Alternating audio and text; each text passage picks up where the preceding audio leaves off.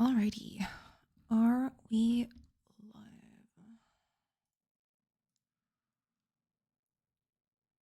Boa tarde, minha estrutura de Almeida. Olá, olá! Uau, antes de tudo. Oi, oi. Boa tarde, boa tarde. Welcome in, Reef. I hope you're doing good. Welcome in. Damn, that was even before the Sari bot came in and the ads came in. Dang. That was quick on the trigger. Welcome in, Reef. Welcome in. All right, let's get these ads out of the way. Well, boom. Hi, Adio. Welcome. Welcome in, everybody. I hope y'all are doing good today. Welcome. I'm not even seeing you, just hearing. Let me refresh. Okay. Gotcha. That's fine. Don't worry about it. It's all good. Okay. I want to...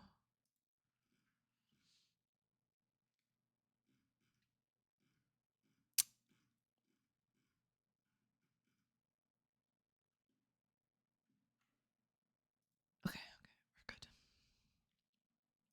Just want to make sure that everything's ready.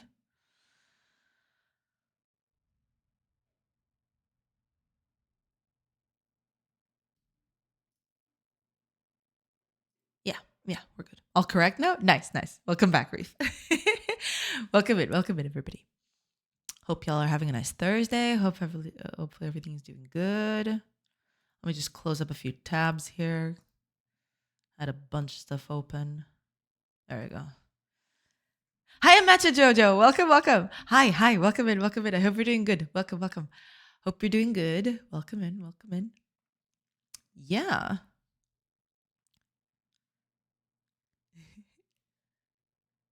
We're gonna get stuff ready to go. Should be ready to go in a little bit. But yeah. We will be ready to go soon. Just need the ads to get out of the way. Yeah, now that you mention it, my stream preview is also totally borked. There you go. It's back now. Little refresh does wonders.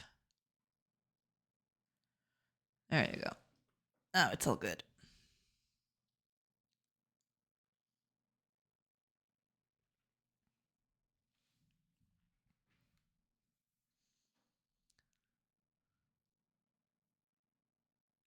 Yeah, okay. Just gotta wait a few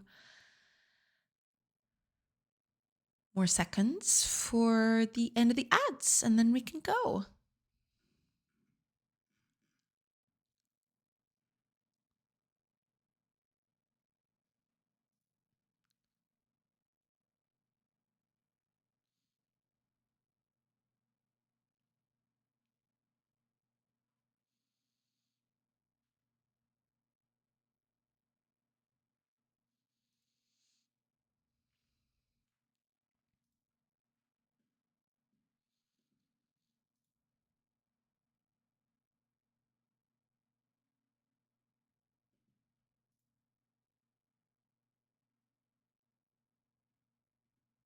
Okay.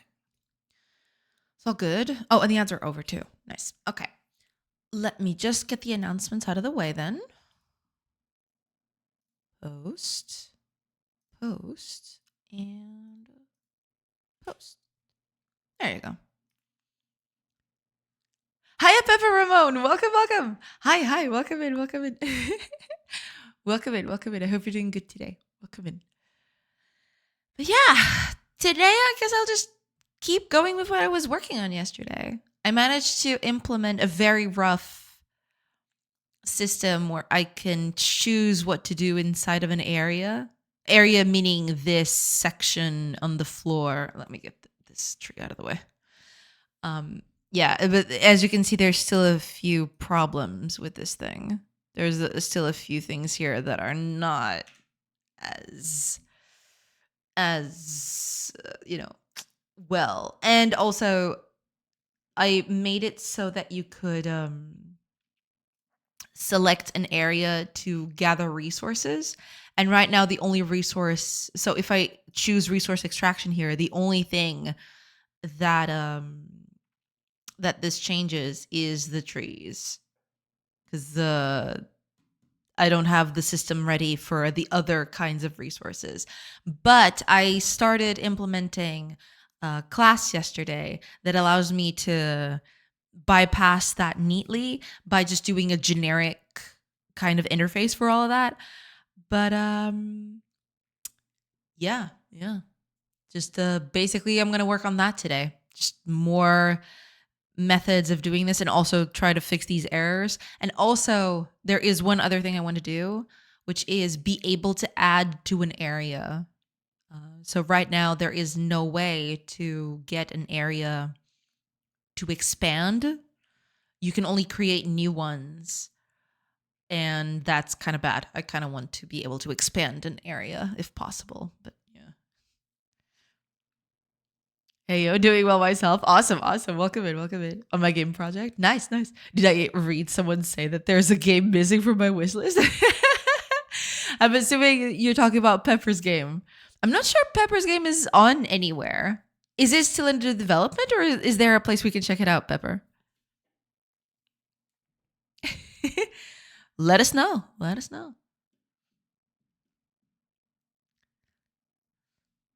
Yo, hands up. Oh no. Welcome in, Zeno. Welcome. This is a robbery. Gasp. Welcome in, Zeno. I hope we're doing good.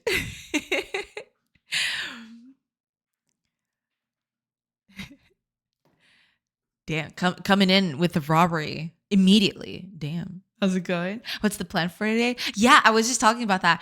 Basically, I'm going to, right now, I did a small system here where you can, when you create an area, you can actually select what it does. So right now you can make it an area for resource extraction and or resource storage, which is this one. This one right here is resource storage, as you can see right there. It's for storage. And also you can have another one for crop plantation. So that would be this one that you can set here for villagers to plant stuff in, right? So those are the three basic areas that exist. The current thing, however, is this is all very finicky. And as you can see, there's still a few errors I need to fix. Right down here, the red text of doom is after me.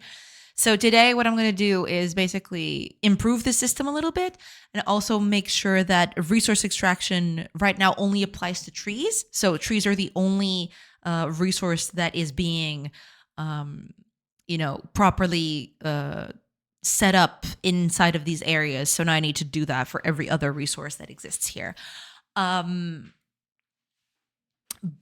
I'll just be working more on areas. And being able to define them, to cut them a little bit, to expand on them. So yeah, basically that's going to be it. Yeah.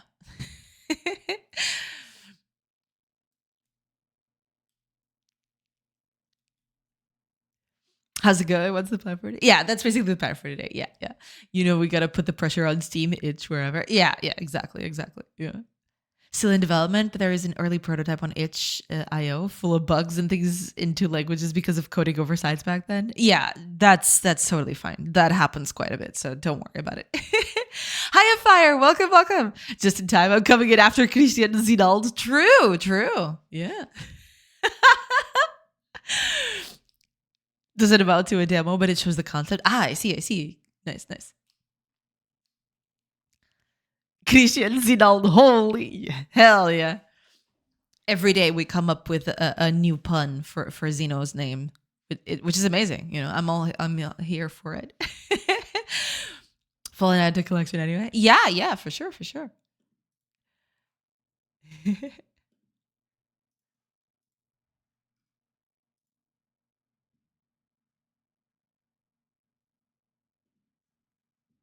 But yeah, that's basically it.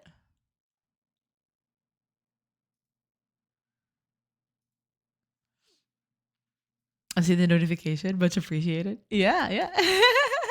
I'll have to take a look at that in a bit. Unless you want to put it up on if you want to put it up on chat for others to check it out. Yeah, feel free. I got to open it right here. I'll have to check it out afterwards then. yeah, that's basically the plan for today. I'm gonna add more stuff to do with areas. Yeah, there you go. Take it. No problem. No problem. Yeah. Okay, since you linked it, I'm gonna check it out here. Heh. Oh, you got a card. Man, people use so many things. I probably should do something like that, like a card or something. I really should do something like that at some point.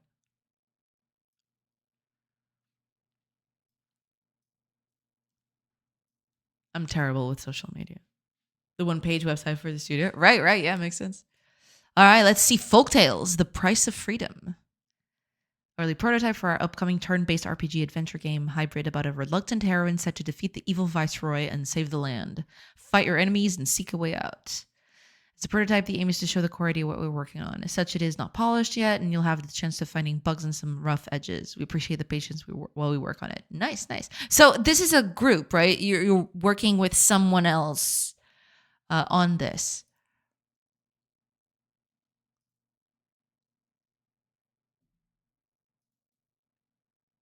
Ooh, got some nice turn-based combat there. Nice. Okay, here it is. 3 people. So this would be you, I'm assuming. Paul as the 2D artist and concept artist, and Lisandro Suarez as composer and sound effects. Nice.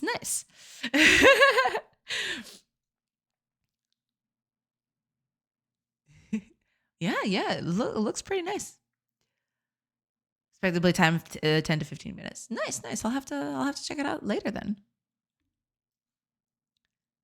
Soñadores, Dreamers in Spanish, is a new Argentine indie game studio aiming to create different experiences through varied aspects of what is a video game while retaining the do-it-yourself philosophy and amateur passion for the craft. Turn-based RPGs, hell yeah. Gun-punching narratives, hell yeah. We strive to set the mark on independent scene through our work. Nice. Very cool. Hell yeah. Approved all around.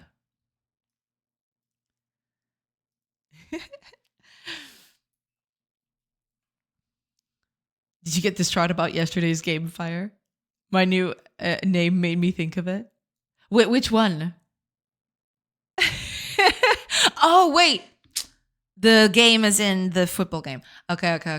I got it now. I'm sorry. I'm all over the place. Oh, man. Social media presence is still bare bones, but it's there. Right. It makes sense. Yeah. Game designer and programmer here. Nice. Okay. You're Argentinian. I'll allow it this time.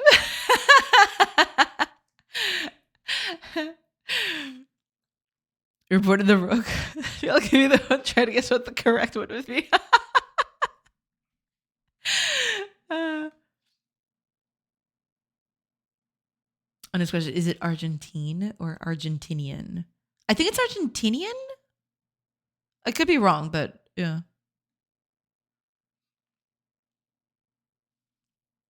Don't forget to follow the project. I'm not logged into itch.io here. I'll have to do that after stream.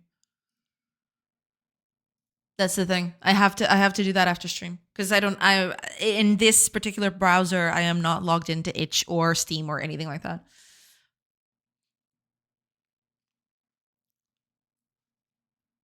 Both in English, apparently. Hi, Miguel. Welcome. Hell. How are you? Doing good.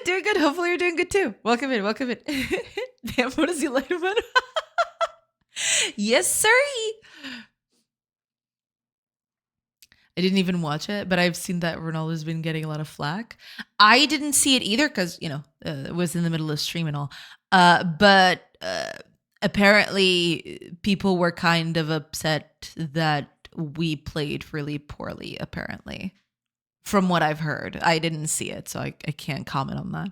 Also, even if I watched it, I probably wouldn't even be able to do a nice analysis because I barely know anything about it. But yeah. Both Argentine and Argentinian are acceptable denonyms and adjectives, but their usage varies. Argentine is the traditional and official term, heavily preferred in formal writing.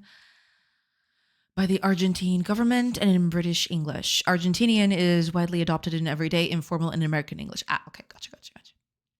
I've seen it as official Argentine, but Argentinian is also accepted. I don't know. Natural English is not my language. Yeah, that's fine. That's fine. Don't worry about it. All good. Thank you. Awesome. Glad to hear that. That does help. Yeah. But I live near a famous centro de estágio. I have had Benfica players at my next door neighbors, and maybe one of them was Eusebio. Maybe I would recognize him. Maybe. That's how much I follow the national sport. Yeah. Many such cases. But yeah. I mean, I was able to recognize him. We went to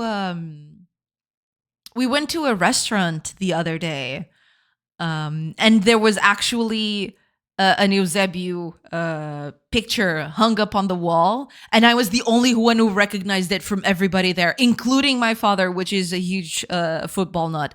So I'm good. I'm. So you know what? I claim some legitimacy. All right. So back off.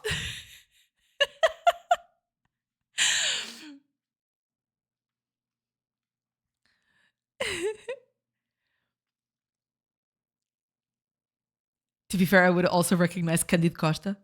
That one I have no idea. I never even heard that name before. Candide Costa. I don't think I've ever heard of him. I'm gonna look it up. Wait, isn't that the guy? Okay, no. I was thinking of something completely different.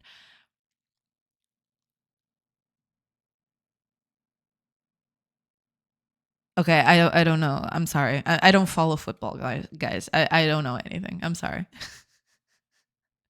I'm sorry. Okay, I'm sorry. Speaking of Ronaldo, yesterday's XKCD should please him. Oh, I didn't see it. Would you recognize Zinedine Ronaldo? Hell yeah. Absolutely. Are you kidding me? Yeah. You're unaware of Kanye. I mean, I am looking at pictures of him. I don't think I've seen this man ever in my life. Is that bad?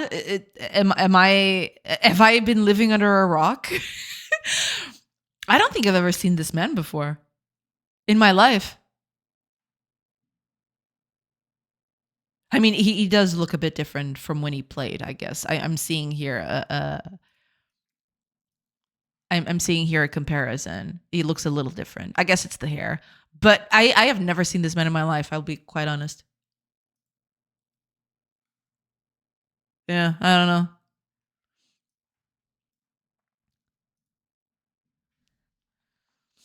Port player? Not as a lot of comedy. Okay. No, but I don't know. Not even his comedy. I have no idea. Like it, but I'm not much of a fan. Right, yeah. Only if he headbutts me. Got the bug on the last World Cup. But also football nowadays tends to be kind of stationary. Like I saw clips of old matches and it was wild. Yeah, it makes sense. Yeah. What is this?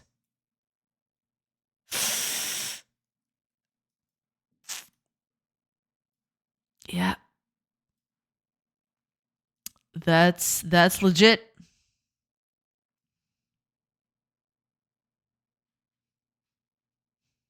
Hell yeah. I like it. Commentators agree that this will probably be the last World Cup in which Messi faces serious competition. Ooh. Damn, the jabs. The absolute jabs. He's more known by his comedy now than for his football. Gotcha. I had no idea. I didn't even know about his comedy routine. I don't think I've ever seen him. Yeah, I'm trying to think of it. I don't think I've ever seen him before. But I mean, I don't follow the football scene or the comedy scene that closely. So yeah.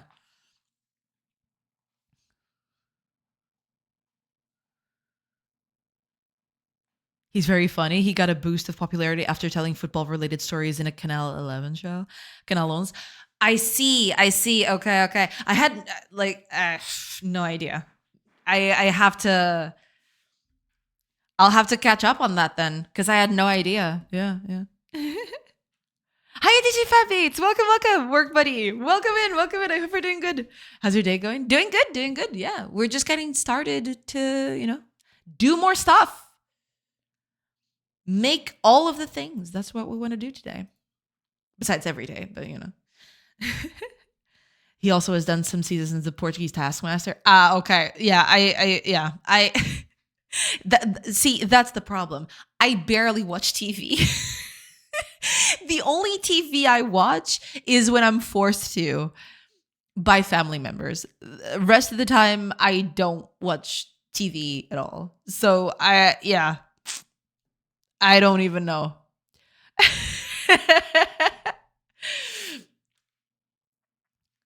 He didn't say Zito that. I got the acai diet joke from him. Okay. I have no idea. Seriously, I have to catch up on that, but I have no idea. Yeah, it's a me, Jeff. Hi, Mr. Zombie. Welcome, welcome. I hope you're doing good. Welcome in, Jeff. I hope you're doing good. Welcome, welcome. Welcome in, everybody. But yeah, I that's the problem right there. I don't watch all that much TV, so yeah, I haven't seen a lot of it. There was it was funny. The last time I saw something, it was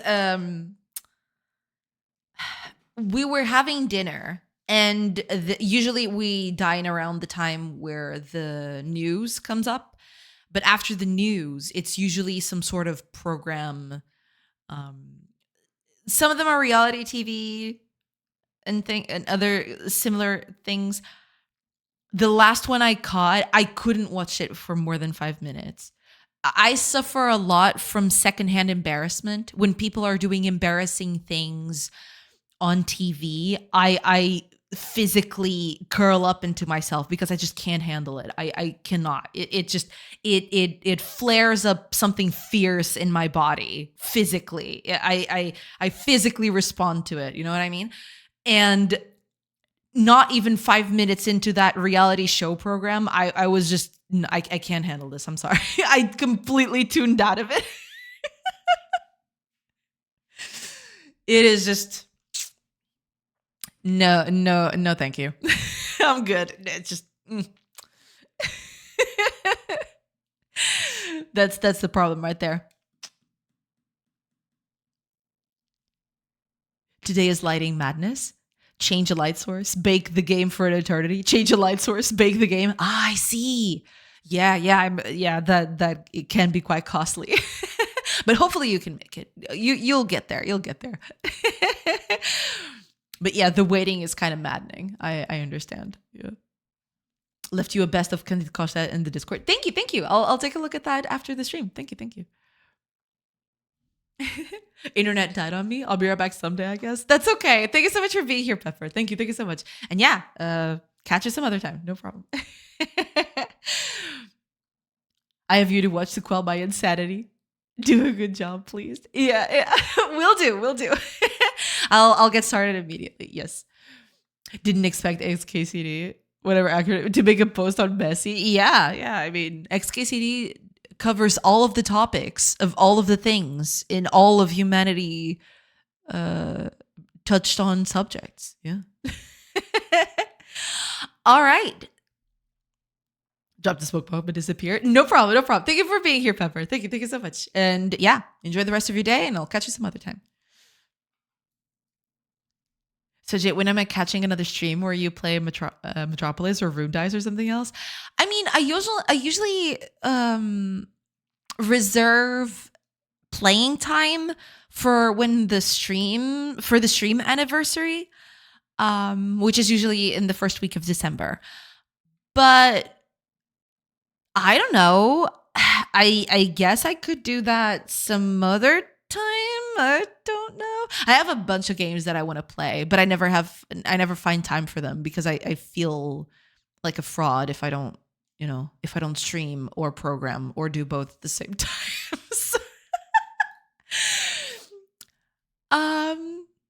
Yeah, I mean, I could try to do that after I release the playtest. I could do that, right? I could play a few games because there's a bunch of games I wanted to try. So I guess I could do that. I vote after demo day. Yeah, it could be that. It could take a week off just to play some games and, just chill a little bit. Yeah, yeah. Juggling game dev, NDA project, streaming, gaming. Let's go. All of the things. Rest and relaxation stream. That'd be cool. Yeah. There's a bunch of stuff I've always wanted to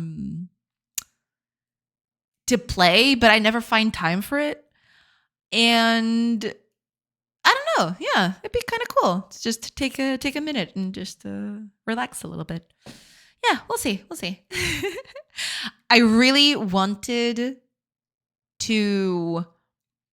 There is the one thing that I've been postponing really hard, which is I need to finish a run of the Rogue Prince of Persia, because there's a bunch of stuff that got unlocked recently. And I already had everything unlocked, but they added new things. So I have to do a final run to unlock the new stuff. So I could do that too. I don't know. Honestly, not a bad idea. Stream without coding or art. Yeah, I'd love to do something like that. Yeah, maybe I'll do that after the playtest comes out. I'll have to think about that. Yeah. Would be a nice change of pace at the very least. Oh, Mr. Zombie, thank you so much for the 3 stream sync. Thank you so much. Welcome in. You have to play games to make games. It's research. True. Yeah, there's a few things that I'd like to play to research on stuff. I'll have to make a list of stuff that I'd like to try.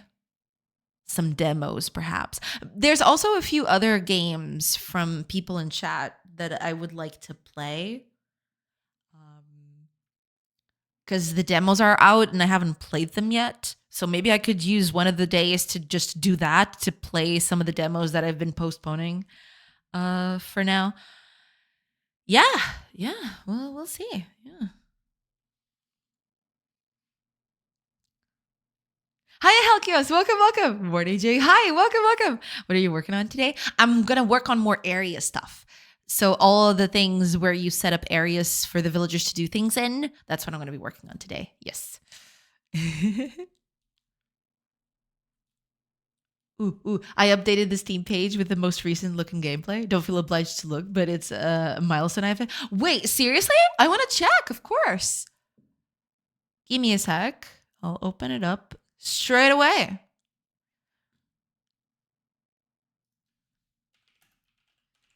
Give me a second.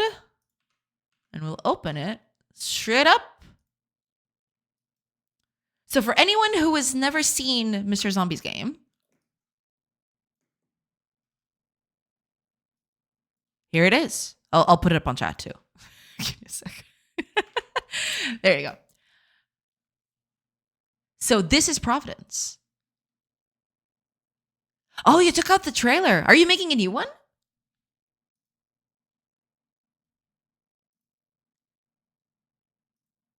Yes. It looks so good.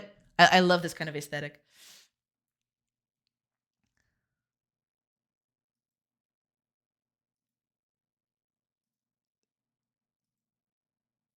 Heck yeah. I love this aesthetic. I really do. I'm not sure what else I could say. I just really like it. Yeah. Providence, From what I remember, Mr. Zombie saying, basically it's a combination of the games, that they like. Resident Evils. Oh man, what's the Silent Hill. That's it. I was thinking of Silent Hill. But yeah. It's pretty cool. You should check it out. Oh, did you change everything? Should I read the new thing? I like reading this stuff. I rebuilt everything. All right. Then let's take a look.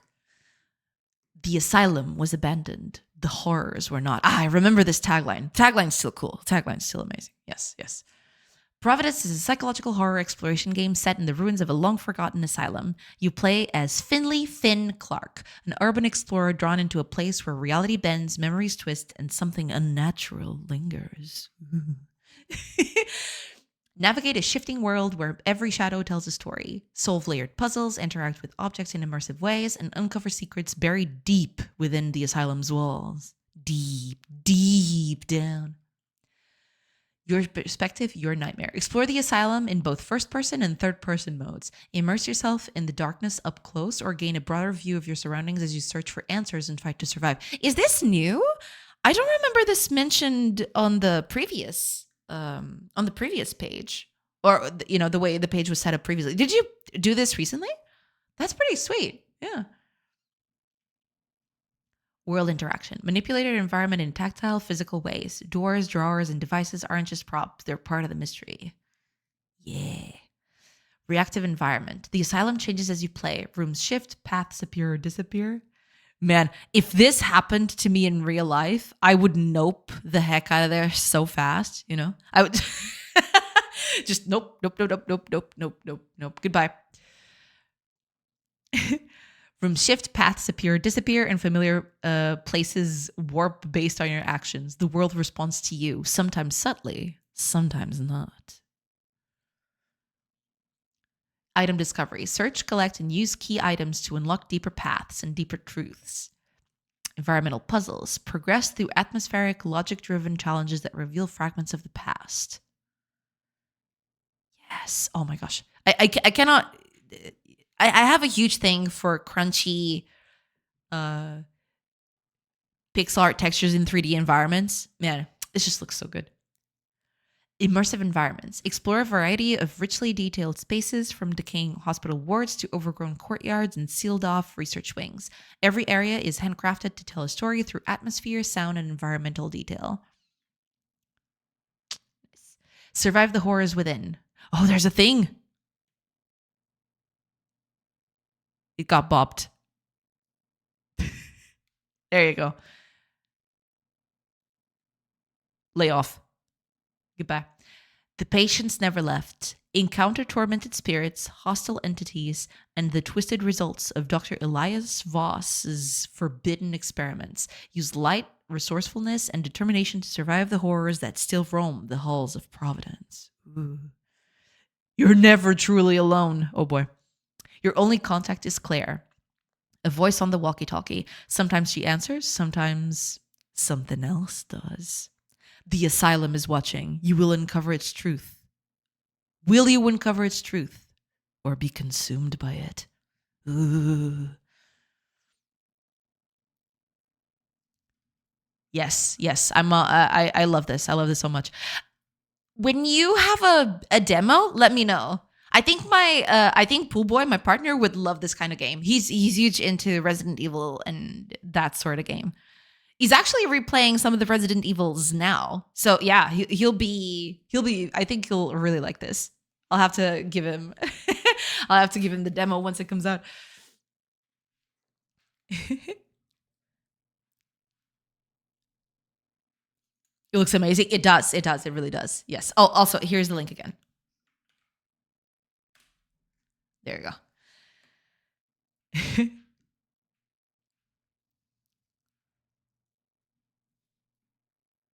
Hiya, Flair. Welcome. Is this games? Yes, this is games. Welcome in. Welcome. All right. Let me just catch up because I think I've missed some stuff.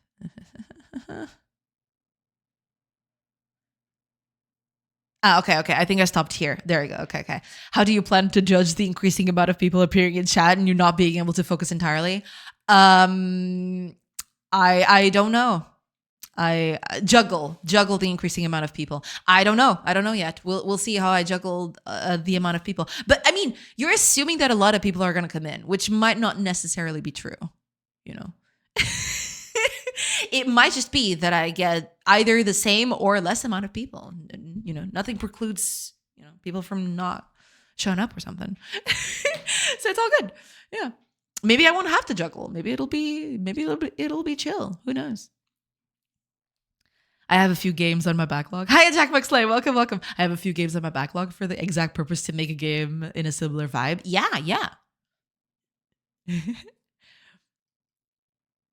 I threw down the trailer because it's old. No, a new one is in the works. Nice. Yeah. You should definitely have a nice trailer for this because this looks good. It deserves a nice trailer. I mean, the images here are, a nice snippet of the kind of game that you're making and what you can expect. But yeah, coming into the Steam page, opening the page and immediately seeing a nice trailer. Yeah, that's really really nice. Yeah, nice. Is this games? Yes, this is games. Hiya, Flair. Welcome. How long is it taking you to develop this game? So far, 2 years on and off. I moved house, so I put it on hold. Okay. Gotcha. Looks like a very scary game. It can be. I'm assuming it's more of a psychological thing, right? But yeah, this kind of stuff. Yeah, nope. I rebuilt everything. Nice. It looks amazing. That it does. Yeah. Spent a while refining the 2 games modes before throwing it out there. Okay. Gotcha. Okay. I would just run away. Oh, absolutely. Are you kidding me? If I saw this in real life, I'd just, you know what? I'll pass and get the hell out of there. It does look very good, like a jankless homage to late 90s games. Yeah, for sure. Yeah. We'll be buying though. I say nope in virtual worlds too. That's fair. That's totally fair. Yeah. My kid may like it though. Yeah, I'm assuming that I'll have to show this over to Pool Boy because he really likes this kind of game. He might really like it. I get the feeling that he might like this. Yeah.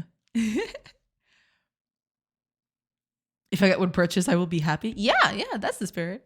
I'm going to try to get something demo-ish. Yes. Please let us know once you get a demo out. Yes. Thanks for sharing. Means the world. No problem at all. Yeah. Seriously, from this community alone, I say you should expect at least 2. At least 2. Dozen. I've already wishlisted. I haven't wishlisted, but I'm not logged into Steam here. But I have this wishlisted already on my account.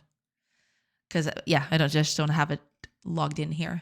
I probably should log in here at some point just to ease up the process. But yeah, I haven't done that recently. Oh well.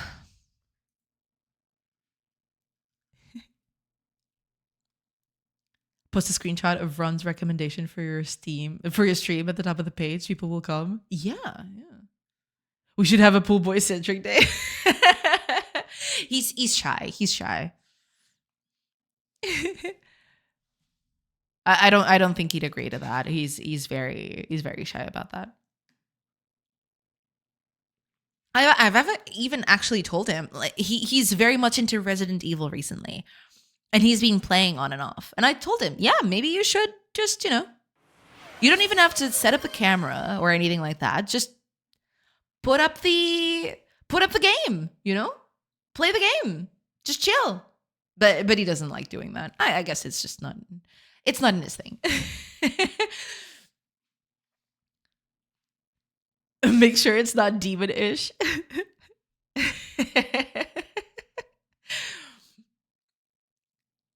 We're friendly. Yeah, I know. He knows that too. Yeah. Oh, Miguel, thank you so much for the hydrate. Thank you. Cheers.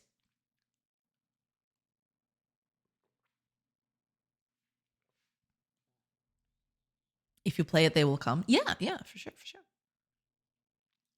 We just want to talk with him and ask some dirty secrets about his partner. I assume, yes. He can sit just off camera and speak through one of those unnamed witness voice filters. Oh, yeah. So this one time, I was playing Resident Evil. Yeah, something like that. Yeah. Speak for yourself. You're friendly, Flair. You're fine. Back to being Charlie. Actually, I was not trying to channel Charlie on that one. I was trying to make those garbled, very grave filters where people just sound like this. But yeah, I kind of failed on that one. Yeah. This is voiced. Moist critical stream one again. Man, I think the first video I saw of him was actually it was Pool Boy that showed it to me. Um, I think it's called something like the Super Soaker or something, where he's just voicing over an ad for a sponge. It is hilarious. I love that video. It's so good. Oh man, it's so good. I love it. I love it to bits. That's right. Speaking of it, did you catch up on the Lego thing? I did not. I haven't seen any of that. I haven't been keeping up with anything. My YouTube watch later is growing exponentially, and I just cannot seem to decrease it. And I don't follow that many channels. I follow what 50 channels at best, and most of them don't even publish weekly. Some of them don't even publish at all now. But it's just there's a lot. There's so many stuff to see. There's so many videos. Oh my gosh. I mean, not complaining. I like watching all of that stuff, but yeah, my watch later is becoming a bit bloated. And the Lego is in there. Lego is definitely in there. Yeah.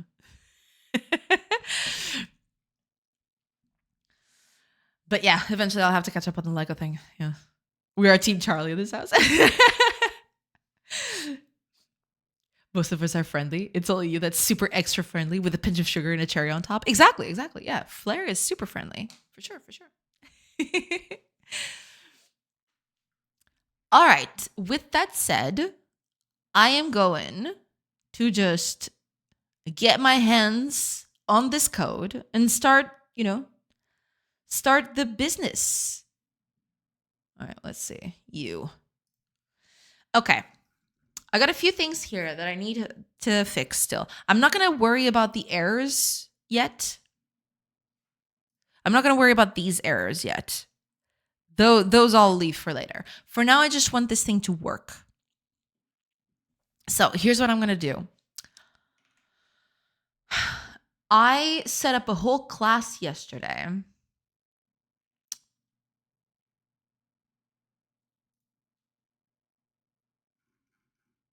to help me find stuff, which is here, I believe.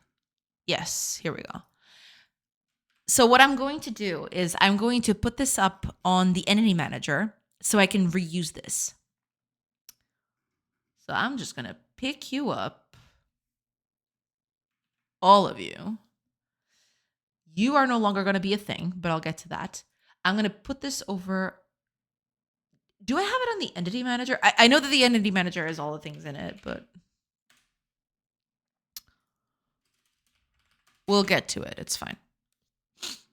Plus, I might merge this with another class that's in here, which already does lookups for other stuff. But the code cleanup is only going to come after I release the playtest. Right now, my big focus is playtest, and after that, I'll take some time to just clean up the project, add a few more performance boosts to it, change the way rendering works, change the way pathfinding works, and change the entity system because it is in desperate need of a change. So yeah, those are the three big things I'm going to implement as soon as I get the playtest out. Barring some very pernicious bugs that might come along in the playtest, yeah, that's going to be the current thing. We'll see. We'll see how that goes. But yeah. Also, I'll have to set up branches on my repository, and I'm not looking forward to that because whenever I do branches, it usually goes really, really bad. But yeah.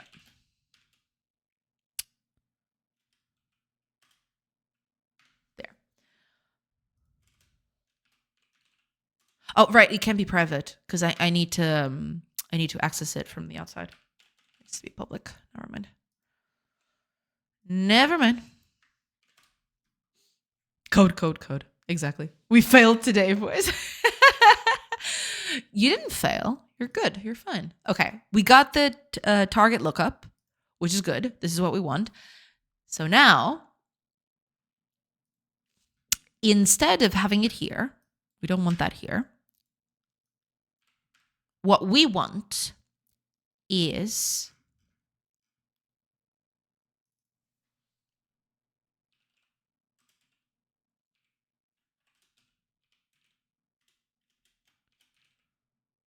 oh, I didn't put it in the interface. I forgot to put it on the interface. Make that part of the interface, if you please. Can I do that? Can you? Oh, right. Not as read only. I don't think. Can't do that? All right, fine.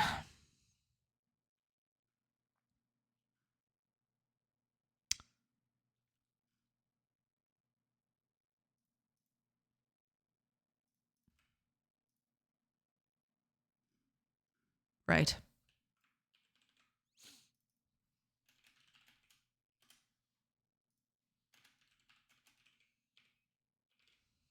There.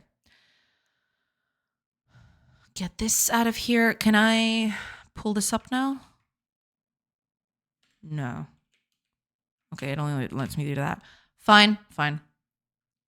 I'll just copy then. If you don't let me pull it up, I'll just copy it. There. With that done, I can now come here and there we go.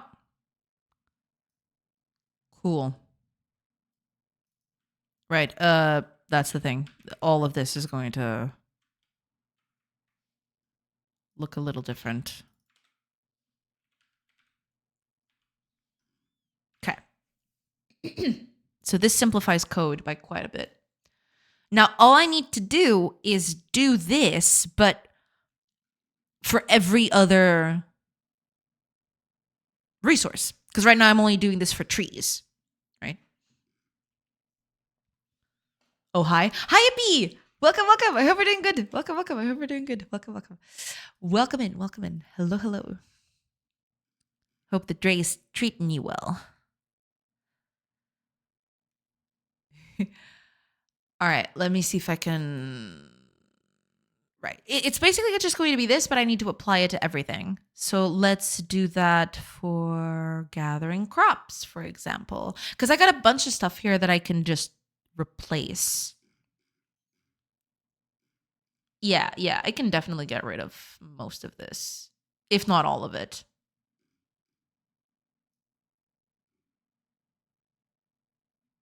What did I call this over here? What did I call it? Create command. Yeah.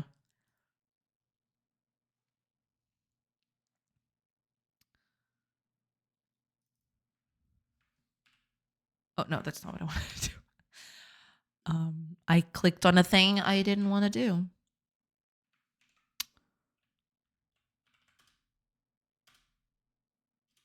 Okay. So create gather command.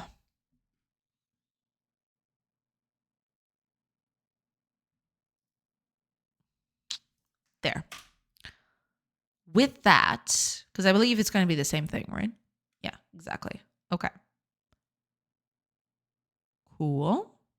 So now all I need to do is change the way this is done. Because right now it's pretty silly. So let's see here. It's pretty much going to be the same thing.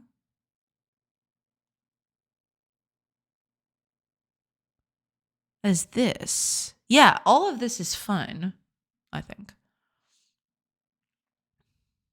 Yeah, still fine.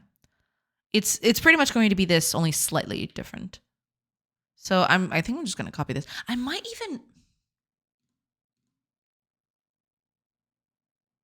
because I'm thinking most of this stuff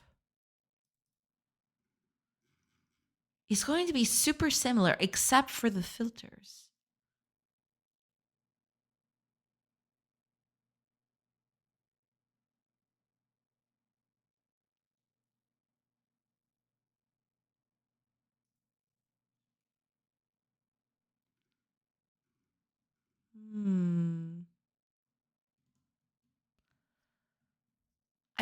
could do this as a single thing.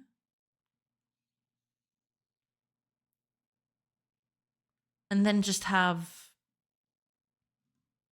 kind of an interface for it.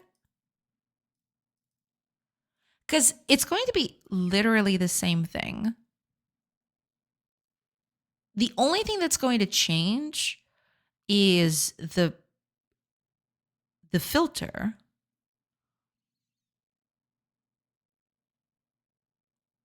Plus the pattern.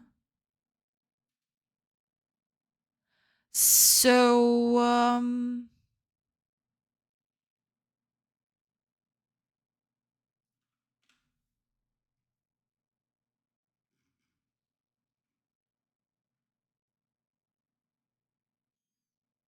yeah.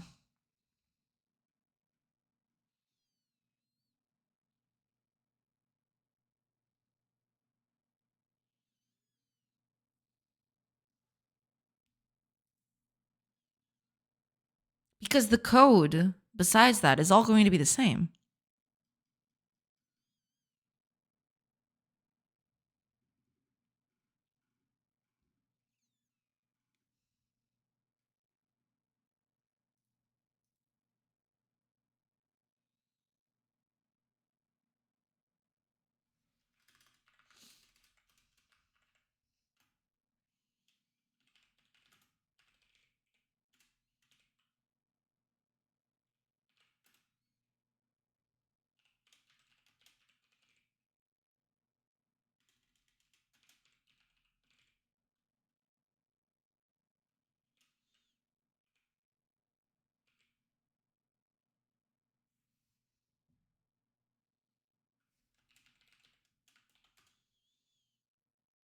What would I need here?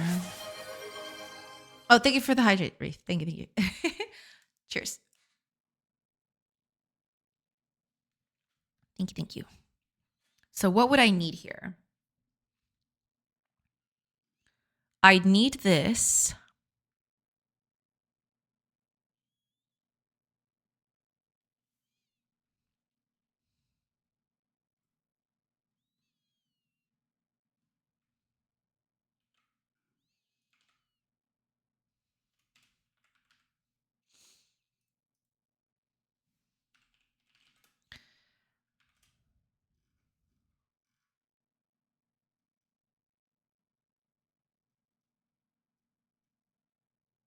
I'd need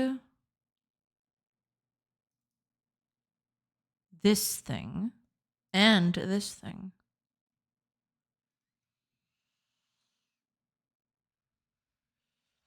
Plus the pattern, right?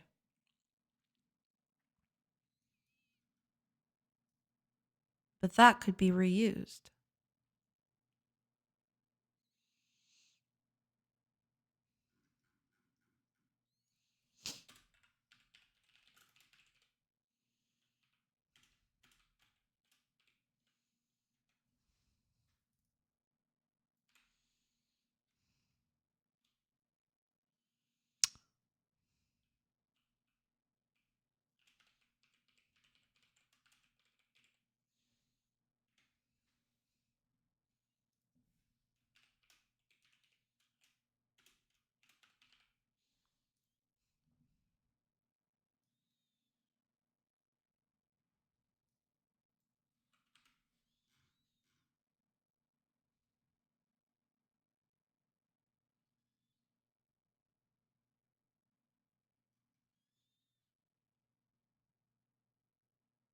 This one's just for target.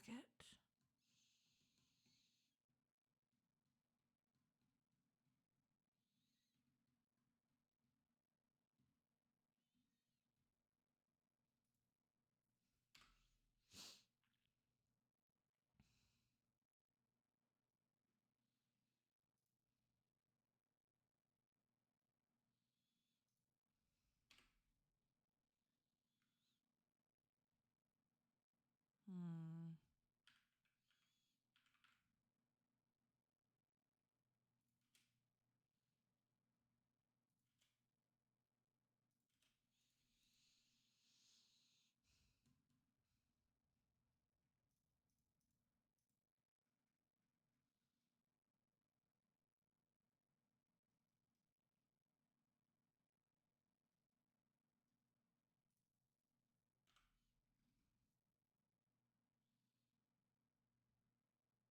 Yeah, it would be something like that. Yeah.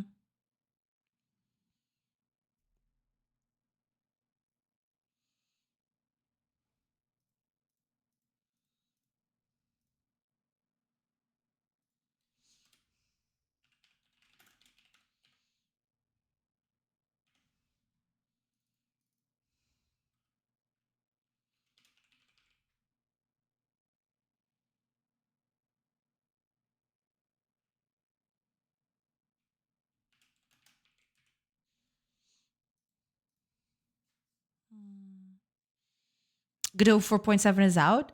Oh, I'll have to check. I'll have to take a look. Yeah, I'll take a look at that in a bit.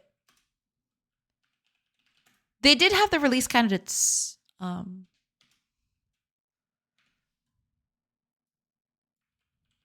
out for a while, so yeah.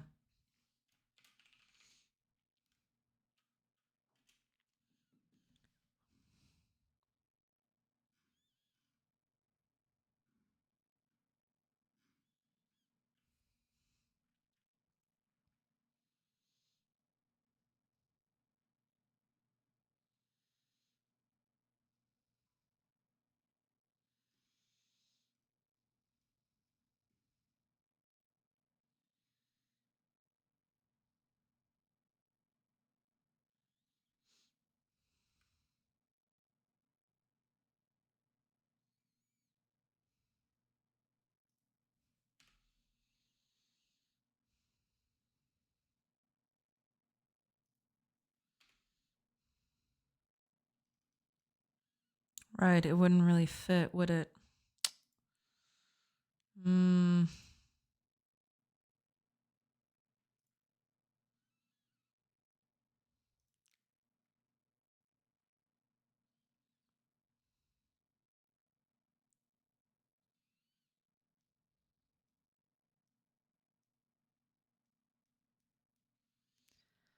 Oh, thank you so much to you.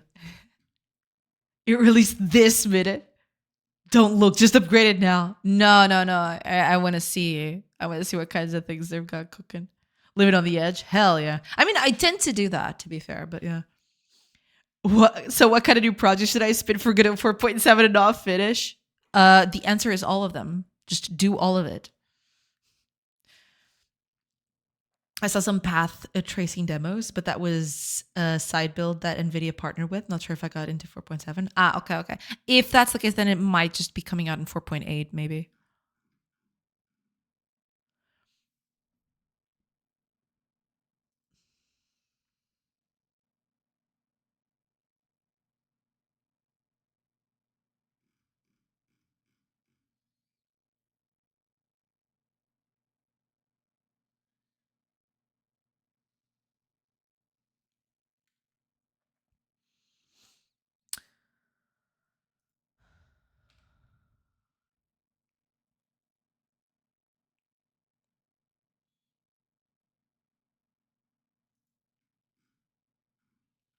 Okay, I think I'm going to do something here.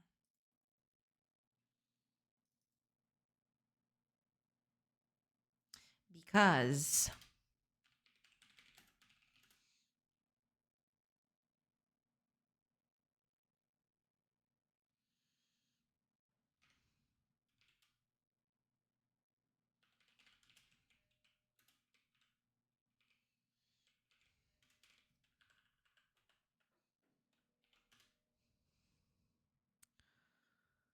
I want, because the difference between this one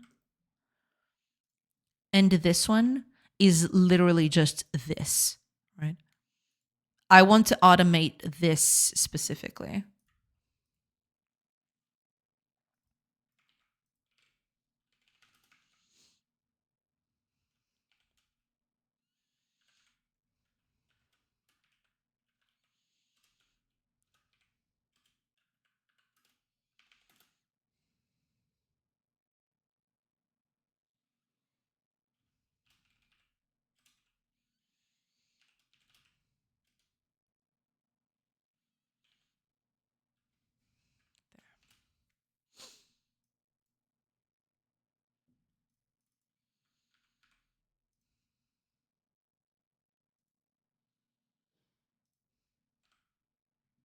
Exactly. Okay. So instead, I could just use this right here.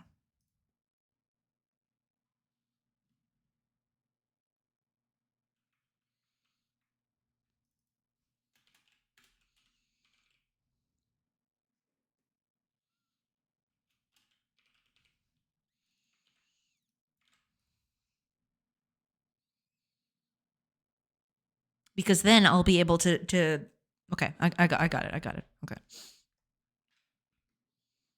It was also announced that GTA 6 can be pre-order from June 25th. Starting June 25th. I see. I see. All right. Well, good thing I'm only releasing the good thing I'm only releasing the playtests a few weeks later, so then by then the whole hype has died down.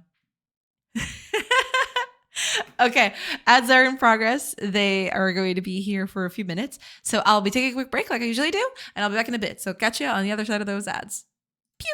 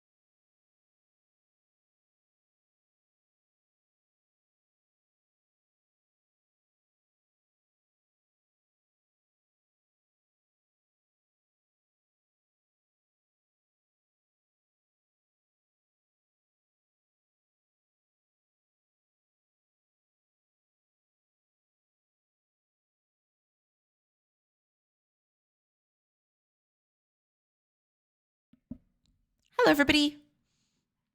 I'm back. All right. Just catch up real quick. They need more funding. I'd be very surprised if Rockstar doesn't recoup most of their investment in the following weeks just on pre-orders alone. I mean, it is a pretty hyped game. So, yeah, I can totally see that happening for sure. Hi, back. Thank you. Thank you. Hi.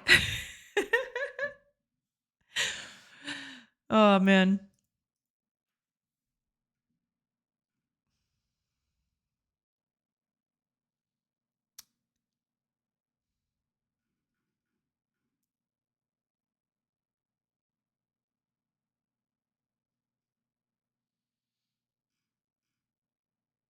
That's the thing, isn't it? Let me just check something. Back high. Thank you. Thank you.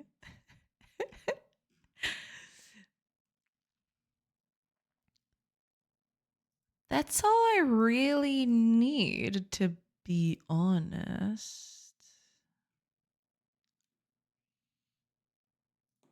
Because even this one is only used here.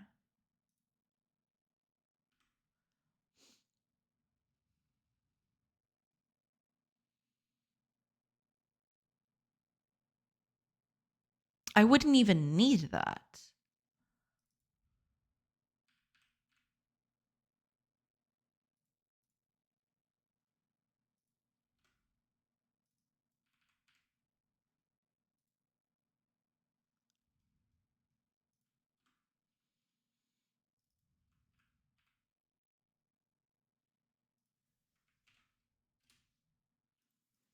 Yeah. I don't need any of that crap. Front low. I'll take a look at Godot's changes in a bit. I have the tab open right here, but I haven't checked any of that out yet. I'll do that in a bit. Let me just finish this particular thing so I don't lose track of what I'm doing, and then I'll get to that.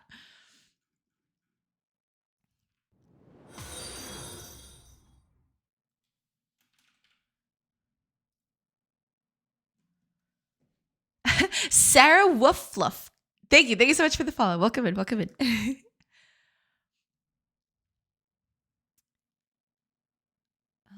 What do I call this?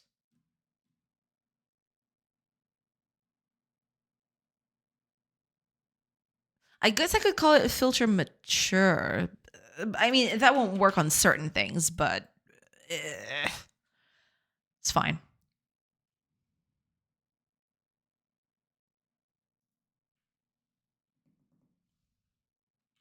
So in that case, I would have something along the lines of public class task resolver gather resource.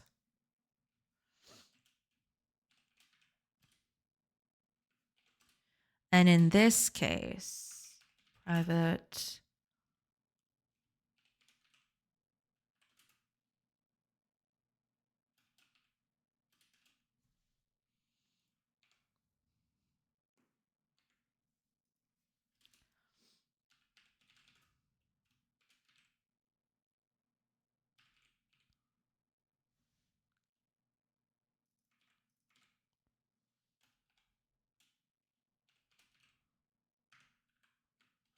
we'd set it up here.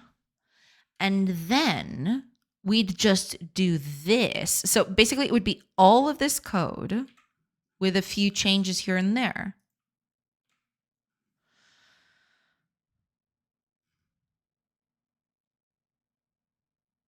Right. This one wouldn't exist anymore. That would be part of the logic bit.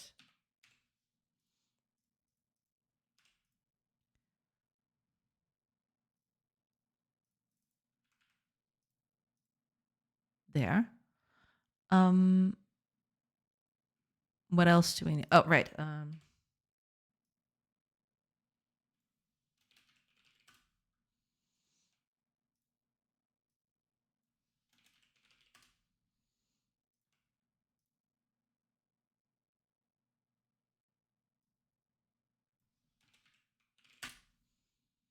There.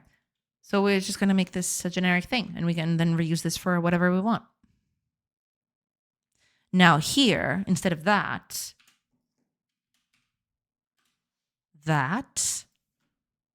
and here, interaction pattern.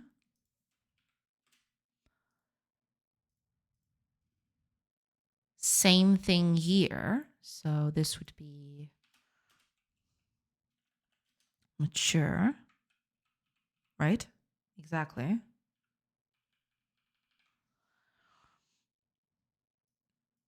Here it would be the interaction pattern again.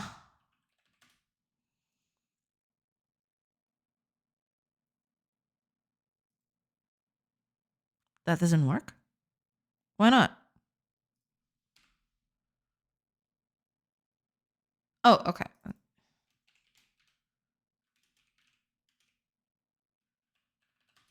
There.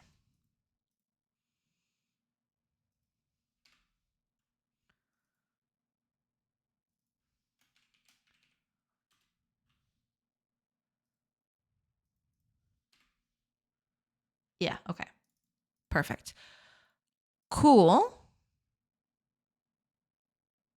Yes, that will do. And logic, create gather command. Correct. Same thing down here. And there.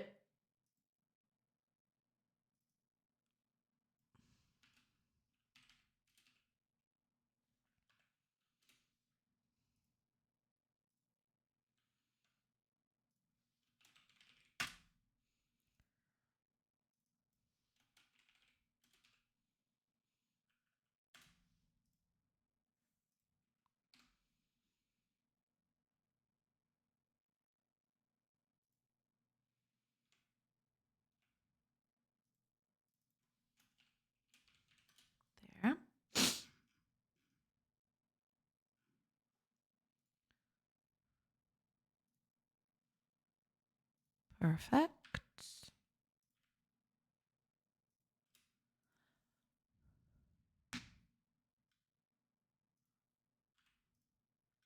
Yeah, that'd be that. I think that's it. So now the only thing that I need to do would be to put this to reuse everywhere and create the logic things. Hiya, Shaky Coder. Welcome, welcome. I hope you're doing good. Thank you so much for the raid. Shut up real quick.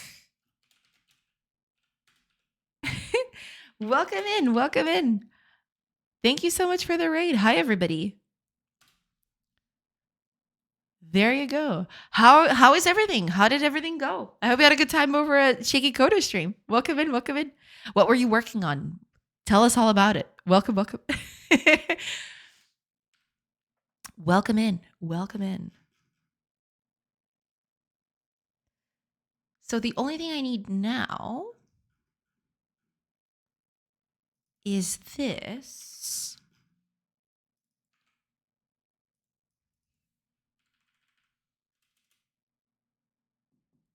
Hiya, Shaky Coder. Welcome, welcome. I hope you're doing good. Welcome in. How did the stream go? Hopefully everything went well. If you need to go, that's totally fine too. You know, if you don't have time, I know that people sometimes raid and they don't have time to just hang out. But you know, if you want to stay, that's fine. If you want to go, that's totally fine too. But thank you so much for the raid. I appreciate it.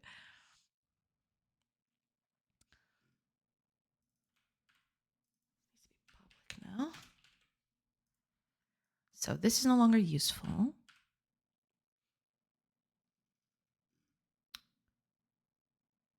We don't need this either. Right, but we do need, okay, so filter. Okay, let me implement that, if you please. Okay, interaction pattern is going to be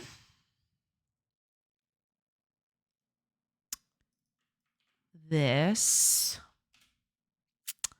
Filter any is going to be this. And finally, filter mature is this.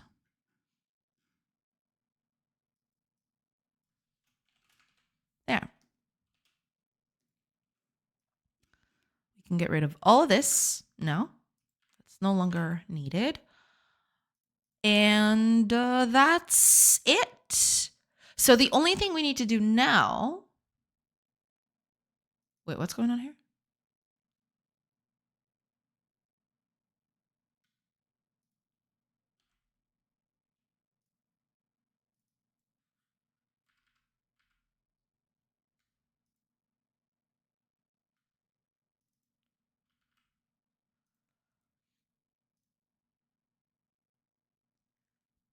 I'll get to you on that.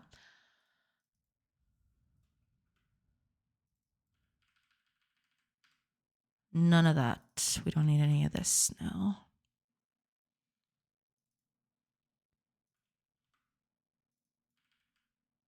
Yeah, we don't need any of this crap.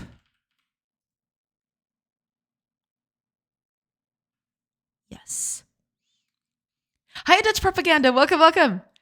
I have been obsessed with Tiny Glade. I have not played it. I've seen a few videos of it, and I'm pretty sure I would be obsessed with it too. But I haven't played it yet. I'm very, very curious to try it out though, because the game just seems amazing. I really, really like it.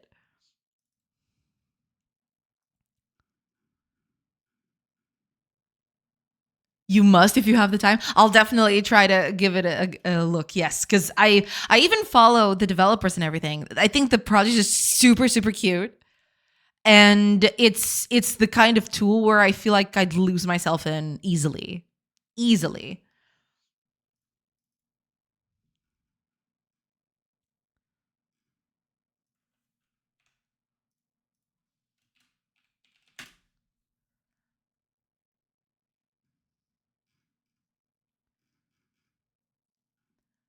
Okay, that's good.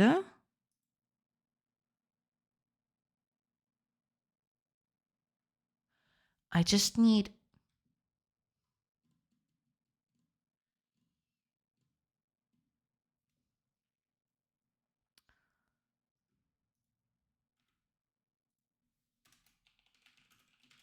I just need... I'm not a fan of cuteness for the sake of cuteness, but Tiny Glade is a whole different category. Yeah, no, it's not cute just for the sake of being cute. No, it's just, it's very, what's the word? It's very soothing. That's not exactly the word that I'm looking for, but it's just, it instills in you a sense of peace, you know? You're just making a tiny diorama where you can just chill, you know? It's very, very, very nice. Yeah.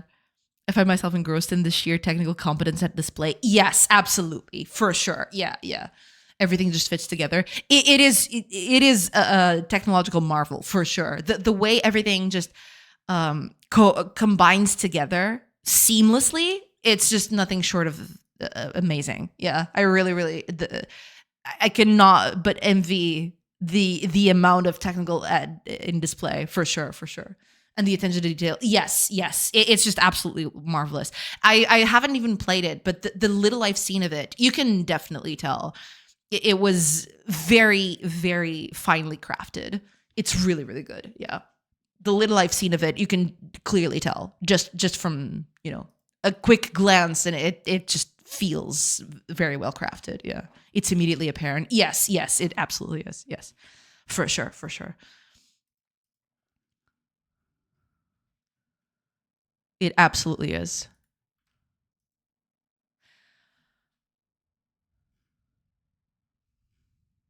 I think that's it. So the only thing I need to do now is here.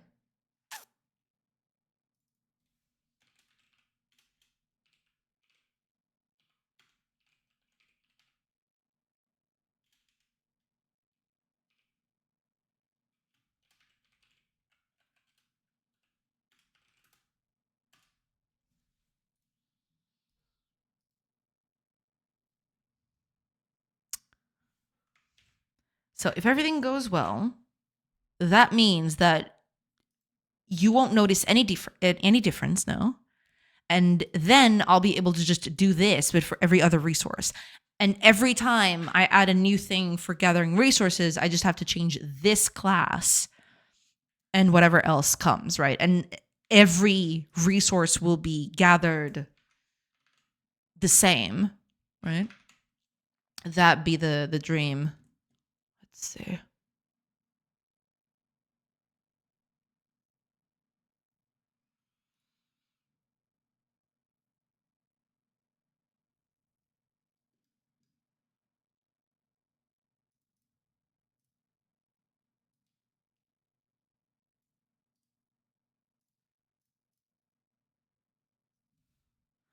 Okay. Now it's marked for extraction only.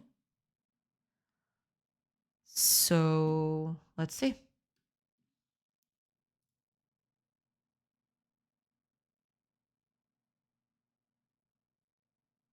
Okay.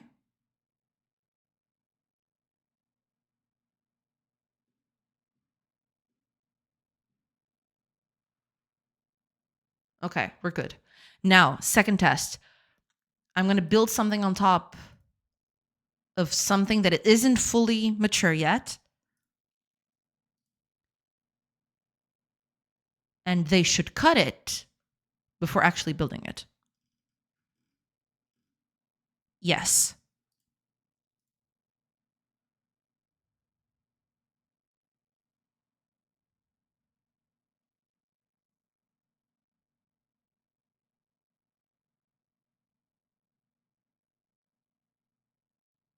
I really need to make them walk a little faster. Feels like they take forever to do things. Exactly. Okay. Okay. So it's all working. All I need to do now is change, or rather, change the way I got everything else going on. And I'll use this as my base class. Yeah.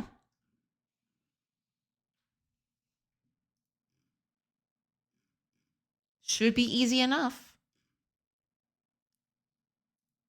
So here. Yep. Okay.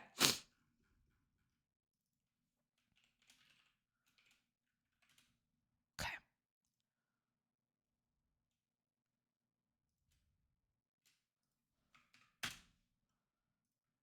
Okay. Oh, it puts them at the end, not at the beginning. Yeah, makes sense. Okay. Okay, so that bit is this.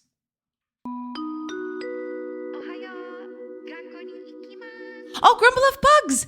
Welcome in. Thank you so much for the raid. Hiya Nex, hiya Duke Smile, welcome in everybody. Welcome in. Hi. Let me give you a shout out. Welcome in. Thank you so much for the raid. How did things go? How did the stream go? Have a good stream. I have to start work. Have a good day. That's no problem at all. Thank you. Thank you so much for the raid. Thank you. Thank you so much. And welcome in everybody. Synth Night, thank you so much for the follow. But yeah, thank you so much. Well, to everybody that's new here, hi, welcome. Give me just a sec. I can show you the game and do a little introduction, but for that, I'll have to undo a few of the things that I was doing at the moment. So give me just a sec and we'll get right on that. Because I was in the middle of a thing, but that's okay. I can always do that later. That's fine.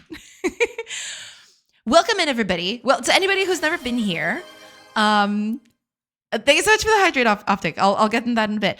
But hi, welcome everybody. Name's Joanna. I'm a game developer, and I'm currently working on a colony sim. So I can show you a little bit about that.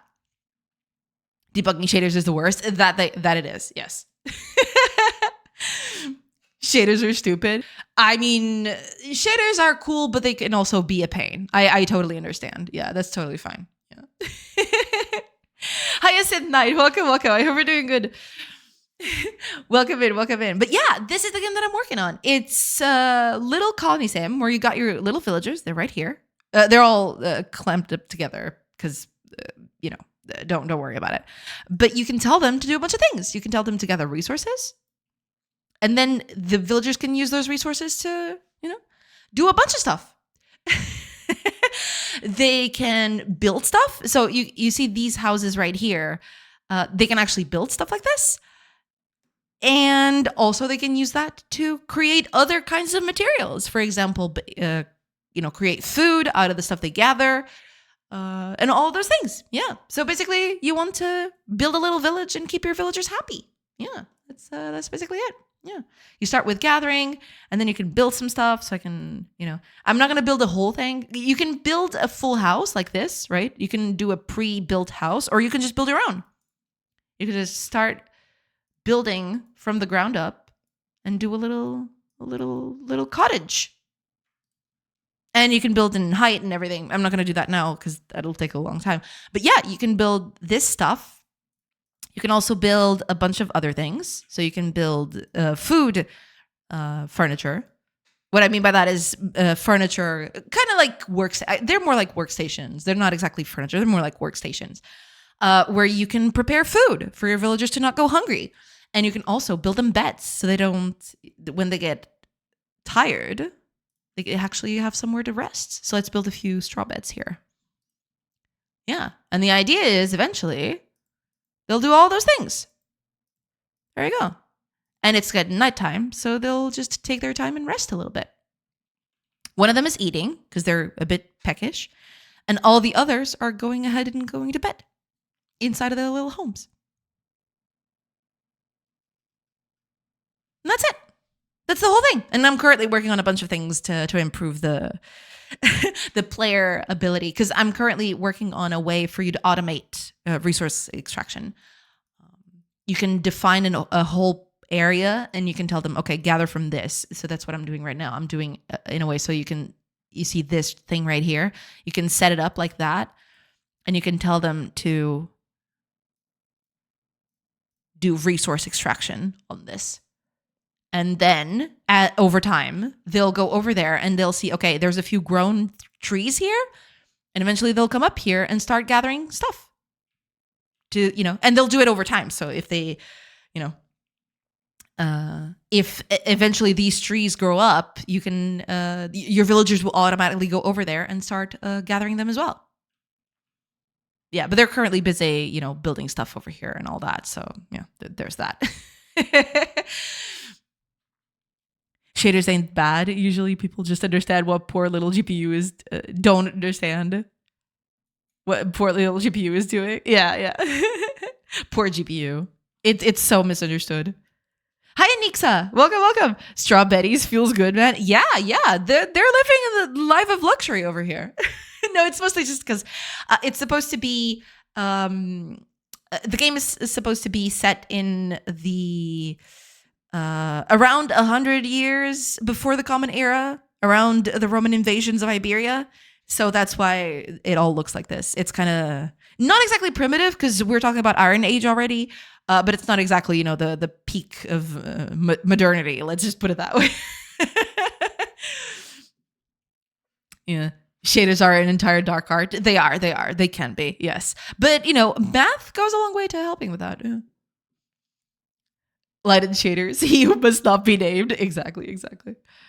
I would argue shaders are fine, but Blender is witchcraft. Like 3D, what is that? It can get complicated. That is true. Yeah. But yeah, you can see we've already set up this area, and now villagers will automatically go ahead and start gathering from the trees here. So every tree that reaches maturity, your villagers will automatically take from there. Take the trees from there and start chopping them all down. And eventually, some of these are still not mature, as you can see. Some of them are pretty tiny. But eventually, as time goes on, they will mature because the trees grow over time. And eventually, when they reach maturity, for example, this one just reached maturity. So in the morning, villagers will come over and start gathering, cutting it and gathering it. Yeah. The third dimension, burn it all. Not to brag, but I'm pretty good at making shaders that doesn't do anything remotely when I want them to. Hey, I mean, we all have our talents. That's totally fine. I'm all for it. It goes, yeah.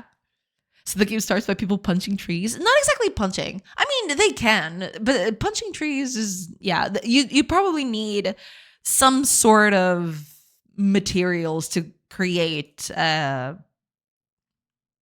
least a rudimentary axe, right? A stone axe at the very least. All right, that I totally forgot about the hydrate from Optic Fusion. So here's to the hydrate. I'm so sorry. I with all the things happening, I totally missed it. But here it is. Cheers. Thank you.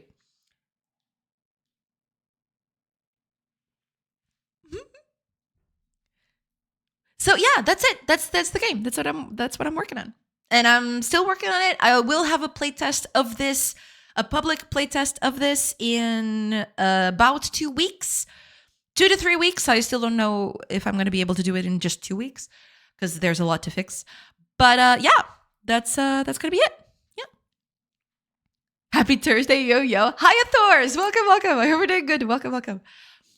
I was doing a play on the question about how to make a tame horse in Minecraft, and the answer must be punching trees. It was a bad joke.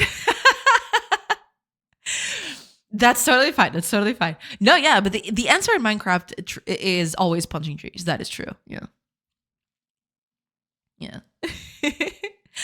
I've already decided that my next game is a tidy up game in 2D with no story, just dopamine. Hey, that totally works.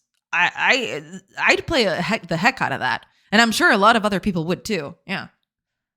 Amazing news. Hopefully, yeah. Hopefully, I'll be able to get the game in spiffy shape, in tip-top shape, before the after the weeks come over. But we'll see. There's still a few things that are kind of nagging me a little bit, but eventually I'll spruce it, the whole thing. But yeah, I'm fairly certain, if not by the end of next week, at the most just another week, and then I'll release it. The game is stable enough. There's still a few things that I'd like to tweak, but the game is stable enough that I believe that it could be play tested. There's just not a lot to do, sadly. That's the only problem. There's not a lot to do with this thing, so it'll be a very short play test. But hey, at least there'll be stuff to do, I guess. It won't be devoid of everything. So I guess I got that going for me. But yeah. That's basically it. Yeah, that's the game. As long as I can punch trees. Hey, they're already doing it, you see? They're chilling. They're just punching all the trees. You can even punch all the trees everywhere. You can just tell them, yeah, you know what? Just nuke all the trees from orbit. You can go over here and just drag all over the map. Takes a little bit because the game's not very performant yet. But you can just delete everything, After a few hours, there is nothing left. They're very fast. They are very fast doing this. So yeah, as you can see, you can get rid of everything very quickly. There you go. The world is now devoid of anything except, the houses and the rest of it, I guess. The villagers and the houses. That's everything you got. And poor little shaders are left alone. I don't have a lot of shaders in the game just yet. I have 2. I have a shader for the characters. They're colored with a shader. And I have the shader for the night filter. So when it starts getting night like this is actually a shader that does a bit of math so that the colors don't get too muted. Because this is a dark blue. I didn't want just to do transparency. I wanted it to be a bit more, I wanted it to be a bit more than just transparency. So I did a little shader to do a few calculations for that. But yeah, other than that, yeah, no shaders here. What is the main goal of the game, by the way? Well, right now, there isn't a lot to do. There is no main goal. But the idea, once the game is completed, is that you are you're basically being attacked by Romans so they can get your territory. So the main goal of the game is to stop the Roman invasion by any means necessary. You can either drive them out through combat. You can try diplomacy. There's a bunch of ways to do that, but the main goal is basically just to get the Romans off your back. Basically, how you do that, that's up to you. But yeah, that'll be the main goal, because your village will get attacks periodically from from the Romans and other rival villages, rival tribes, and everything like that. So yeah, the idea is to keep your village, to survive with your village while you drive the Romans away because they're encroaching on your territory. So yeah. Harukanen, welcome. Oh, my Grumble rated the sweet Miss Strada. Hi, Harukanen, welcome. And thank you, welcome. Well, I hope you're doing good. Welcome in. Game needs magic potion to keep the Romans at bay. I mean, I'm sure they'll have their abilities to get the Romans at bay. I'm not sure if they'll need magic potions. I'll leave that as an Easter egg. I'll leave that as an Easter egg somewhere. I definitely need to do that. We've already discussed it here a lot of times. But yeah, I need an asterisk cameo somewhere. Special druid character making a potion. Oh yes, absolutely. Yeah, I will. It's not going to be a direct relation, right? Unless I manage to get a hold of them, the creators or the publisher, and tell them, hey, can I put a reference to Asterix in my game? Would that be cool? That would be just the best. But I'm not sure. So if that doesn't go through, I'll just do a small reference to it without, infringing on copyright or something. But that's for later. That's a thing for later. Yeah. But I definitely want to have some sort of nod to the comics, for sure. But yeah, that's what I've been doing. Yeah. And I'm currently working on making the game a bit more stable. Because right now, it's all there. It's just not very stable. Some of the stuff breaks very easily. And that's what I've been working on. We're working on making the game a little more nicer to work in, basically, or to do stuff in. And that's what I was doing when y'all came in.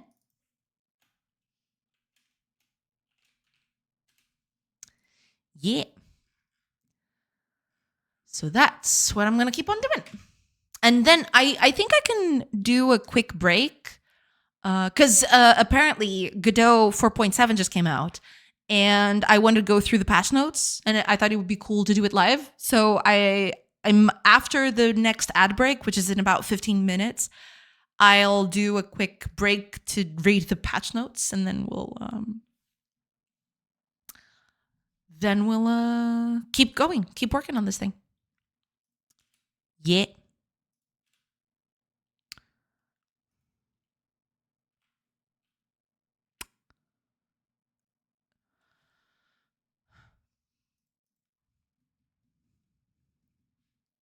Hi, Snooies. Welcome. Oh, yes. What, the patch notes for Godot? Yeah, it's I'm very excited to see what they've been cooking. I've been reading the what do they call them? The previews? I don't remember the name. Release candidates. Right. I've been reading the patch notes for the release candidates, but I haven't been keeping up with it very closely. So there's probably going to be some stuff in there that are going to be exciting to finally unveil.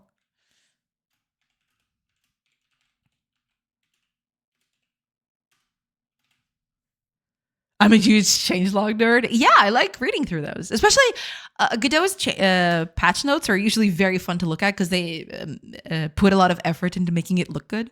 So yeah, I'm very excited to see how that will go. Yeah. Okay. These are here, but shouldn't these be...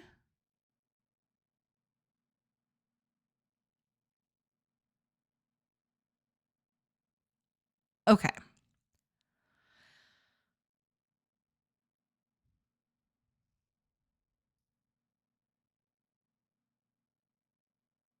Oh, that's right. Hold on a minute. Did I do that?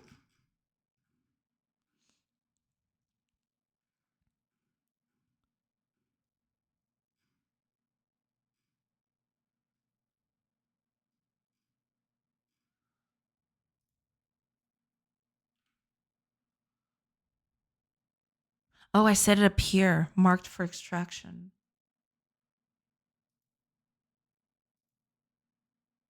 I shouldn't.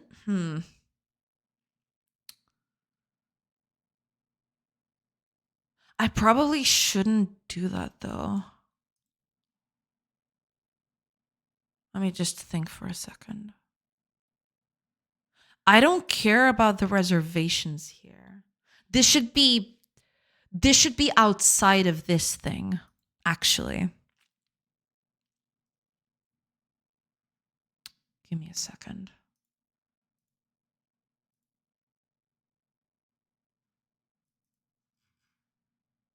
When you do this. Oh, sorry everybody. I'm getting a call. Give me just a minute. Sorry about that.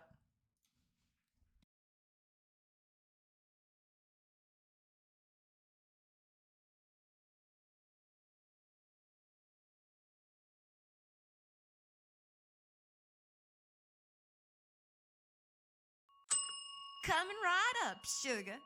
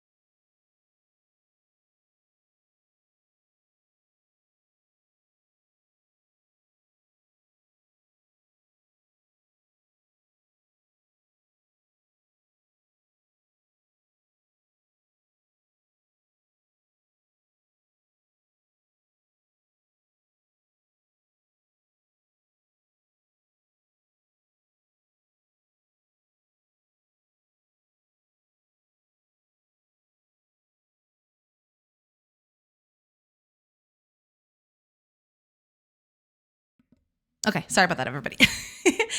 The call is taken care of.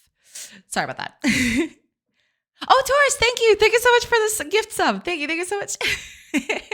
Call sub hype. Thank you. Thank you so much, Taurus. I appreciate it. Don't apologize. You know, it's just a habit. I don't know. Don't, never mind me. But thank you. Thank you. Okay, I want to do this, but I want to do this slightly differently. Give me a second. Because I don't care about the reservation thing. The reservation thing should be something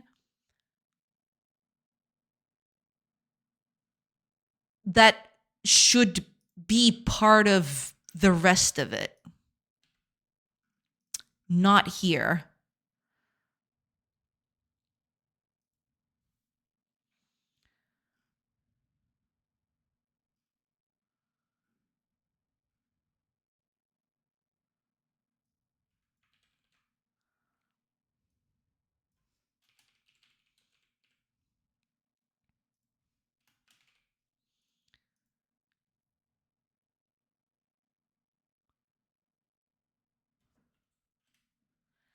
Because I'll be using this slightly differently.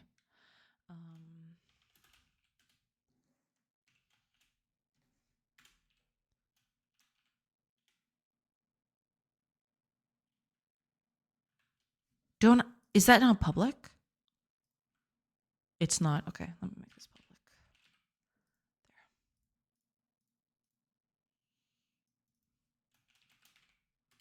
There.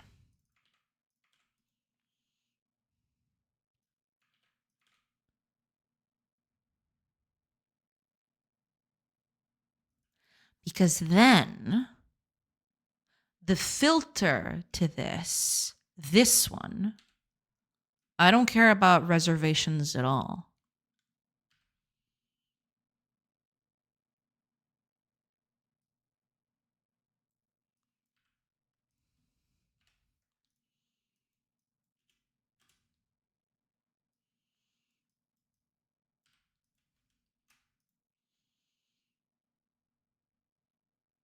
Oh, right. I don't need this one.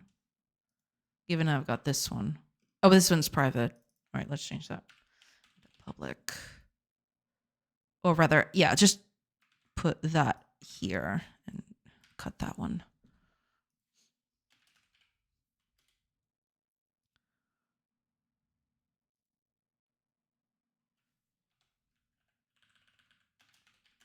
There. Because then this way I'll be able to filter these a bit better come the rest of it.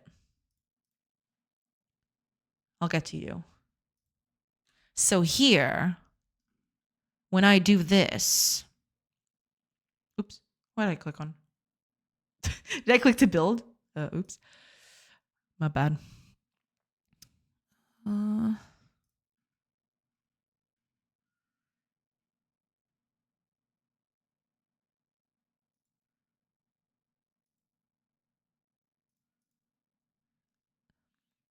Now here,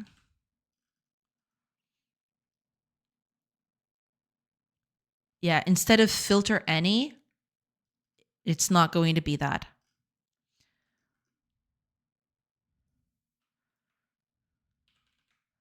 We're going to call it filter any, not reserved.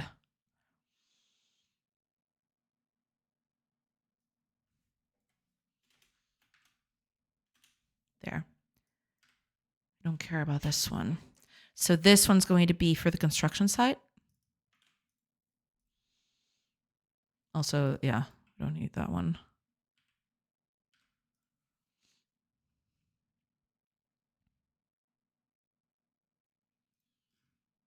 The mature marked is for the marked one. That's fine too. Now for the gathering area, we want any mature that isn't reserved, but we don't typically care. So this is going to be our filter. Now, that's better because then here, when I set up all these filters, I can get rid of everything except this. Everything else is automated by whatever I did in the other places.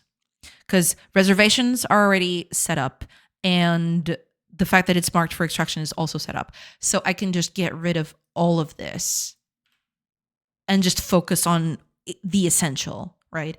That be it. And actually, I should put this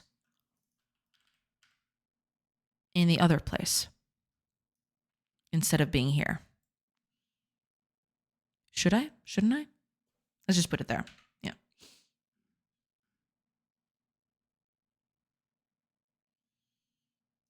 Yeah, we'll just put that here. So filter grass any and filter grass. Not even filter. Let's just call this an is grass any and is grass mature. Which is what I do here. Oh, right. I shouldn't do it like this. Yeah, just because different types of plants will have different types of maturity. So this will need to be, yeah, I want this to be inlined because basically this will need to get the maturity of a plant. Right now I'm assuming that every plant matures at age 50, but that's not going to be true, of course. Different plants will have different types of, will have different maturity ages.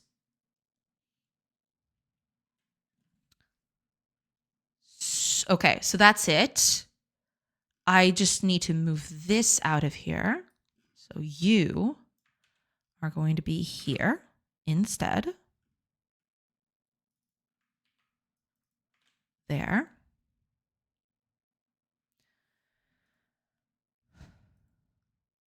So all I need here is grass. Wait, didn't I make them public? I probably didn't. I probably didn't. Yeah, I did not. Okay. There. Is grass any? And is grass mature? There we go. So that's it. I don't need any of this anymore. This is it. This is the class. Oh, wait. This needs to be a turn.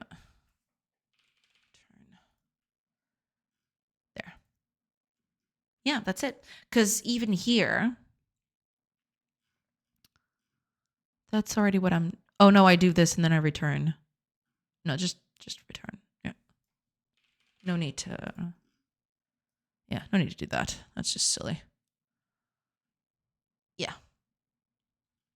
I'm getting this code here, but most of it's probably going to get retired at some point. Oh, also, yes. Ads are going to start in about 50-ish seconds.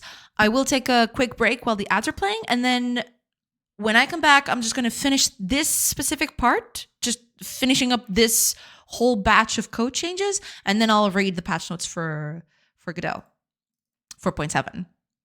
Because it's here. It's here.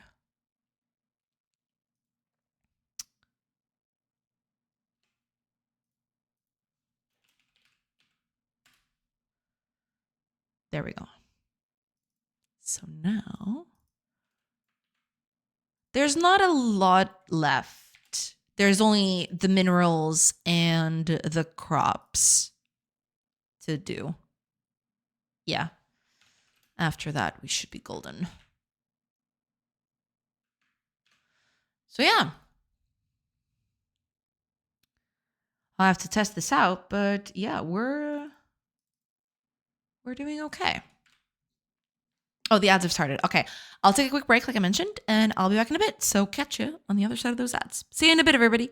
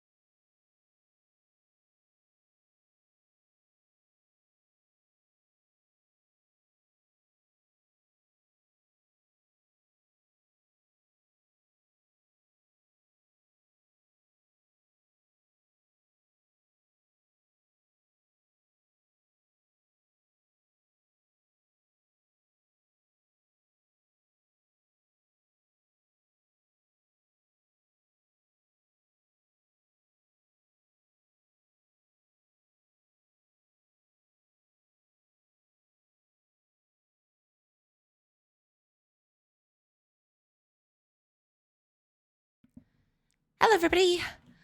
I'm back. All right.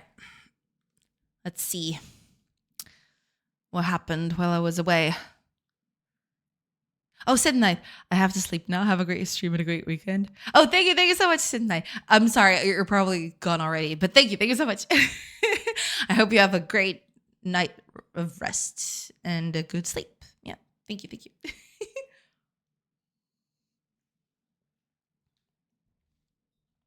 All right. With that said, let's just finish this because I want to read. I'm very curious about the patch notes, and I want to go and check it out. But first, I want to finish this because I don't want to leave stuff midway. So let's do that. Let's go with mining of minerals next. Yeah, here we go. Some of the stuff, yeah.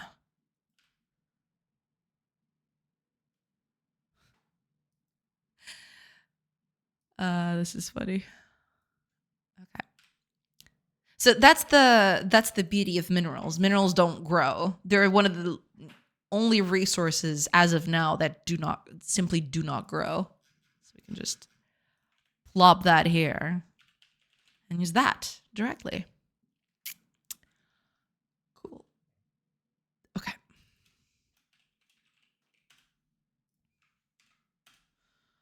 Yes. Okay.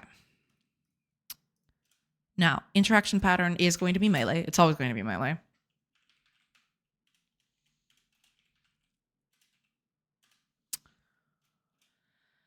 Filter any.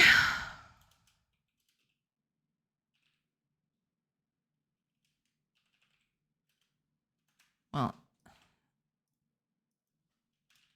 there. And that's the beauty of it. No need for maturity. It's just mineral will be mineral no matter what.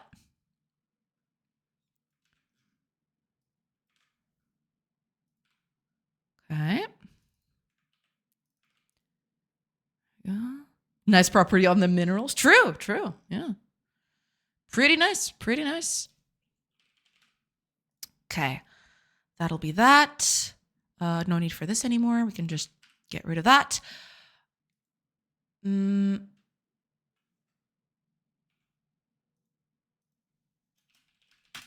There.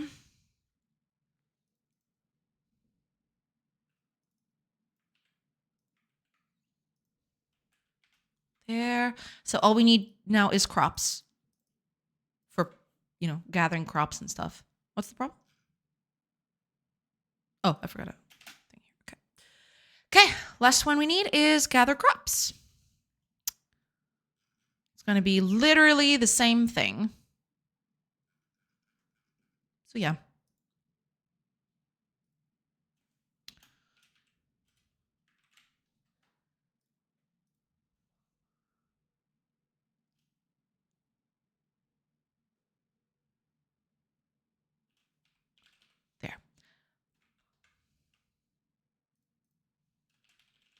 There.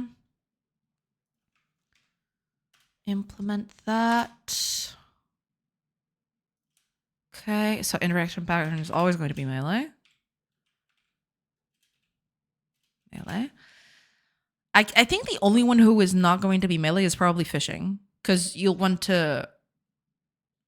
Even then, it'll depend. It's complicated. That one's going to be a bit more complicated because that depends on distance to shore instead, which is going to be a bit trickier, but I'll deal with that whenever the time comes. Not now. Okay. Okay, we don't need this one. I'll get to you later. Don't need that. Get that out of there. Put that up here. Make them public.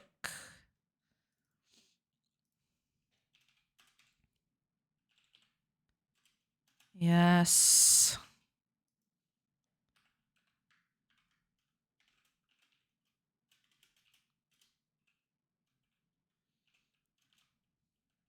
There. Oh, Oh, I forgot to take out the actor. Never mind. There we go.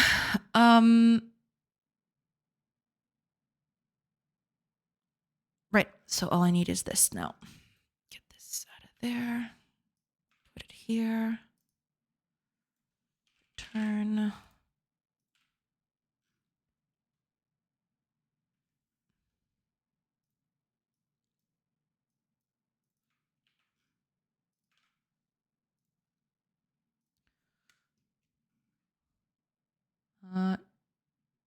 No need for this anymore.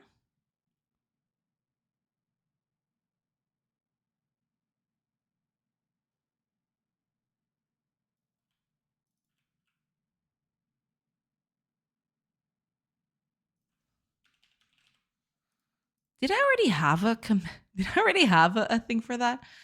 That is weird, but all right.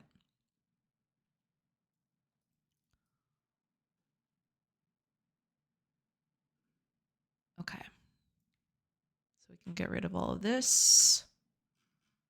Cool.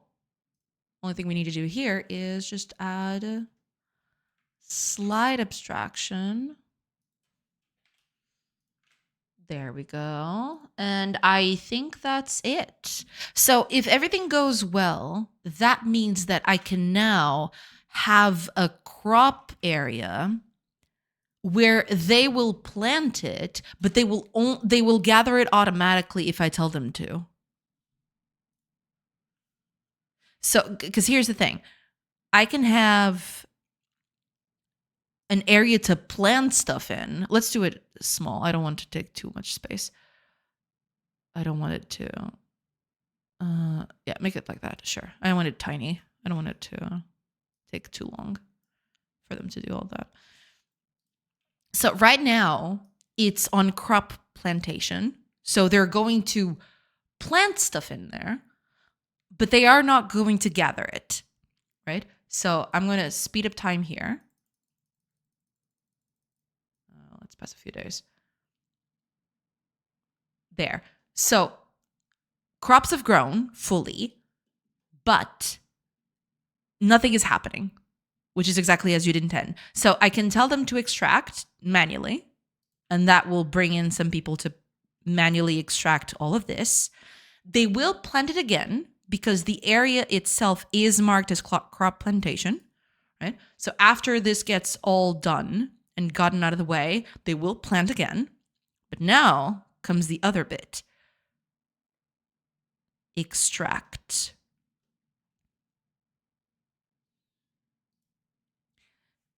If everything goes correctly, by doing this, you now have a crop area that both gets planted and what's the word? Harvested automatically.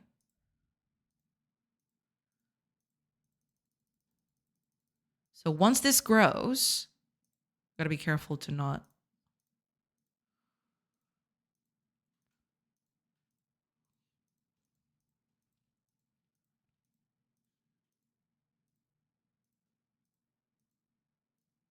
How old are you now? 45, so in 5 hours.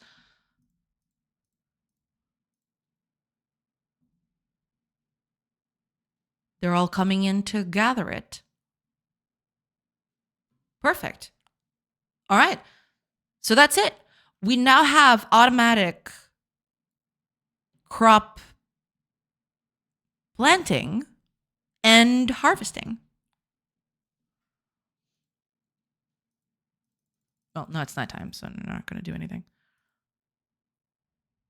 Yeah. So it'll just keep happening. They'll just keep on doing it automatically. It'll grow, it'll get cut, it'll get planted again.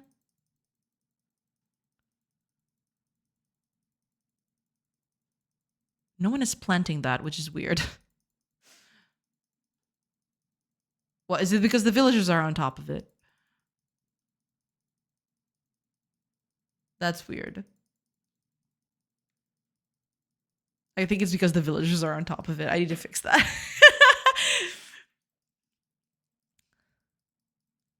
Yeah, I'm pretty sure it's because the villagers are on top of it. Uh-oh, and now the game is running into a crawl because of all the acorns and stuff. Cool. That's cool. Okay. But okay, imagine for a second here. Let me move. Okay.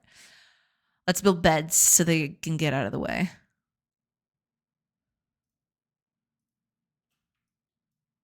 Let's place a few beds here. Oh god, the acorns. The acorns are too many. I need to grind them to flour. Otherwise, the acorns are gonna just absolutely kill this game. Make a few grindstones. There you go. That'll be sure to help that along, I guess. Oh god, the game is just, yeah, I need to be careful with the acorns. But I'm assuming as soon as the grindstones get built, then that's no longer going to be a problem because eventually the acorns are going to just severely reduce in size. Yeah, you can see the game. I am now passing time, and now it's actually fine because the acorns are no longer, no. And there's a few errors here. I need to fix that. Yeah, no reservation found. Oh boy, you love those. I love those. I love when those happen. The other's not running at a cool 2 FPS. Yeah, I really need to fix that. Also, this is not good. I don't like this. I thought I'd fixed all of this. I thought I'd fix this, but turns out no. Oh boy. I thought I'd seen the last of these errors.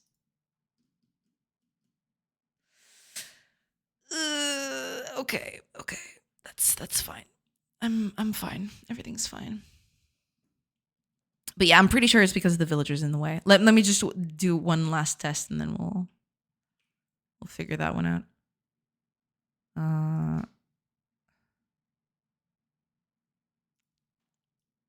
Small little plantation here. Also to keep everything running smoothly, just grind it all to flour, please. Get rid of all of it. Otherwise, and make some beds. Beds are important to get the villagers out of the way when they're idle. Okay, there we go.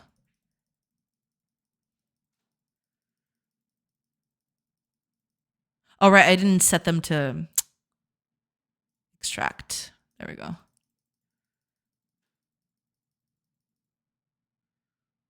Also put an oven there somewhere.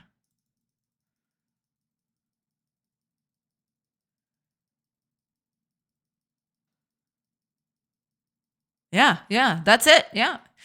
They're now automatically planting and harvesting. Which is pretty good. All right. I dig it. You love to see it. Maybe you can get sponsored by Amazon and show some ads during load time. Need more RAM, need more CPU, buy here. Oh gosh, can you imagine a game doing that? That'd be the epitome of dystopia. Acorns begot. Yeah, I need to rein in the acorns. I think I said this a few days ago, but I need to make sure that acorns just disappear after a while. Right now, acorns, everything, not just acorns, but everything just exists forever. That's not good.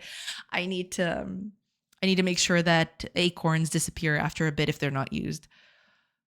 So yeah. But okay, we're good. We're golden. Crops now can get planted and harvested automatically, which is pretty good. Yeah. Real-time dynamic ads seem to be something rather easy to implement. I'm not sure why they aren't a thing yet, because I'm assuming that would be the backlash to end all backlashes. I think that's literally the only thing keeping them from doing it, because I'm pretty sure that if they could get away with it, they would have already done it.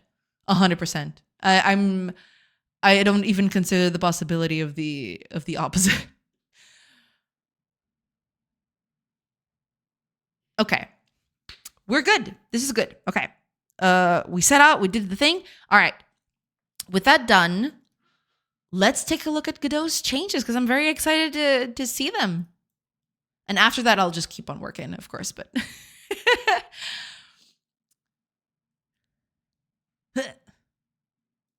cute. I really like Thibaut's work here. It's so cool. I love it. I love it so much. All right, Godot 4.7 release, lights, camera, action. Exciting. 4.7, nice. Yeah, it just came out. Yeah. Like a cult classic movie, Godot 4 has only gotten better with age. The first few releases focused on stability, granting the engine a rock-solid foundation that could be safely and easily iterated upon.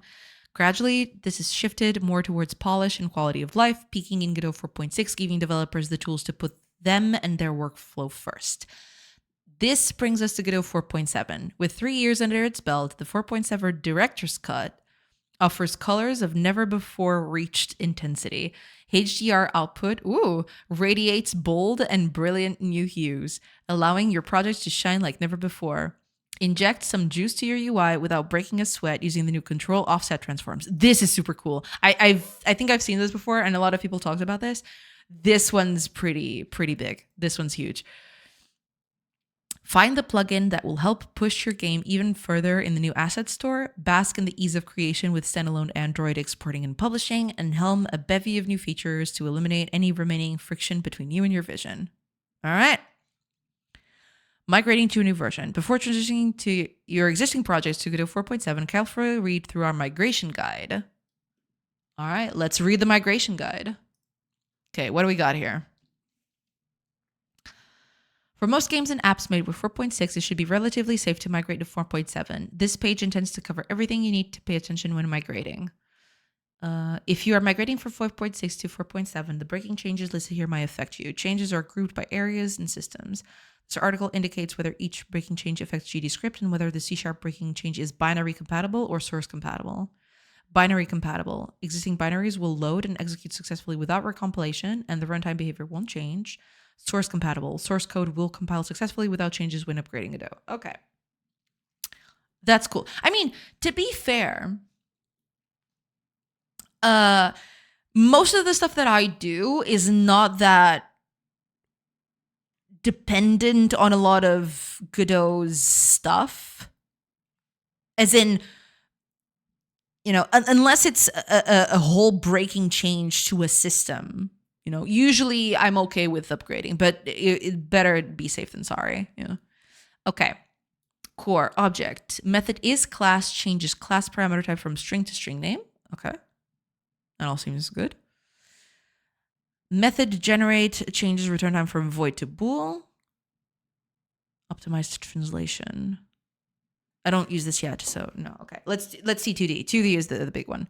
Method request particles. I don't use particles. Method request particles. Okay. These are both particle based, but I don't use particles yet, so none of that. Okay. GUI. This one's accessibility live. I don't use that yet.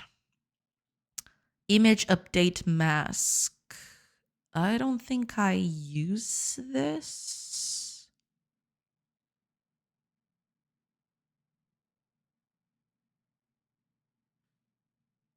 Yeah.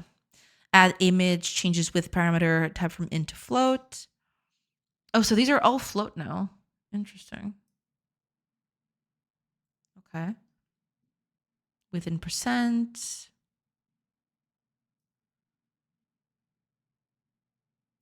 Rich text label. I feel like most of this is okay. Yeah, I think all of this is fine. I don't foresee anything totally out of the ordinary. Okay. What is this? Text.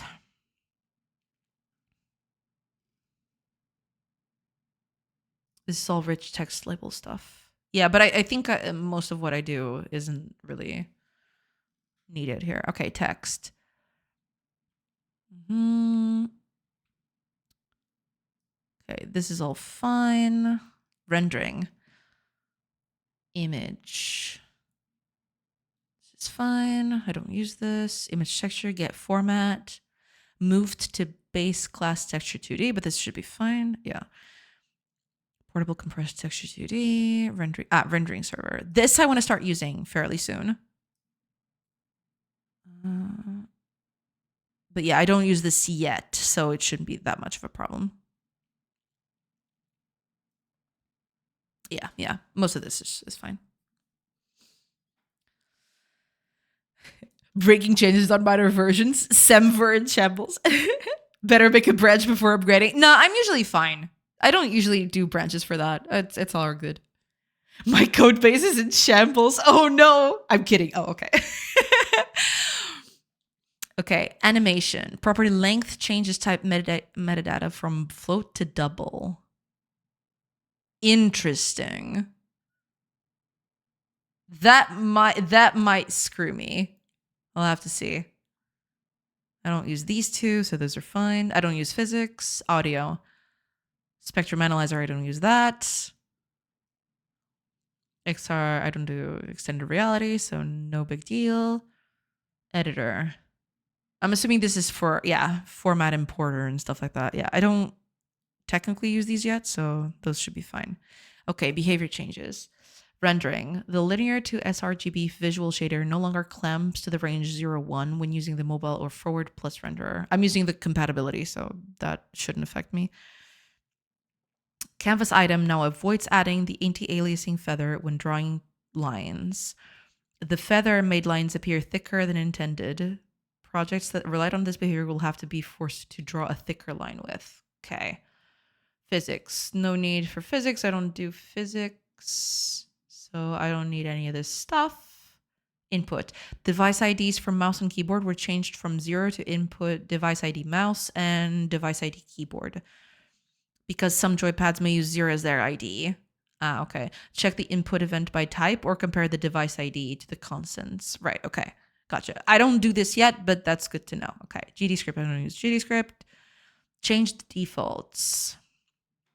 The following default values have been changed. If a project uses any of these properties with their default value, you can achieve a similar behavior in the previous version by manually setting the values to match the old results. Right. Animation. Look at modifier 3D. I don't have that. Core. Project settings. Rendering, reflections, sky reflection. Okay, I don't use sky reflections, so that's fine. GUI nodes. Rich text label. Add image. Add image. Update image. Update image. I don't think I use these, so I'm fine. Import. Resource import dynamic font. Property hinting. 1, the new default is 3. I don't... Yeah, most of the stuff that I'm using is pixel, so this shouldn't affect me, I don't think. Listen, I'm probably going to upset a lot of people, but I don't use any branching strategy on solo projects. Same. I think the only time I'm going to start using branching is when I get the playtest out, because then I'll have to have a branch for the playtest and a branch for development. That's it. Because outside of that, I don't use branching all that much. When I'm working alone, of course. When you're working with other people, it's nice to have branches and stuff like that. But yeah, when you're working alone, you're totally fine not using branches.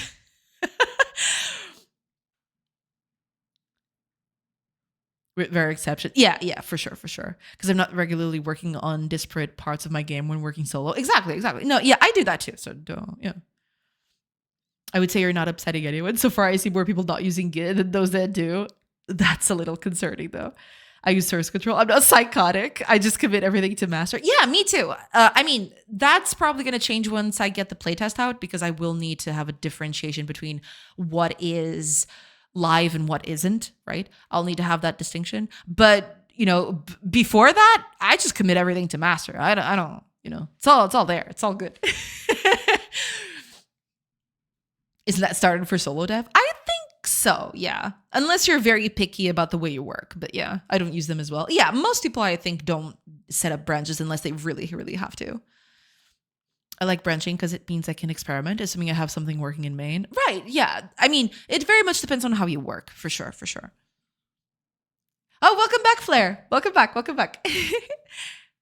That's totally fair, yeah. Having a branch for bug fixing and a branch for dev will be needed eventually. Yeah, I'll have to do that. I just, there is no way I'm not going to do that, yeah. My trees are flat regardless because I rebase the branches. Ah, I see.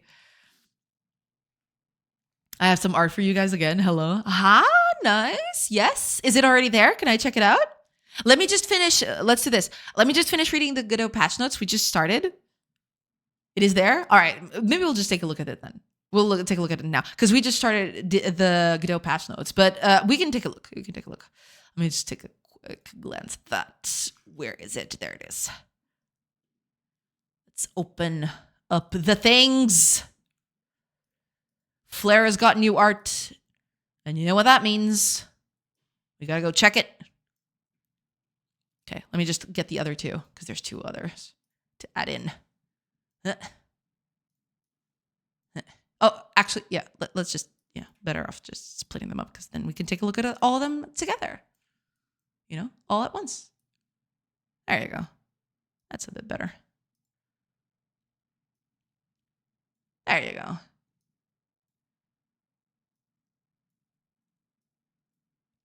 They're all very cute. As expected, of course. Godot patch hype. Yes.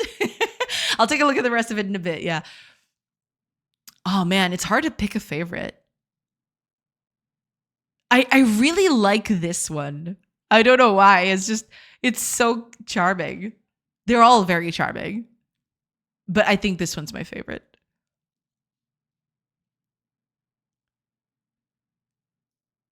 All the kitties here are also very cute. Yes, especially this one. This one's the cutest. Fight me. I love that couple of judgmental cats on the third one. Oh yeah, absolutely. They're just they're judging you forever. Yes. But I really like this one. This one's cute. But I don't know. There's something about this one that just draws me in. I don't know what it is, but it's just very cute. I really like it. It's coupled together. It's so cute. The white cat has silly eyes. Yeah. Many such cases. Oh, Muti, welcome. Marry your spine. Yeah. The more the merrier. Exactly. It's fine. I believe that's intended. I think that's intended. It might not be, but just in case, yeah. It is not? Oh, okay. Because I looked at that and I thought that was... I didn't say anything because I thought that was supposed to be, just a little joke, I also assumed it was intentional. Yeah, I did too. But okay, there you go, Flare. You can fix the typo. Thank you so much, Muti. Thank you so much for pointing that out. Yeah, because if it were for me, I would just look at that and oh yeah, that's cute. It's a little misspell on purpose, but turns out it wasn't. Oops.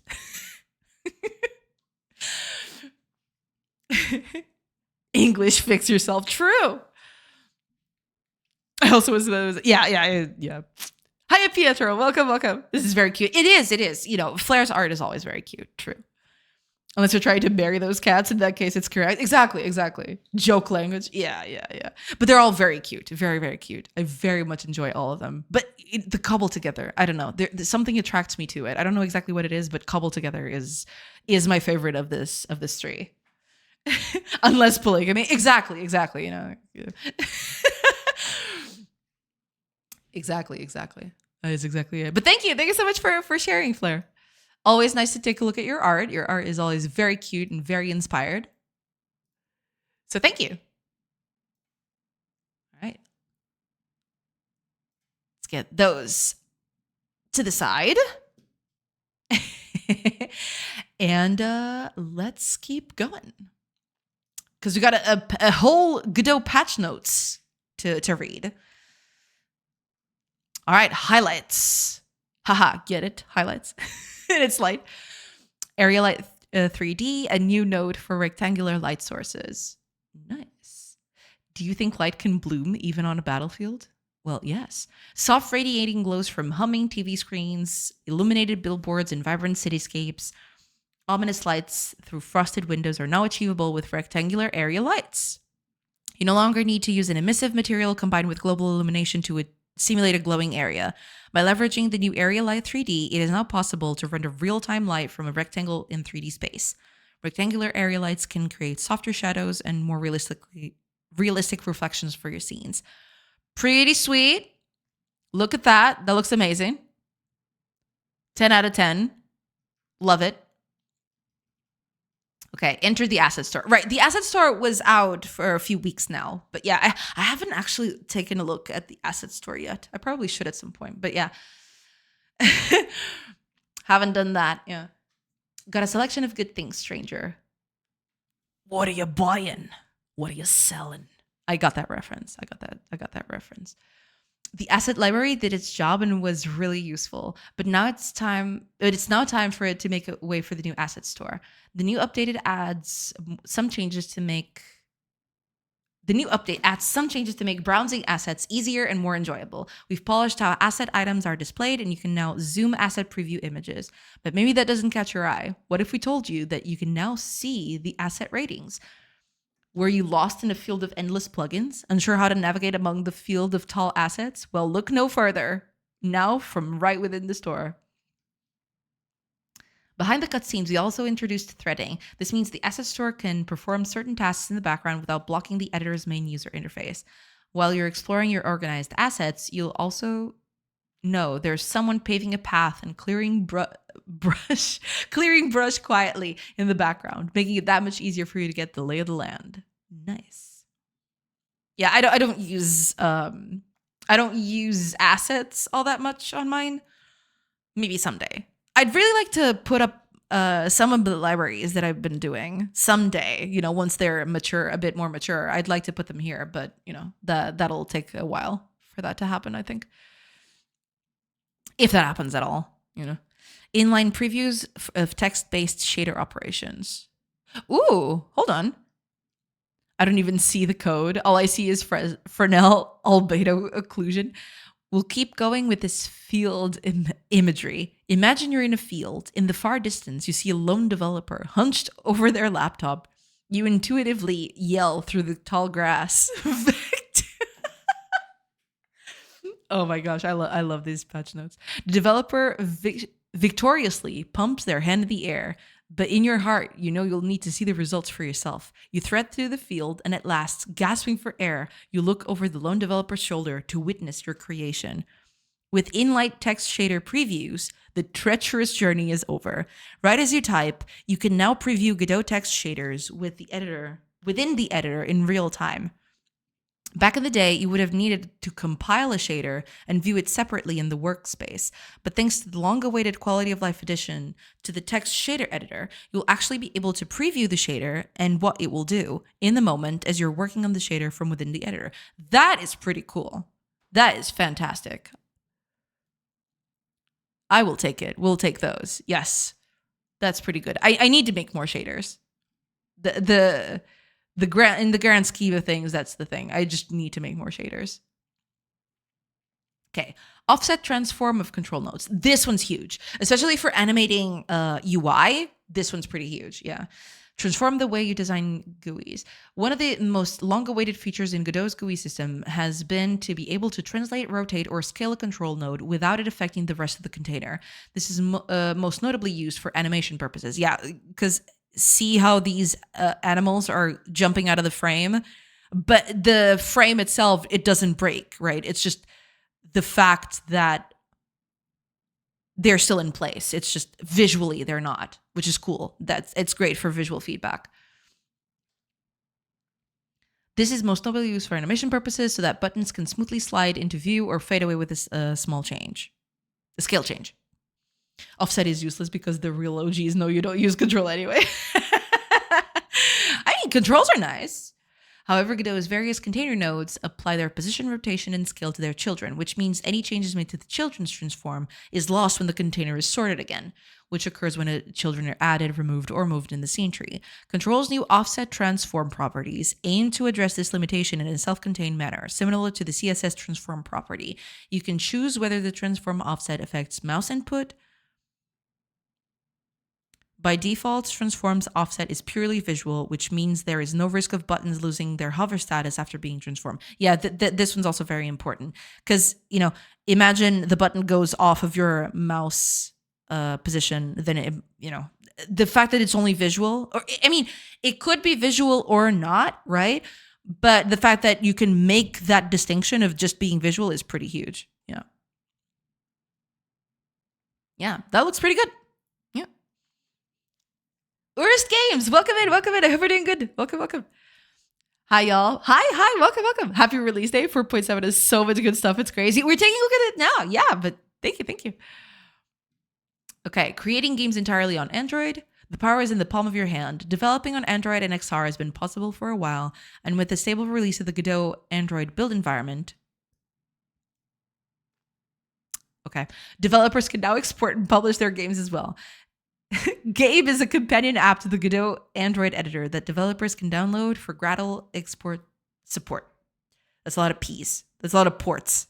Export support. Okay. Godot 4.7 sees some quality of life improvements to better integrate and leverage Gabe on Android devices. Nice. Well, I don't do development in Android, but Gabe. Yes.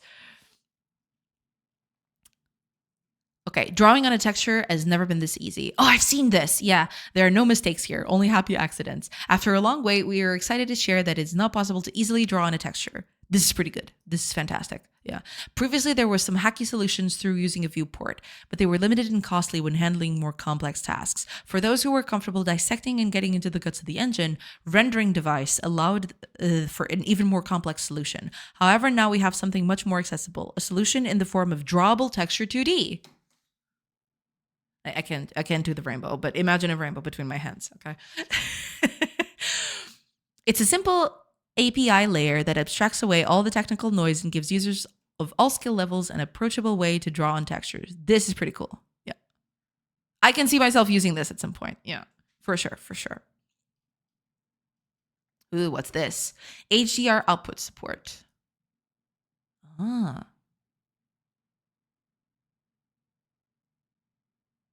can see it. Okay. This baby can take temperatures up to 10,000 nits. Your Godot project just got a huge upgrade in the range and color with high dynamic range. Output support. Imagine vibrant colors and ultra-bright special effects for both 2D and 3D scenes. HDR is a method of saving, processing, and displaying colors that are as bright or as dim as you can imagine. Godot has internally rendered lighting in HDR for a long time, but the full detail can't be seen with the existing SDR output mode. Using HDR output allows the player to see more of this internal HDR simulation, and also allows game developers to make full use of the screen's capabilities for all 2D and 3D visuals. HDR support has been made possible for Windows, macOS, iOS, VisionOS, and Linux, Wayland, in Godot 4.7. Read the detailed write-up on how HDR input was implemented in Godot to learn more. Nice. This is pretty cool. Yeah. HDR support is amazing. Yes. It'll definitely bring a lot of quality of life for people who want to do more realistic stuff, for sure. Now we just need streaming assets directly to the GPU. Right. Yeah. That'd be pretty cool too. Yeah. Okay. We're past the highlights. Now we're going into the nitty gritty. Okay. General 3D. Path 3D points can now snap to colliders. Ooh. Ever wonder why Path 3D points never seem to snap where you wanted them to? That's because they snap to the camera plane by default, which is essentially an imaginary flat plane at a fixed distance from the camera. We now added an option to snap path points on colliders instead. That's pretty cool. Yeah, that's perfect. That's fantastic. Yes. That's pretty good.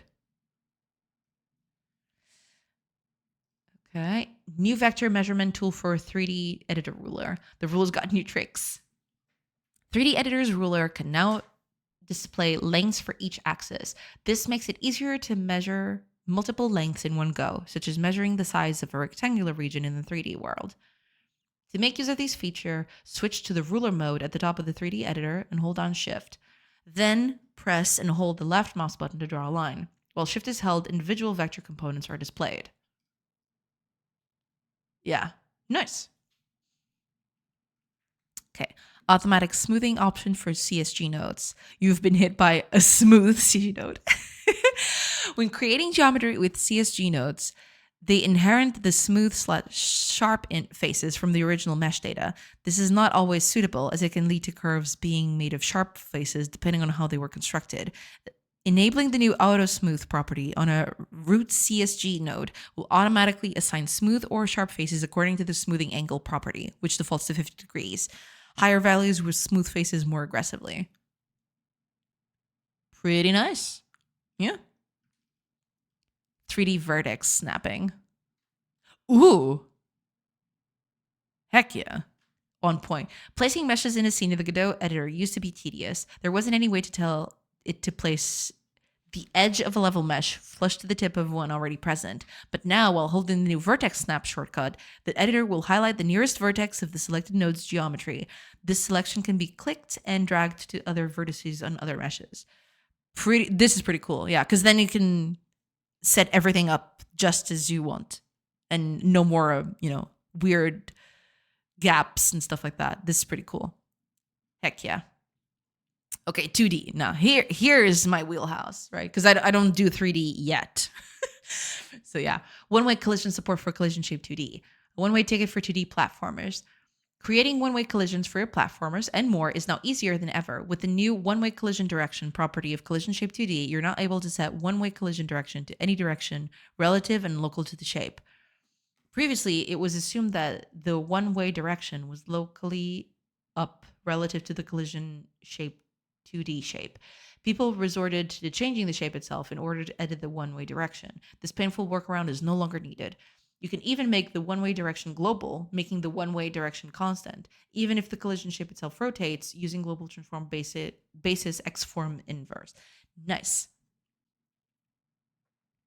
That is very cute. That is a very cute Godot. Conic gradient. Gradient texture 2D now able to generate conic gradients. Everything the gradient touches is our kingdom. Fill Conic was newly added to the Gradient Texture 2D, enabling the use of CSS style effects. This is particularly useful for in custom 2D shaders to simulate surfaces with realistic 3D-like shading. Nice. Ooh, gooey. All right. Okay. I can already tell this is the best because I've had this problem a lot before.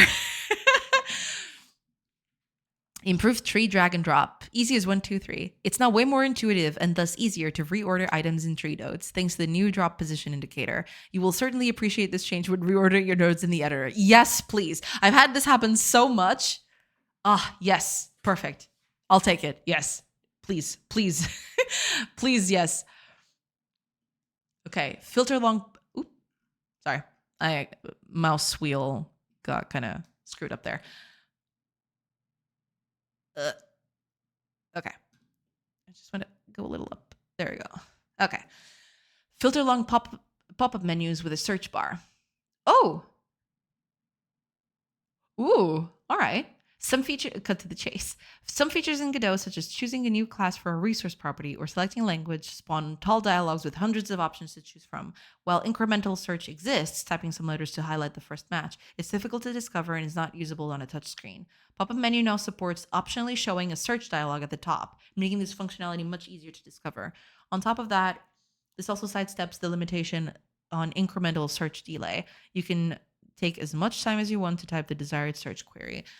Nice. This is pretty cool. Yeah. Font size aware rich text label images. With big fonts come big changes, big images. Oh, are they? Oh, that's good. That's nice. Okay. Well, rich text label offered a way to adjust font and image sizes. You still needed to manually set the size of the images to match the text. Thanks to this new feature, you can now resize images relative to the font size automatically. For example, font size 40 will render the image example.png at a size that matches the parent font size. This is pretty good. This is fantastic, actually. This is pretty cool. Okay, landmark navigation for enhanced accessibility. You are here. The focused element of a user interface can move in unexpected ways. While we introduced screen reader support in 4.5, it lacked the ability to provide context information in some cases. While a line input could be set to describe a name field, it doesn't help you if you don't know what it is the name of. By introducing landmark navigation, the screen reader can give some context information once you enter the perimeter of a landmark, such as telling the screen reader user that the focus is currently in the inspector on the name field. Right. That's good. That's pretty good. All right. New nearest neighbor scaling options for viewports. Oh, hell yes.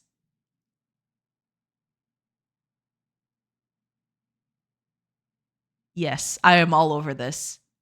This is perfect. Get the bilinear out of here. Draw me like one of your PS1 girls. Yes. For 3D games with a retro art style, or when you want to maximize crispness when using a low resolution scale for performance reasons, you can now use nearest neighbor filtering for 3D rendering, like the pre-existing 3D solution scale options.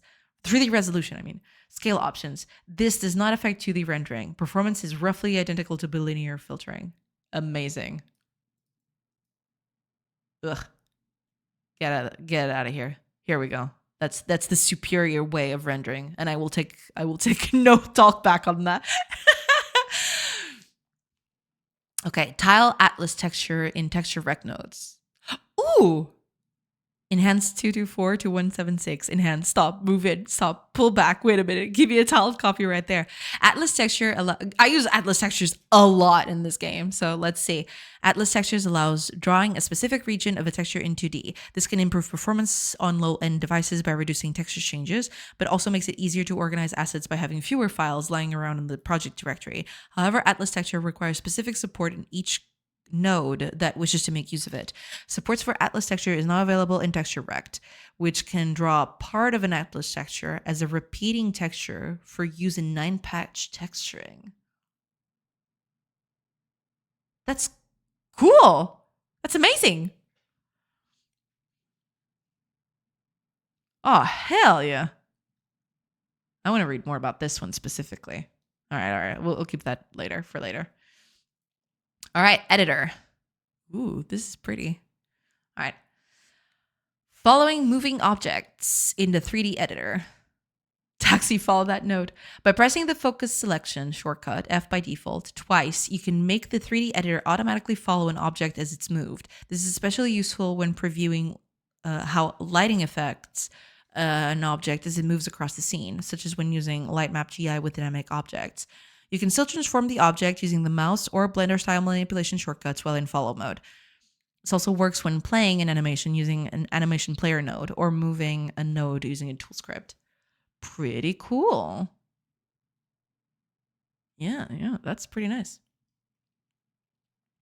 Methods, signals, and properties now use a monospace font. Ah, interesting. Feels like home. The script editor uses a monospace font by default. In other words, every character occupies the same width, which makes it easier to compare lines of code visually. However, until now, the editor did not use a monospace font when we're displaying the names of methods, signals, and properties that come from scripts.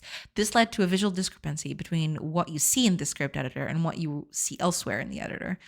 The previous behavior can still be obtained by disabling the interface theme use monospace font for editor symbols editor setting. Oh, so they added a setting for that. That's pretty cool. Yeah.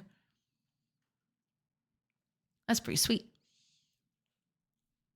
Oh, also, ads are going to start in about 30-ish seconds. I will take a quick break and then I'll come back and I'll finish this. Hopefully. That scroll bar is still on the up and up, so we'll see.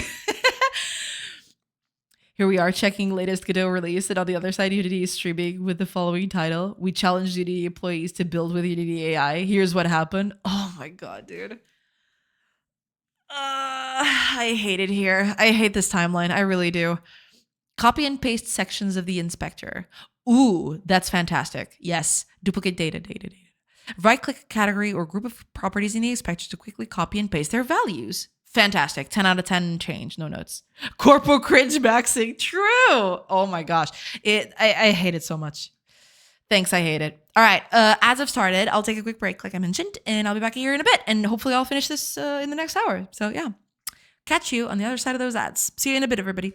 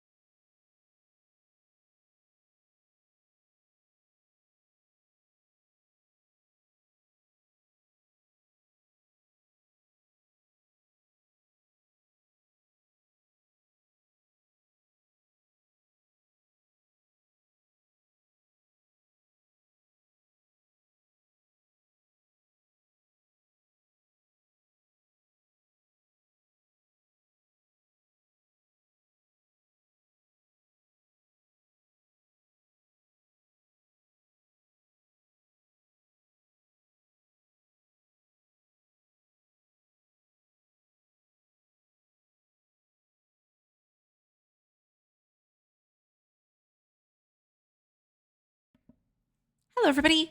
I'm back. All right, let's keep reading the patch notes, shall we? After I, go through the chat, of course. Hi, Brief Traveler. Welcome, welcome. I hope you're doing good. Hi, Boji. Welcome, welcome. I just realized you look like Pam from The Office.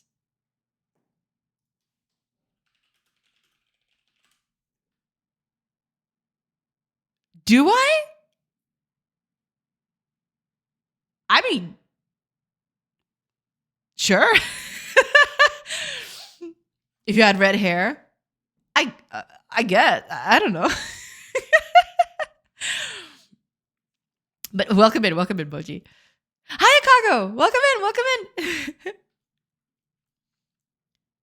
Jim looks at the camera and zooms slightly. Wow. Very, very dramatic. I like it. Welcome in, Kago. Welcome in. Every time I come back, this person's on a break, but at least Kago is here now. I'm sorry. I'm back, all right? I'm back, and we're going to keep on looking at the patch notes. If you had red hair, does Pam have red hair? Apparently, yeah. Let me see.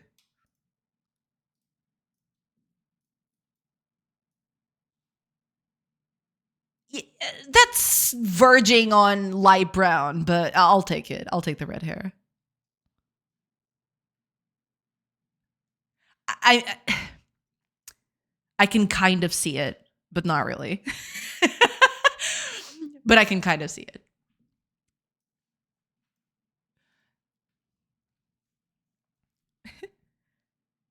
Depends on the lighting. Blood red. Yeah, something like that. Yeah. Pam is boring, even more compared to our favorite witch. Isn't this the lady of the "they're the same picture" meme? It's her, isn't it? At least I think I recognize the face.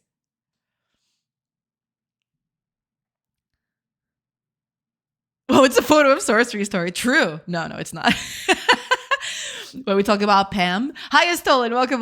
Cause Boji was telling me that I look like Pam. So we were kind of analyzing that, but I kind of see it, but then again I kind of not. Hi, Stolen. Oh, I mean Stoyan. Hi, Stoyan. Welcome. I'm just kidding. Welcome in, Stolen. I hope you're doing good. Pam is cozy. Best girl was Karen. Right. They're the same lady. Right. I remember you mid-watch an episode. I see. First the timeout, now this. I'm sorry. I won't do that again. I'm sorry. Welcome in, Stolen. Welcome. Welcome in, everybody. I hope y'all are doing good. Well, let's keep reading the patch notes because these are some meaty patch notes. Got a lot of extra stuff to check. So let's go check it out. Full groups and subgroups in the remote seed inspector. Did they release 4.7? Yeah, it released a few hours ago. Was it an hour ago? Something like that. But yeah, 4.7 just released. Yeah. And we're looking at the patch notes. Yeah. Here's the website in case anyone wants to take a look at that for themselves. There you go. Justice for Stolen. True. I went over to 4.7 release Canada 3 this Monday. Okay. Now I'm going to check everything again. I mean, it shouldn't be a big leap. Hopefully. Since you are on the release Canada, it should be okay. Yeah. Quick hide. Previously, it was possible to fold property groups and subgroups in the local inspector, but not in the remote inspector. I didn't realize what this was. This is huge. These two don't work quite the same, mind you. Support for folding groups and subgroups in the remote scene inspector has been implemented. Both the local and remote inspector now support folding properties groups the same way, which makes it a more seamless, consistent UX. Yeah, because doing remote scene inspecting was a bit cumbersome because there's all these properties and you couldn't fold them. They would just be a huge list of things from top to bottom, and you'd have to and it has more stuff because it's in debug mode.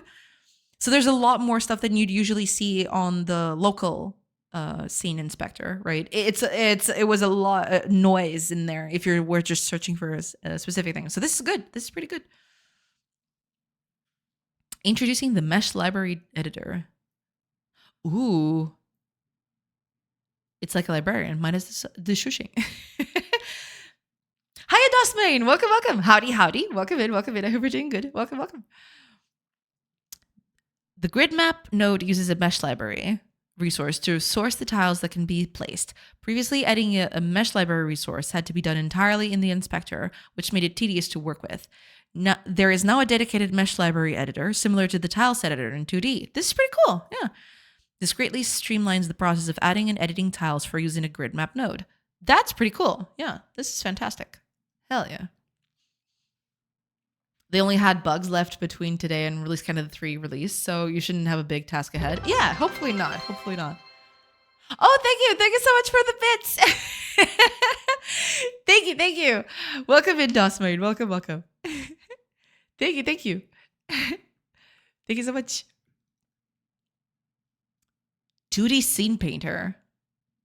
All right, let's take a look at that.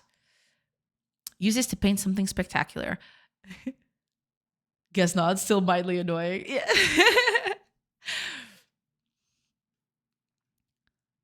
Godot already offers. I mean, Stolen. If you I don't know exactly what you use to upgrade your Godot builds, but I've come to use kind of like for lack of a better word, a hub. Because Unity has a Unity hub where you can download and install different versions of Unity. But Godot has a similar open source project. And I've been using that, and it's been super easy to just do updates. Yeah. Do tell me more. Oh, you don't know about it? Then allow me to show you. Let me check which one I'm using, because there's a few, but I'm using one in particular. Let me see. I think, yeah, okay.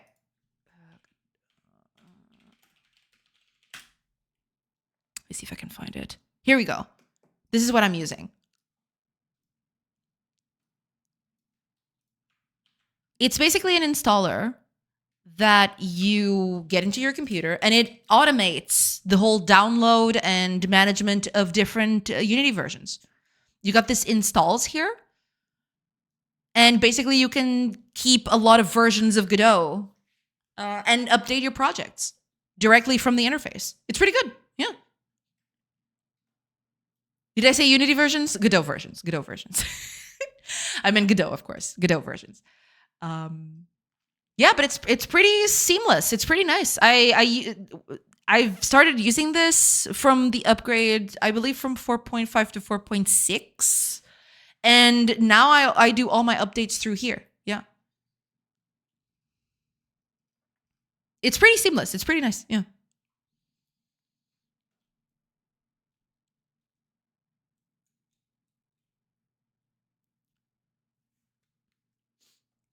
I've started working on my first 3D Godot project for a game jam. Ooh, nice, nice. That's pretty cool. Let us know how it goes. Yeah. Chickensoft has a downloadable thingy too to manage different versions. I needed to do something about that too, because I needed to fit my .files thingy. I see. Yeah, I don't know about Chickensoft one, the Chickensoft one. I'll have to check that one out. But this is what I've been using for a while now. Well, I don't use it all that much because, you know, I don't update to the release candidates or anything like that. I usually just stay in the stable. So yeah, but this is the one I use. Yeah. Super easy to use. It's got very clean, very nice interface. And yeah, it's super easy to manage your installs with this. And to keep your projects updated. You know, you can keep each project on a certain... it's especially useful for me because I've got 2 projects going on right now, and the other project, the GDA 6 project, quote unquote, that one I am probably gonna keep in 4.6 because they don't want to upgrade a lot for, you know, stability reasons. So yeah, this is a huge upgrade to the workflow. Yeah. Unity versions. I'm sorry. That was I miss. I did a typo. My mouth did a typo. Okay, I'm sorry. He's gonna be talking about Claude next stream, guys. No. Let me guess. There's UnityLauncher.org that handles Godot versions. Yes, of course. But yeah, it's pretty cool. I've used this for quite a bit, and I've been very happy with it. Fairly standard, works like a charm.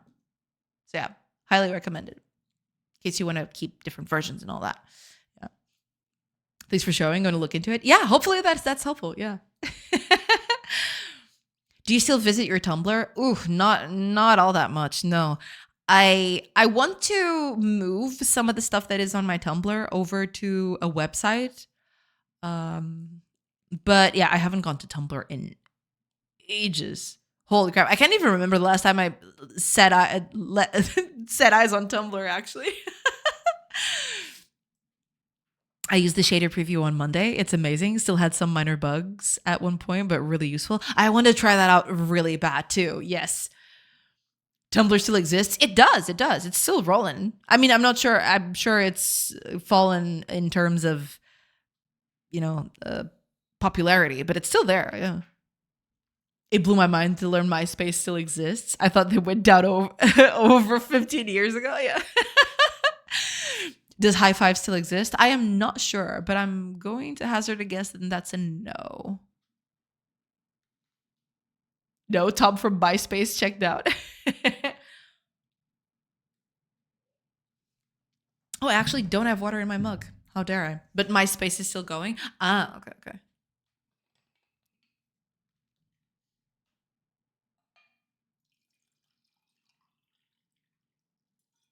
There we go.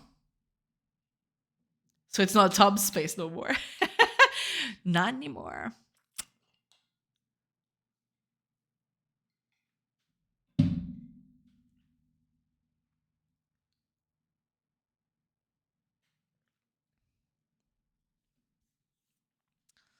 All right, let's talk about the 2D scene painter. No, it's the Zuckbook. Why did I say it like that? Never mind. Godot already offers a way to lay out scenes quickly in 2D using tile maps and their scene tiles.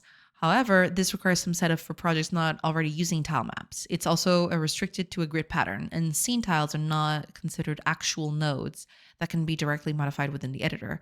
To remedy these limitations, Godot now offers a scene paint mode in 2D, B by default. This can be used to quickly scatter things like collectibles, enemies, or decorations in a 2D scene. While this tool is currently only available in the 2D editor, it may be offered in the 3D editor in a future release. That's pretty cool. Yeah. You don't need to do tile maps for this anymore, because I believe to do stuff like this, you'd need to have a tile map first, which was a bit of a pain. Yeah. Project Manager now depicts version discrepancies. Have you made a decision about upgrading? Ready to move forward into comfort and luxury? While the project manager already displayed the engine version used by each project, it did not show an explicit indication that a project had to be upgraded or downgraded before it could be opened in the current editor version. Thanks to this addition, an upgrade or downgrade icon is now displayed. Oh, it's got this little thingy here, yeah. Next to the version number if a project must be upgraded or downgraded before being opened. A different icon is also used for major version upgrades, i.e. opening a Godot 3 project in Godot 4. Right, yeah. Find quickly the node or resource to create with the new dialog filters. Ah! That's pretty nice. Cream of the crop. When opening the create dialog for create a node in 4.7, you'll be able to filter the elements shown in the tree. Want to instantiate something from your code? No problem. Make sure show custom is the only checkbox selected in the new option menu just below the favorite button. That's nice. That's pretty nice. Yeah. I like that. Remote tree inspector now properly display non-exported enum variables. We could enumerate the benefits all day long if we really wanted. Prior to 4.7, the remote tree inspector had no way to distinguish normal integer variables from variables that held a value from an enum. That's because variable hint strings were only generated for exported variables. We now fix this, and the remote tree inspector now shows the name from the enum instead of this of its obscure integer value. That's nice. That's pretty cool. Yeah, the bunch of changes to remote view, the remote scene inspector are really nice. Reveal the current script in the list. I will leave the heart of the scripts. I will summon the current one in attack mode. When working with a lot of open scripts, it can be challenging to find the script that you're currently working on in the list of scripts. To make this easier, you can now double click the name of the current script at the top of the script editor to reveal the script in the list. Right. This is for the Godot embedded script editor, I believe. Unified editor 3D view manipulation. We are the View 3D controller. Resistance is futile. The 3D camera controllers for the editor in an embedded game are now unified. This adds support for several features in the 3D camera override when using game embedding. Configurable shortcuts for view manipulation, as set in the editor settings. Use the navigation scheme configured in the editor settings. Camera snapping when orbiting. Hold Alt and drag on the middle mouse button.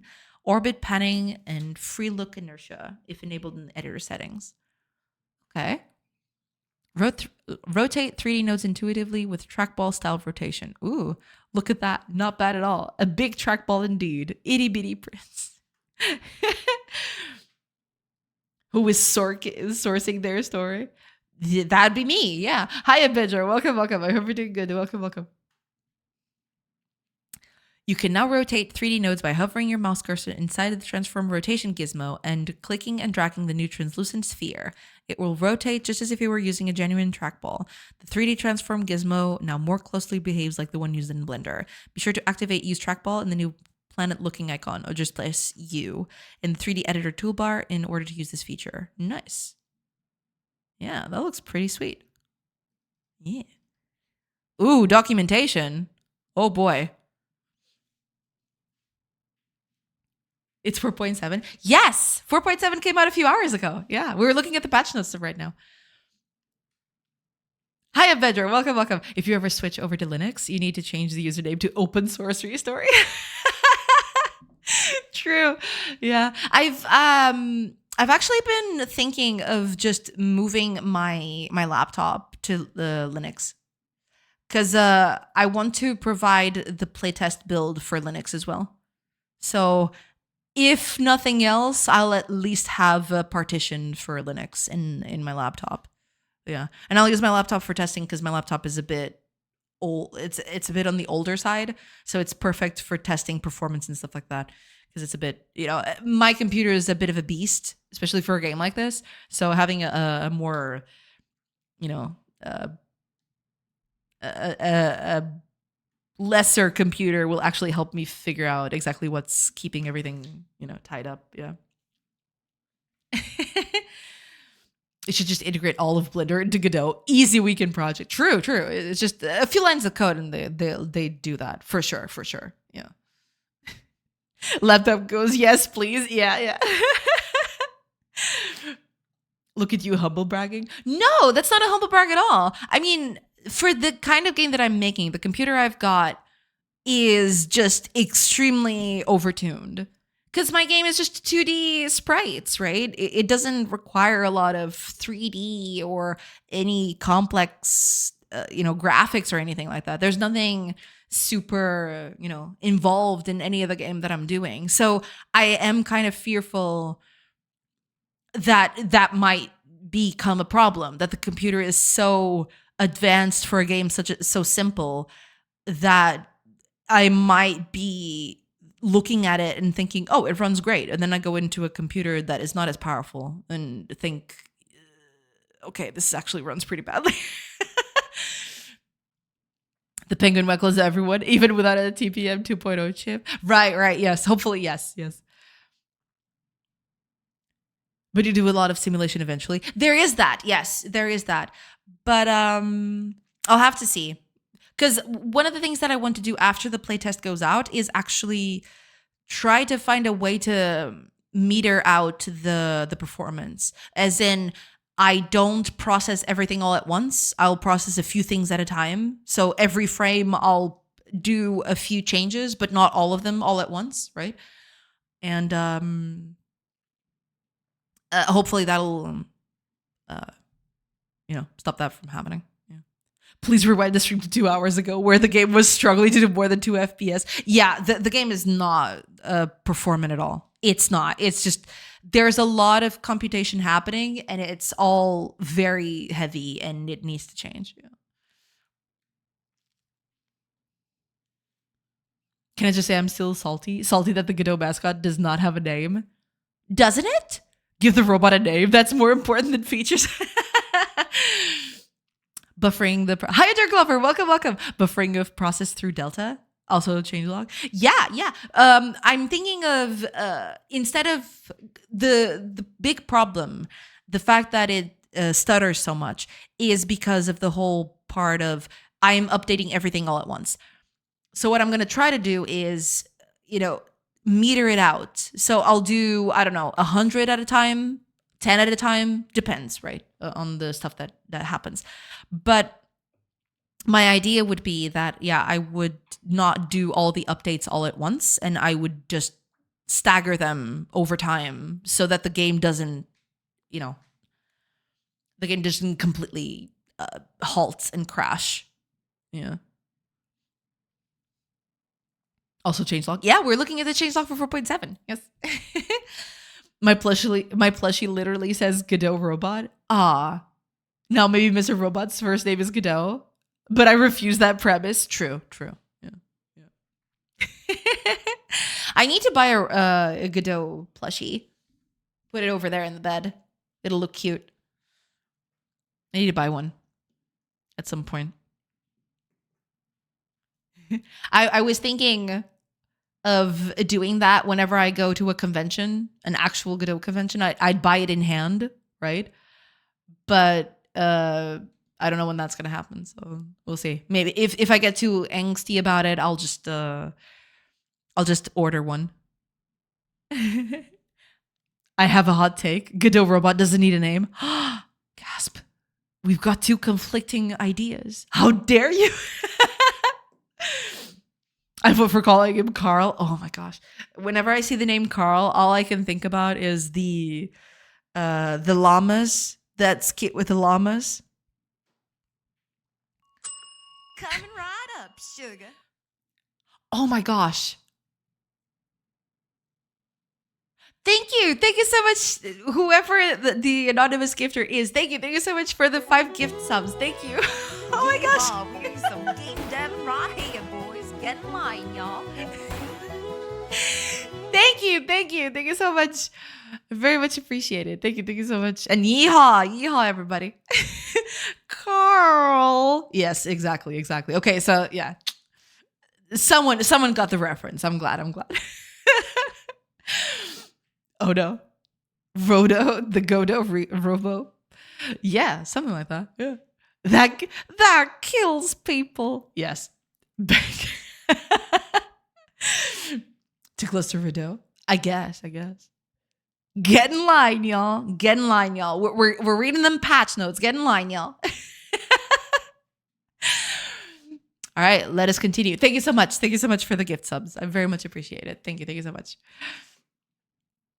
Okay, dynamically generated properties such as menu items are now documented.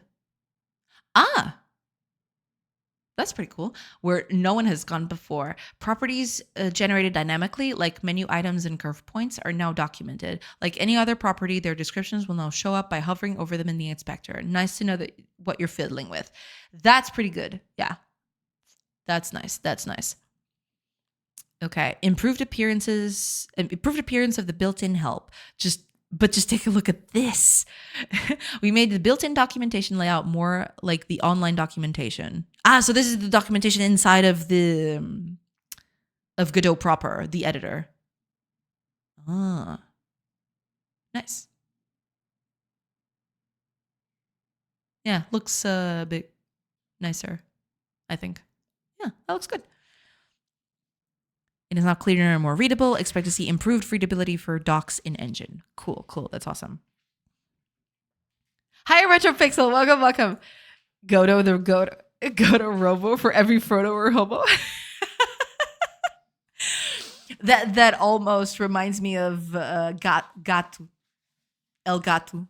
From Chrono Trigger, El Gato. It reminded me a bit of that, yeah. I vote to name the Godot robot as Zé Miguel. Zé Manel. Eu gosto mais de Zé Manel. Rola melhor da língua. É o Zé Manel. Vai, Zé Manel.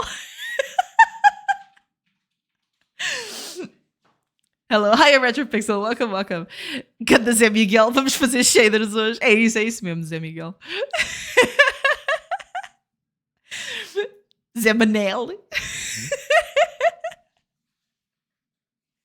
Eu não sei porquê, mas Zé Manel rola melhor do que Zé Miguel. Não sei. Mas qualquer um dos dois funciona. Gearhead. Gearhead is pretty cute. Gearhead is pretty cute. I like that. Oh my gosh, this sprite is so cute. Are you kidding me? Gosh darn it. Animation editor nodes are now collapsible. Ooh. Hell yes. I'm all for this. Hell yeah. Free your mind. As soon as an animation node tracks multiple nodes, it's easy to become overwhelmed scrolling through tracks to find the ones you need to edit.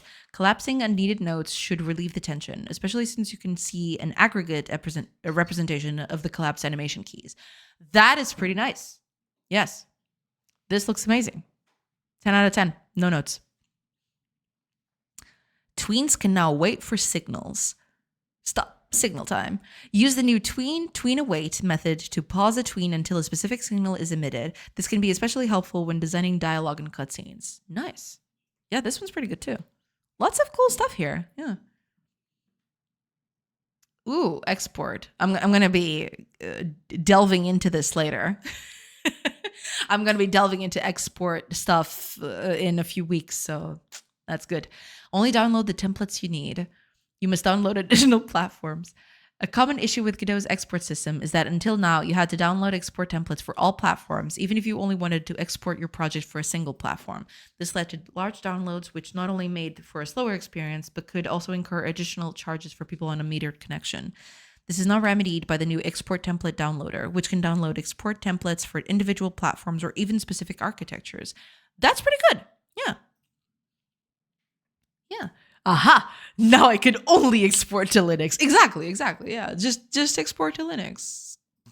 The rest be damned. Oh man. Thank you so much for the gift subs. We got a frog. Wow.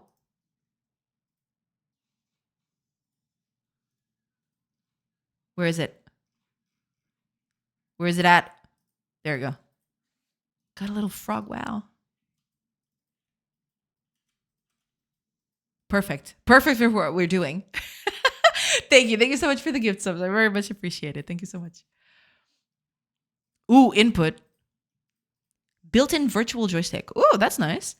Break in case of emergency. Virtual joysticks are a staple of touchscreen gaming. From twin-stick shooters to 3D platforms, they feature a large number of mobile games. However, in Godot, developers had to create their own virtual joystick system or use an add-on that implements one. This is no longer needed as Godot now provides its own virtual joystick node. Complete your 3 operation modes, fixed, dynamic, and following. Coupled with built-in theming abilities, this greatly speeds up the mobile development process. That's pretty cool. Yeah. Hiya, Squid Pie. Welcome. Welcome in. I hope you're doing good. I didn't get frog. Wow, I cried. Oh, I'm sorry.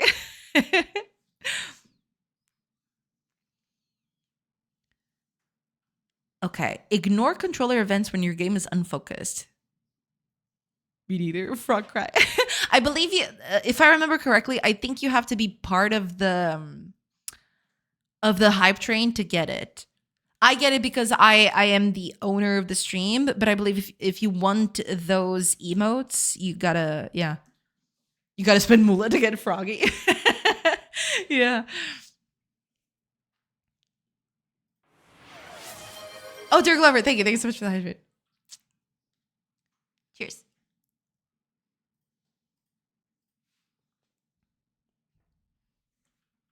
I gotta be part of the system. I see now it is, Jay. No, I don't mean it like that. Oh no. I'm sorry. I'm rather well, thanks. Got a job offer on the line, so I'm feeling good. Oh, that's awesome. Congrats. That's amazing. Yeah. Hopefully it'll all go well. Congrats on that. That's perfect. My favorite emote. Sip. Always very custom. Exactly. Yeah. Pool boy just appears in the background. 5 gifted subs appear out of nowhere. And now streamer is encouraging us to spend money to get frogs. I didn't say that. Oh my gosh. Very original. Totally unrelated. Yeah. For sure, for sure. It's actually unrelated. I don't want to. It's got nothing to do with that. Not related at all. Not related at all. But yeah, what's next, Jay? Bob viewers? No. I like the sass. The sip emote has. Yeah, the sip emote is very, very sassy. I really like it. Very sassy. We love it. Ignore controller events when your game is unfocused. Operating system handle gamepad input differently from keyboard and mouse input, as gamepad input is sent even when the window isn't focused. While this can be beneficial in some situations, it can lead to unintended inputs, potentially leading to accidentally exiting a game in the worst case. By enabling the input device's joypads ignore joypad on unfocused application project setting, you can now make your project ignore gamepad input unless the window is focused. The setting is disabled by default to preserve the existing behavior. Nice, nice. Oh, thank God for ignore gamepad when focused. What, was it giving you trouble, Kaga? Well, there you go. Gotta update to 4.7 to get that. Identify distinct keyboards and mice. Ooh. Big Godot is watching you. Keyboards and mice. Like gamepad inputs, keyboard and mouse inputs now use a device identifier. This can be used to distinguish keyboard/mouse inputs from other inputs by checking the input event's device property. Keyboard inputs always have their device ID set to input event device ID keyboard, while mouse inputs have set to device ID mouse. While this change does not add support for differentiating between multiple keyboards or mice connected to the same system, it lays a foundation that makes this possible to implement in the future. That'd be pretty nice. Yeah, that'd be pretty cool. Yeah. 2 mice multiplayer is possible, then apparently yes. But it does say it does not add support for differentiating between multiple keyboards or mice connected in the same system. So I'm assuming that that's going to come later. Let's go. Finally, we can use 3 full keyboards for ultimate hacker games. Exactly, yeah. I just hate when I'm accidentally pressing buttons while checking my Twitter. You know how much I love Twitter. I'm there 8 hours a day. It's called X, buddy. Get it together. Blasphemy. Get out. No, I'm just kidding. Don't. I remember playing Settlers 2 with 2 mouse. Wait, seriously? Oh, wow. It's called X, buddy. Get it together. Ban worthy. True. So it's thought for Steam Remote Play, I guess. I guess that would be that. Yeah. Some kind of virtual keyboard/mouse thing. I'm assuming that'd be it. Hard to say. But yeah, it does kind of seem like that would be the most common use case for that. Yeah. Better controller support on iOS, a true controller know-it-all. We have switched to the battle-tested SDL library for controller support on iOS, as previously done on Windows, macOS, and Linux. This ensures more controllers have the right default mappings. That's pretty cool. Yeah, SDL provides a ton of utility. I've used it before. When I was doing my own engine thing, I was relying on SDL. SDL is super nice, yeah. Add gyro aiming support to your project. Aim for the open spot. Accelerometer and gyroscope inputs from controllers can now be read by Godot. Among other things, this allows for the implementation of responsive yet smooth gyro aiming by tilting the controller. That's cool. That's pretty cool. That is going to allow a lot of people to do some very interesting things, I think. Settlers 2 needed to have the other mouse in COM port, so I had to find a PS2 COM adapter. Then you could play split screen multiplayer on one machine. Ah, I see. Interesting, yeah. Gyro. Splatoon spin-offs incoming. True. I mean, I'm all here for it, to be honest. Rendering. Giving every pass its own unique environment uniform buffer. You get a buffer. Everyone gets a buffer. Can't wait to see Kago's Story 2 with gyro controls.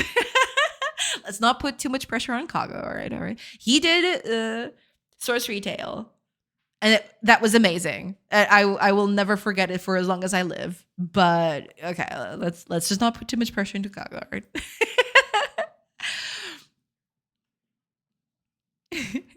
Poor Kago. Modern rendering uses what we call passes in order to create final images that are shown to you on your screen. These are essentially processes dependencies that end up with a painted canvas. Some passes can draw the scene object, while others can read the output of previous passes in order to apply some post-processing effects. We figured out that by giving each pass their own unique environment uniform memory pool, we could speed up the rendering process. It's all because sharing the same memory pool across passes added copy dependencies that often bottleneck the whole process. As GPUs are meant to do multiple tasks in parallel, it checks out. Okay. Tilt the controller to aim the enchanted broom. Exactly, yeah. I know. It's fine.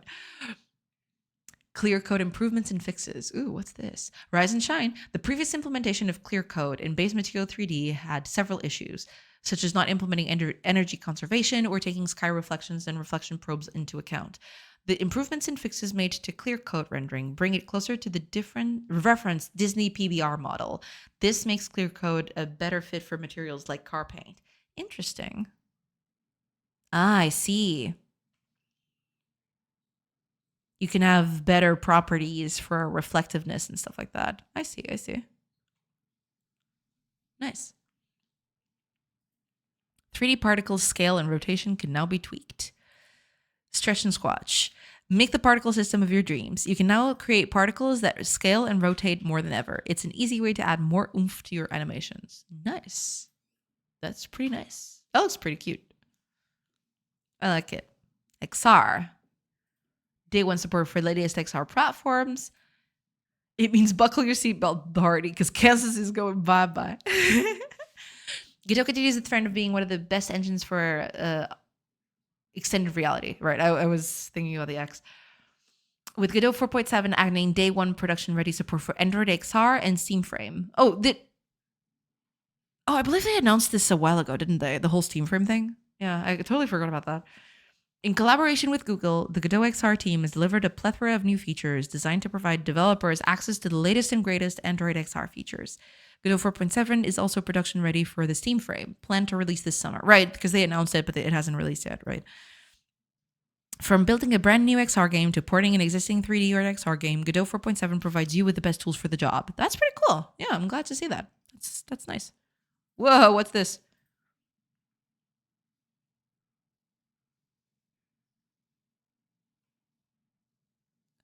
Ah, I think I see what that is. Ah, I see now. I think I get it.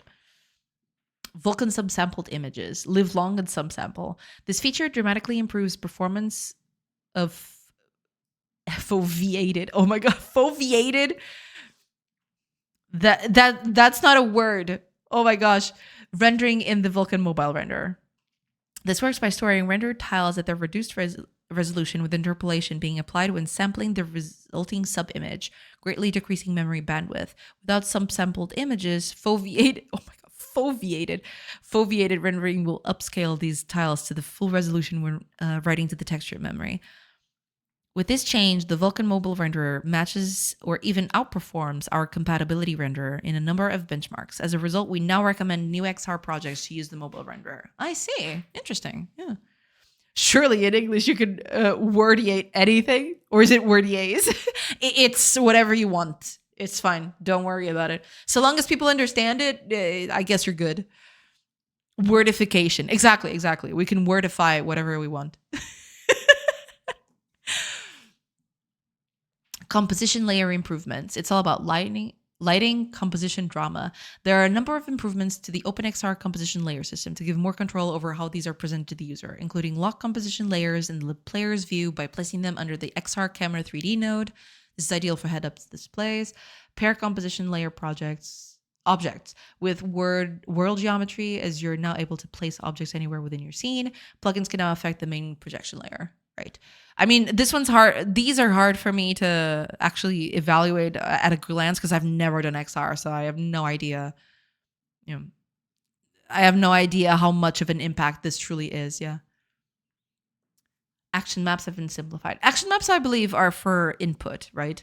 But well, I'm assuming in XR it's rather different because you have to map for gestures and stuff like that. Le contrôleur? What the hell is that? No more. With the introduction of support of the OpenXR generic controller profile, the default action map for new OpenXR projects has been greatly simplified. Previously containing over 10 profiles, the default action map has now been simplified to only include entries for the generic controller profile, touch controller profile, Pico 4 controller profile, and a hand interaction profile. Developers can introduce additional profiles if their target platforms require those, but with just these 4 defaults, the action map is far more manageable while still covering most of the market. All right. That's cool, I guess. Ooh, now platforms are coming.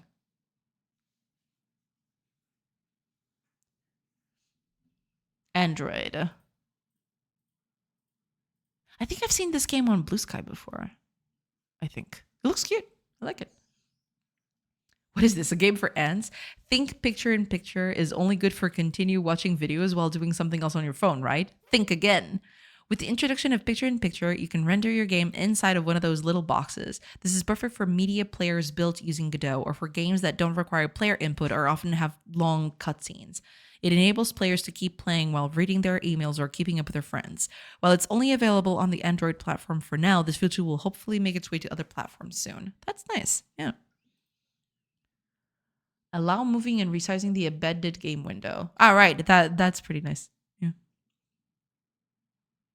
What if I really want to create a game for ants? When developing a game, it's important to ensure it looks good across a wide range of devices. With so many screen sizes and aspect ratios in the market, testing different layouts is essential. Desktop users have been able to resize the game window to quickly test how their games behave under different aspect ratios. I've done that quite a bit, yeah. Godot 4.7 brings the same flexibility to the Android editor. The embedded game window can now be freely moved and resized, making it possible to test your game across different aspect ratios directly on your Android device. That's pretty nice. Yeah. Yeah, I can't imagine doing this before this came along, because I do this all the time to test sizes and stuff. Enable orientation changes in the script editor. Ah, that's pretty nice. Code laid down in your bed or in the bus. One of the main usability issues of the Android editor is script editing. While many improvements in this area are currently in progress, we've addressed one big issue: the fact that the on-screen keyboard takes up a large portion of the available screen space on mobile, making it difficult to work with code. We've enabled changing the orientation for the script editor. When it's in expanded mode, you can now rotate your device and switch between portrait and landscape orientation. Many developers prefer coding in portrait mode, as it provides more vertical space and allows more lines to be visible at once. This makes navigating, reading, and writing scripts much more comfortable on mobile. All right, very nice. Easily customizable splash screens. Take it to the next level. It was previously possible to customize the native Android splash screen of your game, but it required a Gradle build and manually installing files inside the native Android resources. You are now able to edit the splash screen settings in the Android export options. That's pretty cool. That's pretty nice. Making tracing easier with Perfetto. Perfetto. I want to know everything there is to know about Spider Android. In Godot 4.7, we're making Perfetto. Perfetto. I feel like I have to do the hand gesture. Perfetto. The default tracing tool for Android editor and template builds. For template builds, this allows developers to leverage Android's built-in Perfetto integration to easily analyze the performance of their games and apps. For editor builds, this gives the Godot Android maintainers the tools to analyze and address performance issues with the Godot editor on Android devices. Nice, nice. Allow implementing Java interfaces from GDScript. The Android team continues their work to facilitate integration and access of Android's APIs in GDScript through the Java class wrapper and the Android runtime plugin. In Godot 4.7, these capabilities have been expanded by adding support for implementing and overriding Java interfaces in GDScript. Nice. Ooh, Linux stuff. Let's go. Oh, there's just one. Sad. Initial touch support for Wayland. You can touch this. Well, touch support was available on Linux BSD using X11. That wasn't the case when using the newer Wayland protocol introduced in 4.3. Well, until now, with a more complex touch then still needed to be implemented, pan and scale gestures, long press to right click on Android, you are now able to drag windows and push buttons with your fingers. Nice. Woo! One more than we usually get. Woo! I mean, we'll take it. We'll take it. Scripting. Ooh, GD extension.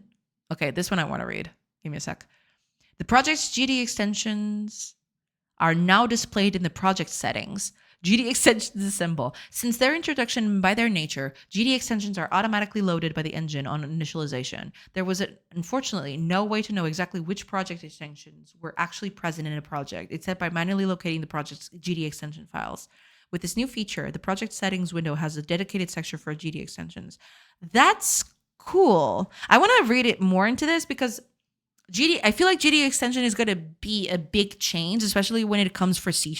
Right now, C# is not a GD extension, but I believe they want to make that a part of the GD extension framework. So I'm going to take a look into that because that looks cool. Teamwork makes the dream work. Thanks to all the contributors who had PRs merged into this release. Special thanks goes out to all the engine teams that collaborated on this release, especially since commits to other related repositories did not show up in this graphic. Oh my gosh, look at that. It's been over 3 years since 4.0 dropped, and we're arguably... Wait, it's been 3 years? Yeah, because it was around the time where I started streaming. God dang. Time flies. Holy crap. We're arguably as far removed from that now as 4.0 is from 3.x. It's only gotten easier to publish a title with the engine, as evidenced by Steam currently listing over 700 new Godot games published in 2026 so far. We've not even halfway through the year, and we're already over halfway to 2025's 1,200 plus total. This is to say nothing of itch.io, which receives over 1,000 new Godot games every week. That's pretty good. Godot 4.6 gave users their most streamlined baseline release yet, whose focus on polish and usability immediately resonated with the community. This release aimed to double down on that approach, making not only the engine itself more streamlined, but the tooling and resources running it as well. Just AI games. Hopefully not. Hi-yo, Talsoap. Welcome. There's still plenty to be done with the engine, as every user with a favorite feature that's currently missing would know. However, we're extremely impressed and inspired by the time and energy that the community has put into this global passion project. Well over 300 contributors are responsible for this latest feature release, totaling over 1,600 pull requests. From the bottom of our hearts, we want to thank each and every one of you for your incredible work, as well as all users who've sponsored our development fund, reported bugs, open proposals, or supported one another in our community platforms. Yeah. All the page credits. That's a lot of people. Yeah. But all right, those are the 4.7 Godot patch notes. Heck yeah. Thank you to the whole team for doing this. This is amazing. All right, let's take a look at those two specific things I wanted to take a look. So 5.0 in a month? Hopefully, yeah. Maybe 3 weeks. Give them 3 weeks. They'll be okay. From what I think it was in the 4.6 patch notes that they actually were only going to make Godot 5.0 if there was a huge change to it. I believe they want to stay in 4.x for quite a bit. Yeah. Oh, the ads are starting in a minute. Okay, I'll take a quick break while the ads are playing. And then I'll take a quick look at these two specific changes because I'm really interested in those two specifically. And then I'll get back to development because, need to get more stuff done, Change the first version number on breaking changes only would make sense. Yeah, I think that's what they want to do. Yeah. From what I've gathered, we're going to stay in 4.0 or 4.x for quite a bit. Yeah. One day we'll be on 420. Oh, if that happens, it's going to be hype. Hell yeah. But yeah, ads are going to start in about 10-ish seconds. I'll take a quick break and then I'll come back and I'll read these two specific changes, and then I'll keep working on the thing because I wanted to do a few more things today. We'll see if I can, but got to think about upgrading to 4.7 too. Got to think if I want to upgrade. I mean, I want to, but we'll see. I'll have to investigate. So far, nothing seems totally out of it. So I think I'm going to upgrade. because project is all procedurally generated. I don't think there's anything that could do a major breaking change. So it's all good. Okay, ads are now in progress. Cool. So yeah, I'll take a quick break and I'll be back in a bit. So catch you on the other side of those ads. See you in a bit, everybody.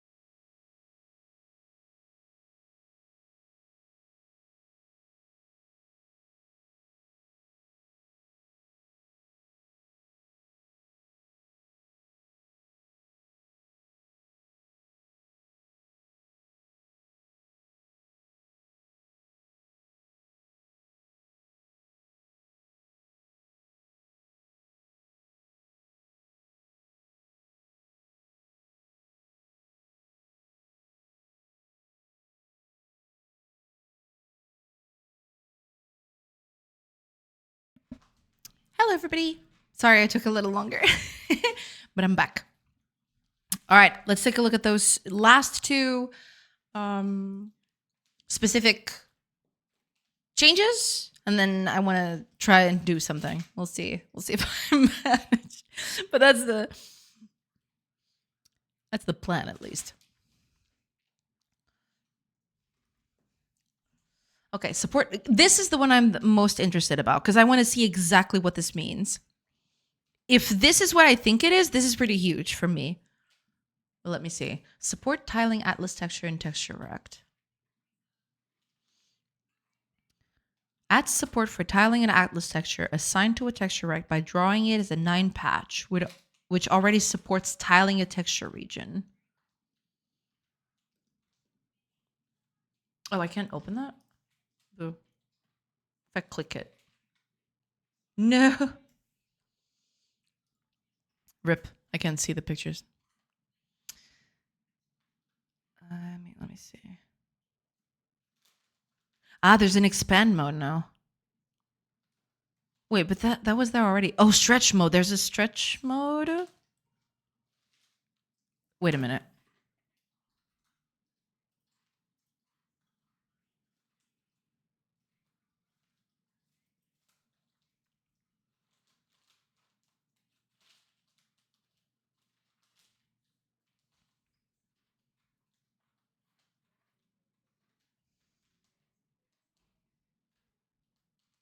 Tile, keep size. Curious. I don't see the changes immediately.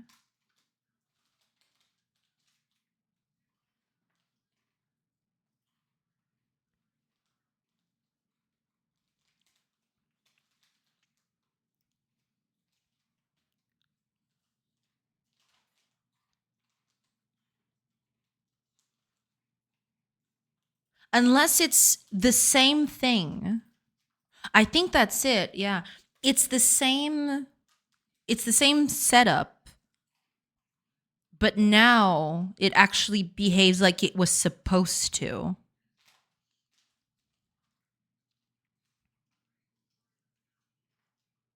Cuz the setup seems like it's the same in terms of variables here, but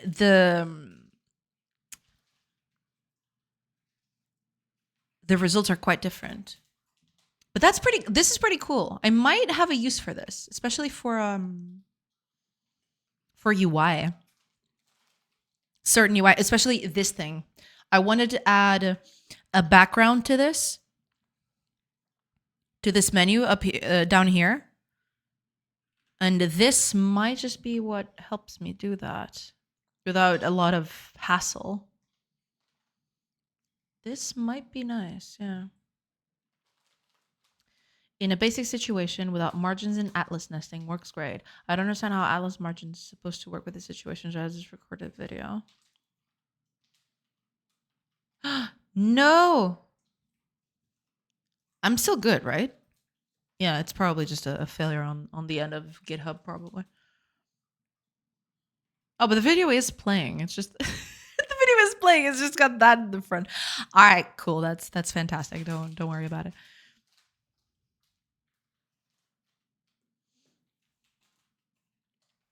Fake error message. True.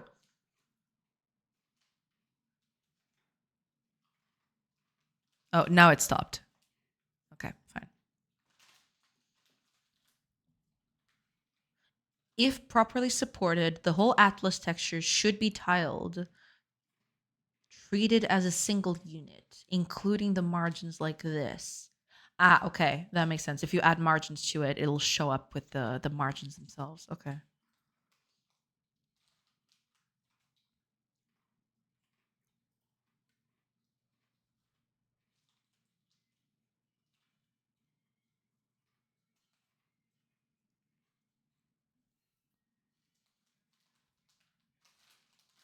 That's actually curious. Let me see. If I do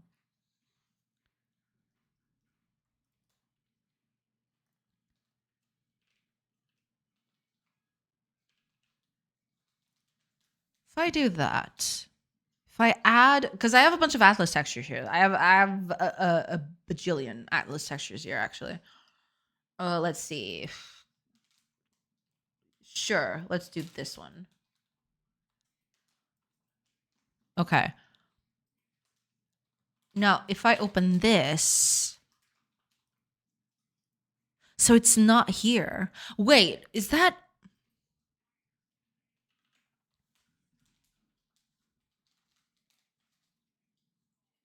Oh, this is from Dev 6. It might not be in the official 4.6 release yet. I think that's it. Yeah.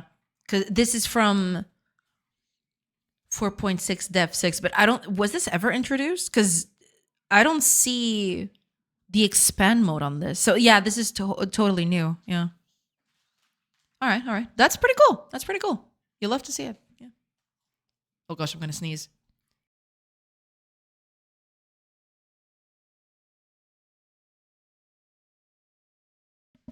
Whew. All right. Cool. So yeah, this is all brand new. That's cool. I have a lot of uses for this. So this is pretty cool.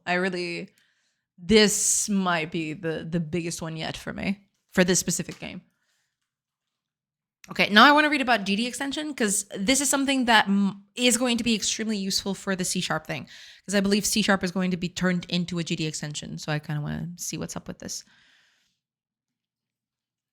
Minimal subset from PR, which adds a tab to project settings to display GD extensions. Display their minimum and max compatibility versions and allows reloading them. Also, double-clicking the path will open the GD extension file in the default program. I see.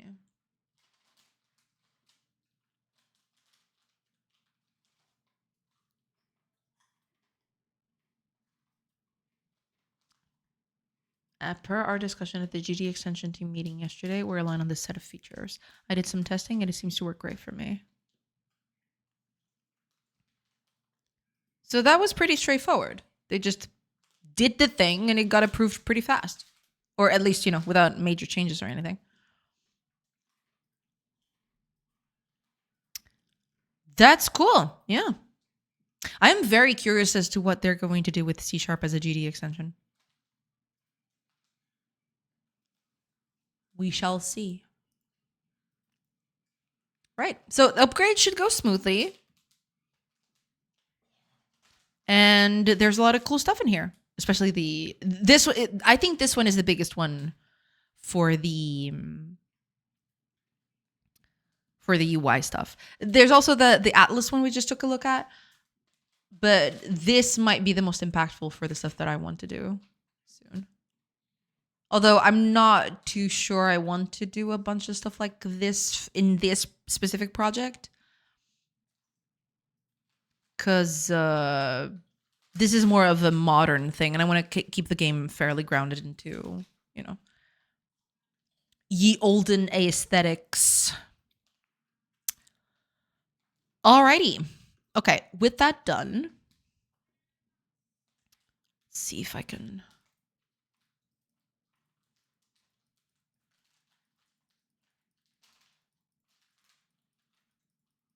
Okay, so I just finished this thing. This is the only thing I did today.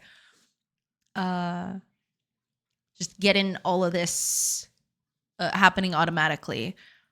I kind of want to solve these errors that I was seeing previously. They don't seem to be happening now, but there were a few errors happening previously. I want to see if I can reproduce them.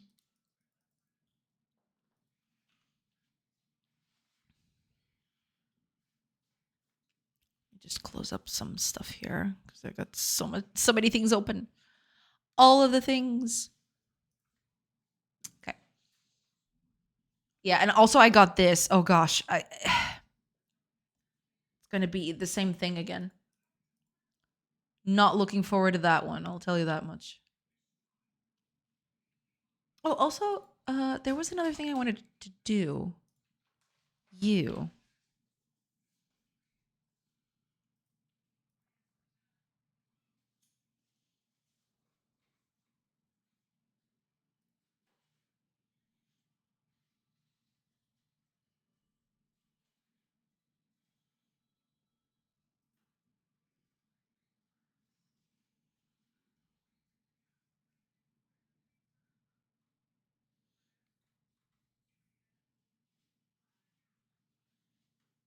Right, yeah.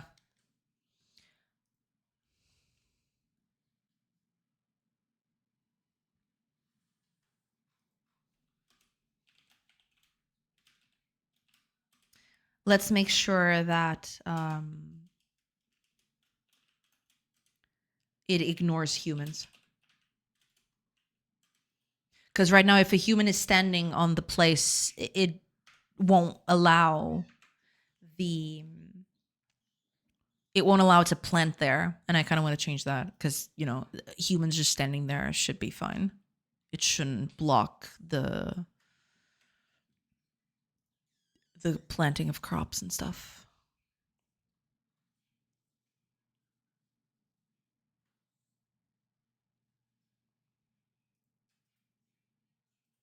Let's test it out.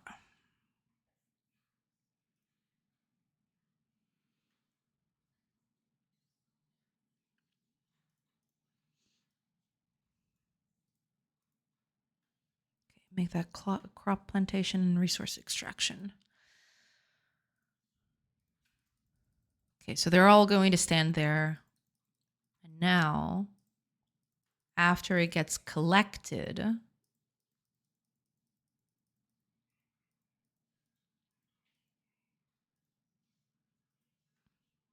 initially they won't be able to do it because there's stuff in the way. There's literally the uh-oh. Oh, it's this error again. What is this?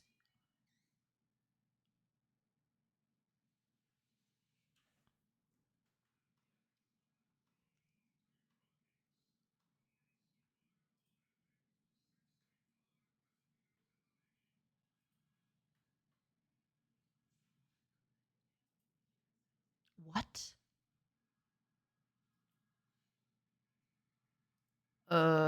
That's not good.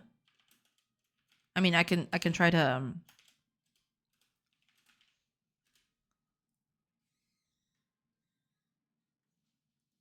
mitigate that, but that's weird. All right, fine.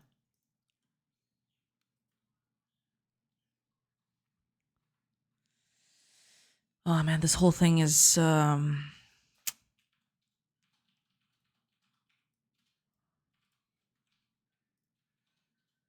make that resource extraction ready.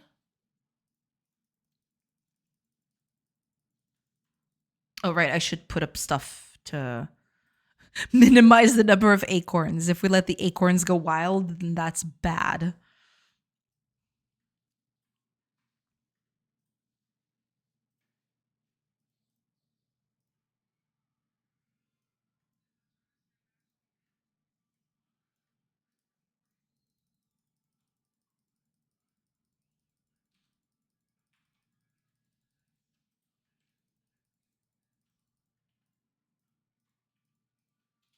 Oh yeah, but by doing that, they'll move.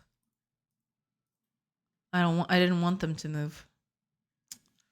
I forgot about that. Remove that.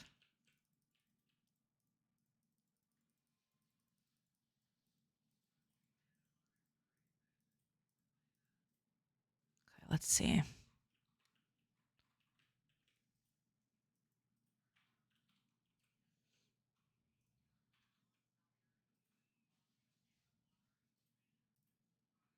Okay, one of them is going to move all of that out of here.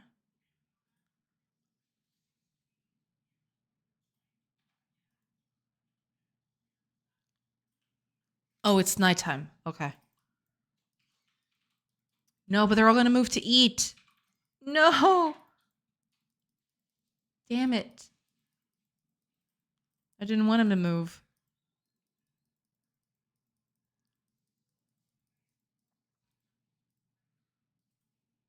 Okay.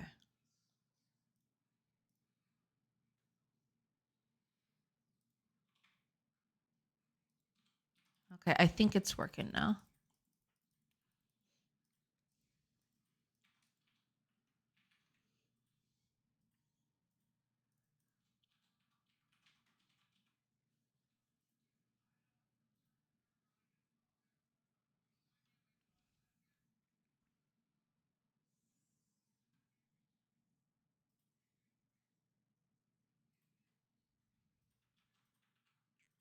Right. Yeah. I think this is it. I'm gonna do one more test and then we should be able to see.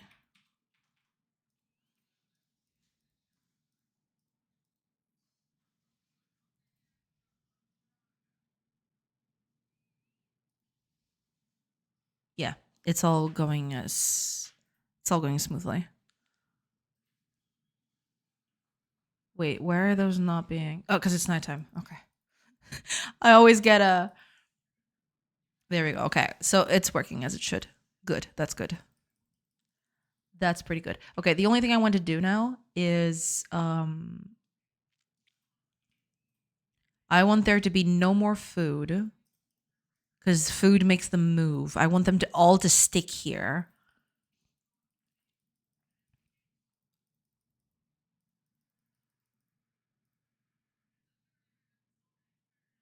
I want them all to stay where they're at.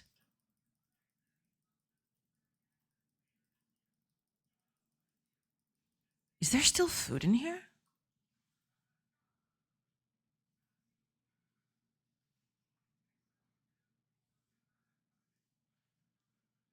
This is a person.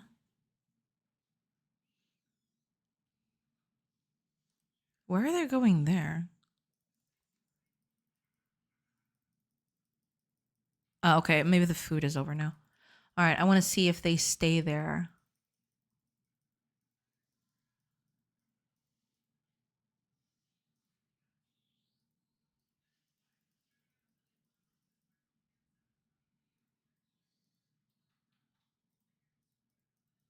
Why are they always moving? That's so weird. They should just stay where they are. Some of them do, but not all of them.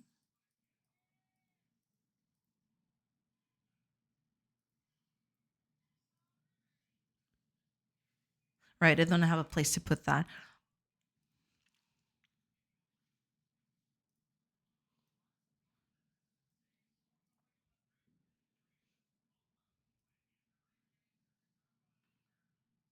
Okay, there we go.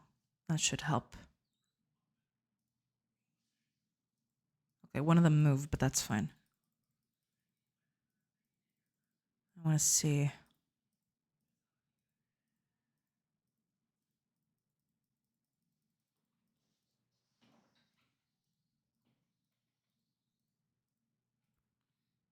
Okay. They move a bit to the side, but that's fine. It's nighttime.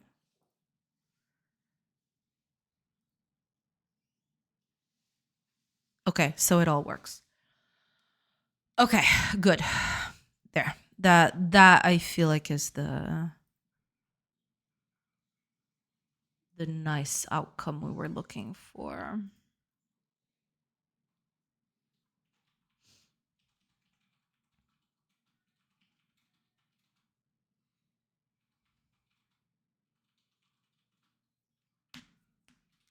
All I need to do now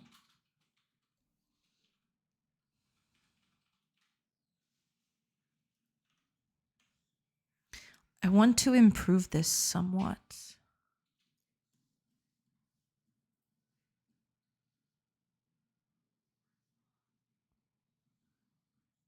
So here's the next thing that I want to do. We've got resource extraction, storage, and crop plantation.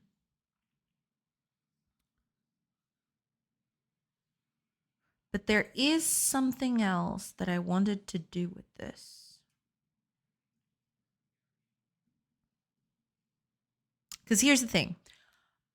I want these areas to be customizable in terms of what kinds of crops do you plant? What kinds of resources do you extract? What kinds of resources do you storage? But I mean, doing that might take me a bit to do. But I want to just take a quick look at it. Because this might not be the thing anymore.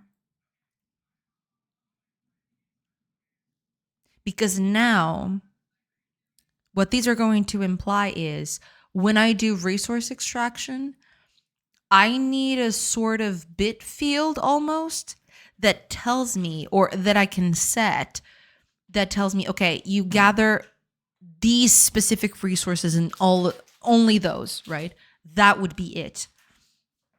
And same thing for storage. These are the only resources that you're allowed to store in here. And plantation, et cetera, et cetera. Same goes. But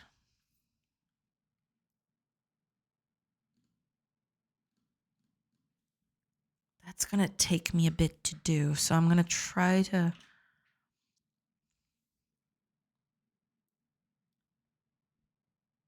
Because then I'll need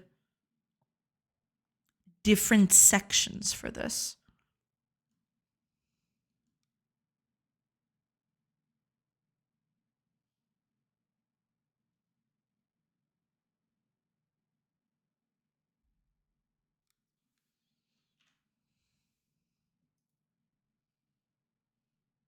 But it's kind of what I wanted.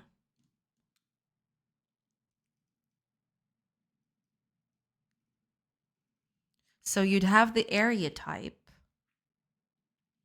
right here.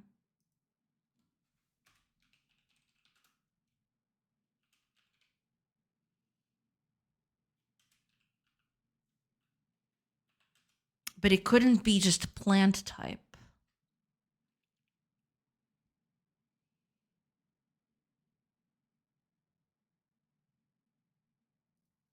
It would have to be more than that.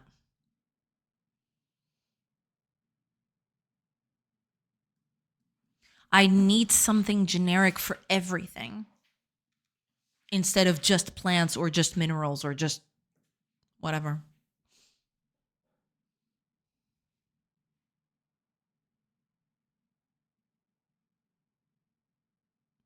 I get the feeling that's going to necessitate a few changes, though.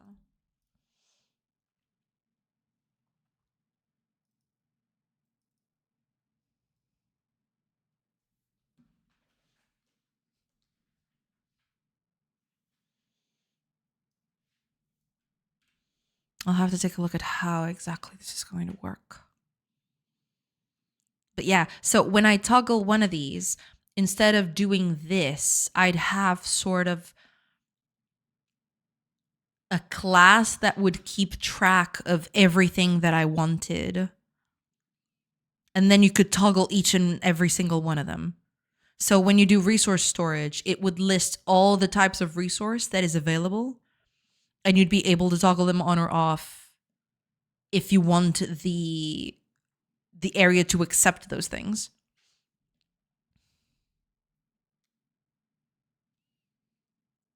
And there would be other things, of course, but I could even add stuff such as allow a certain quantity, or, for each one. That could be interesting too. I'd kind of like to have an array of how much and how much you should accept up until, right?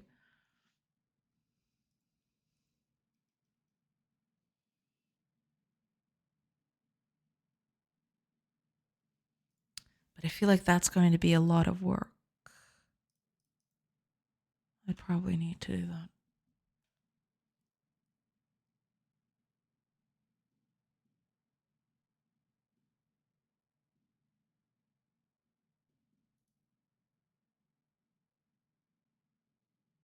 Okay, let's take that off. That's kind of bothering me. I really want to take that off.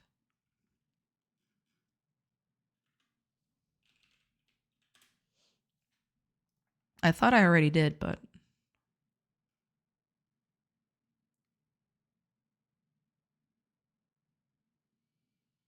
gotta go. Take care. Thank you so much for being here, ResDev. Thank you. Thank you so much. And take care of yourself. Yeah. I'll catch you some other time. Thank you. Thank you.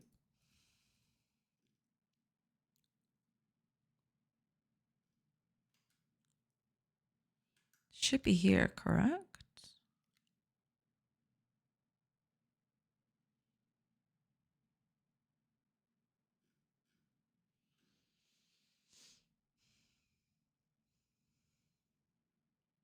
Entity frame. This is what yeah, it's right here. Entity frame.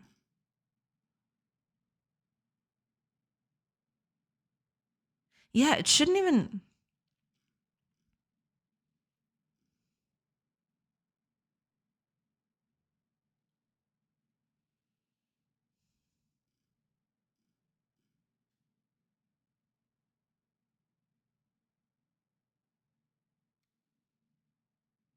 Right.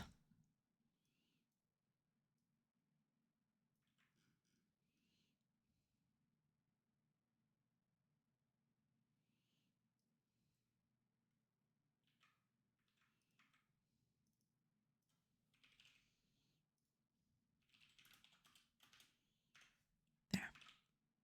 I think that fixes that. At least that won't show up no more. I mean, eventually I kind of want to have the selector around the...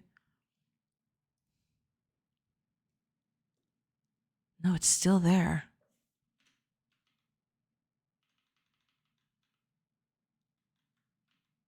Why?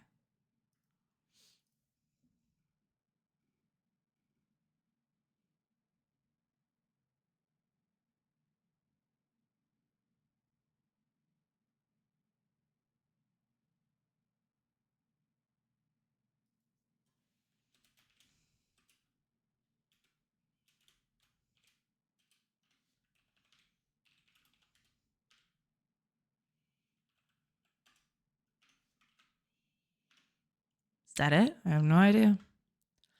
We're going to find out.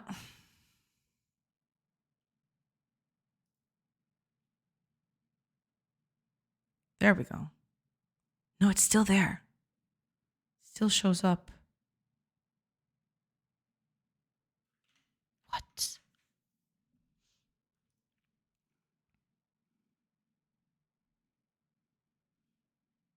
What? Is it because I didn't do that here?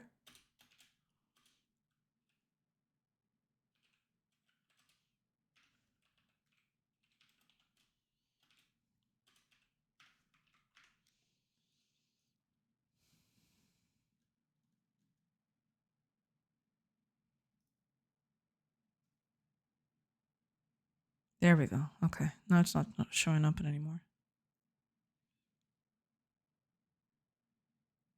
There. Yeah. I really need to come up with a better system than this. This is very, very finicky. This is extremely finicky. But I'm not going to change it until I do a more thorough pass on all the systems that need changing, including but not limited to the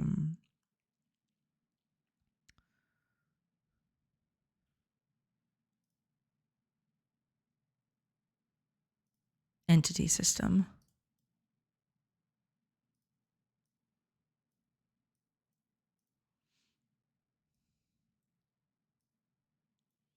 Okay, there might be another thing that I can fix right now. That should be easy enough to fix. Which is, I do this, and nothing shows up until I right click. And I don't want that. That looks bad.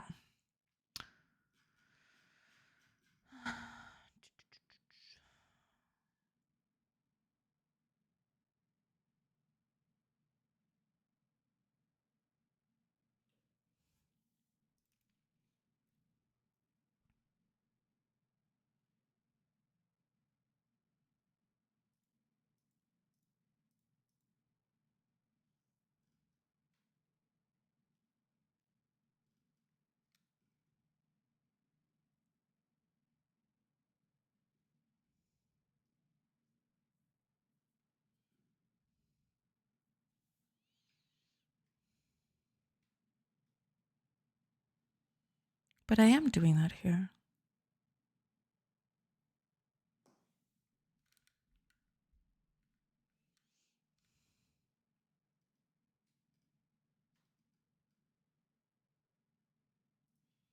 Which one of these is being called?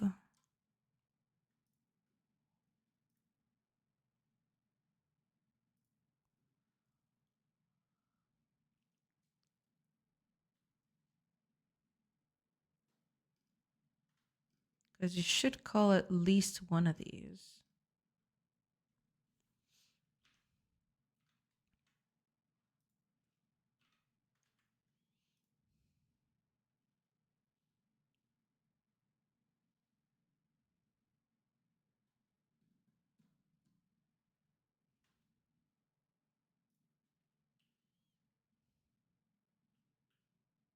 Oops.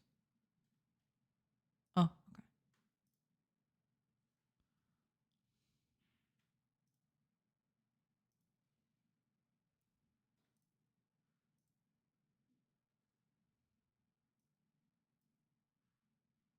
okay. Okay. That's fine. But then it gets cleared again. Why?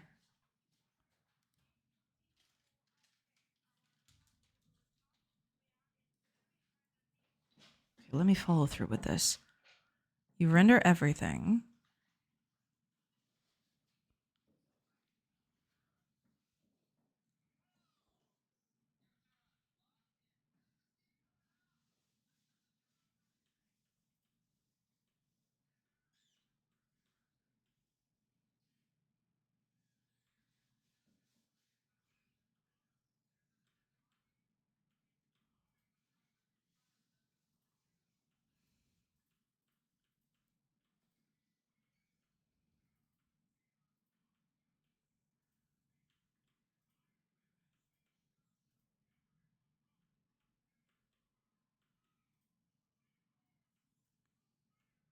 Yeah.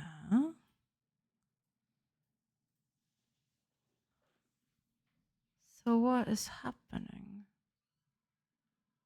How are you?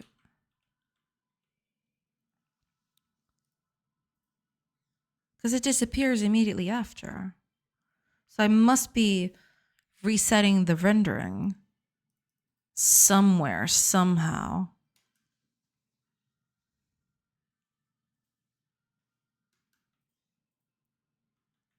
But why?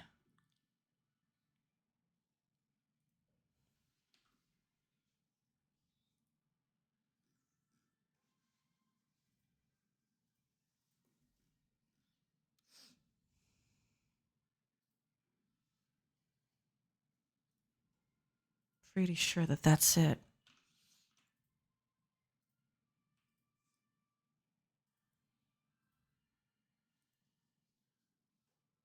No? And why are you disappearing? If it's not that. Oh no, because wait a minute. I have a clear areas, don't I?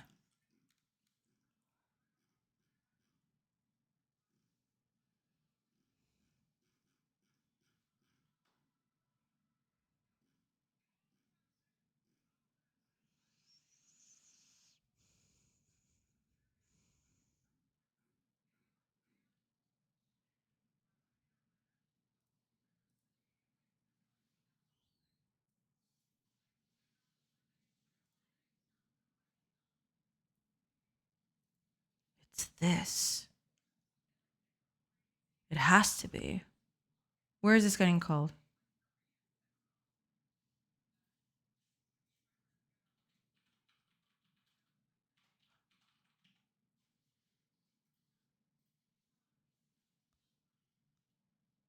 Wait, why is this here again?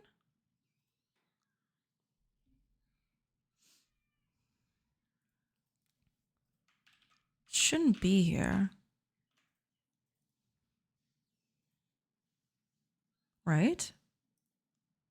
I don't think that makes any sense, but. There we go. Yeah. That way it just sets itself up immediately. I really need a more visual way of, indicating that that's what's happening, but that goes besides the point.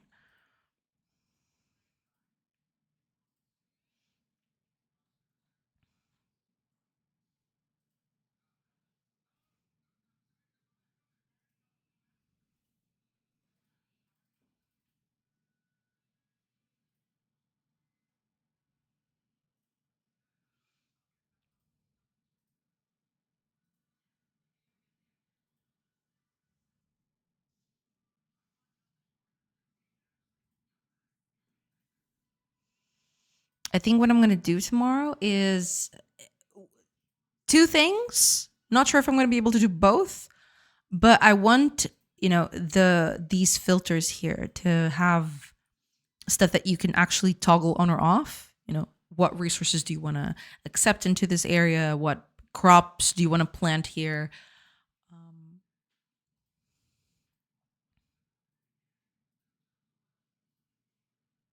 They're digging one heck of a trench right now. Hell yeah. They're all heavy at work. Oh, but that's the interesting bit. Okay, hold on. Let me select the area and let's do resource extraction. So that would mean that not only will they gather the crops, but everything that is fully grown, including minerals, they'll take out, including the tree. So the tree at some point, whenever it fully matures, it's going to get removed, which is right now. Yes. Okay. That's good. That's it. Never mind. They're planting crops. I really need new animations for them. But I don't think that's happening anytime soon because I have got so much stuff to do on the game. Yeah, but we've got a whole bit of automated farming today. So it wasn't that bad. Got some automated farming, got some automated other resource gathering, which is good. So we can just set this whole area here and tell them, okay, extract. And then once they are mature, they'll just extract it, including, the grass and the trees and everything else. Yeah, when the areas are too big, this does get a bit spicy. Yeah, but could be worse.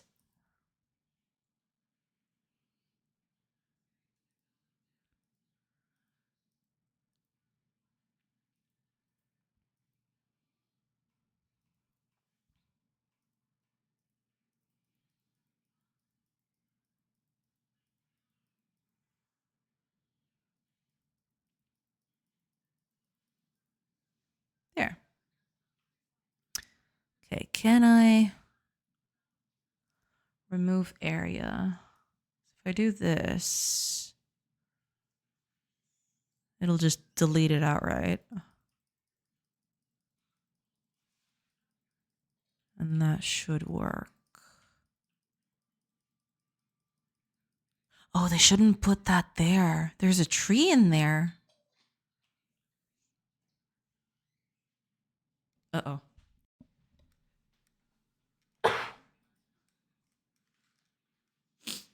Yeah, I didn't turn off the mic. Sorry about that. I did click, but it didn't go through, sadly.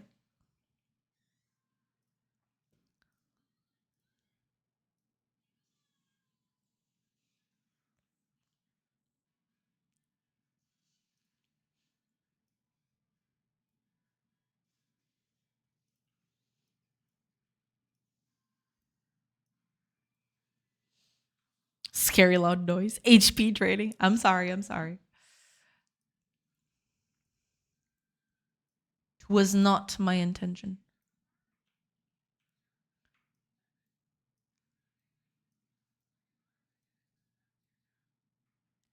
JK, it was loud. Okay, good.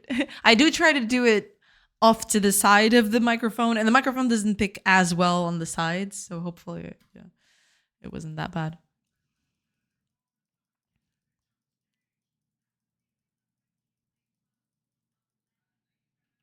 Okay, let's pick up this area, say resource extraction. So that means that they'll clear the area of stuff.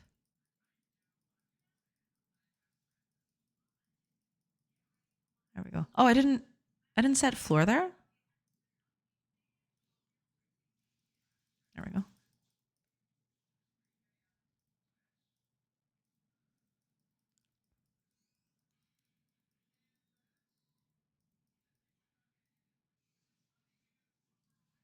Wait, why is no one picking this up?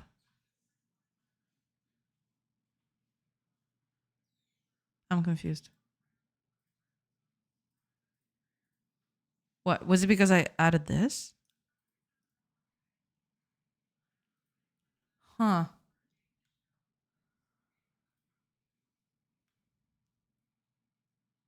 That's not supposed to happen.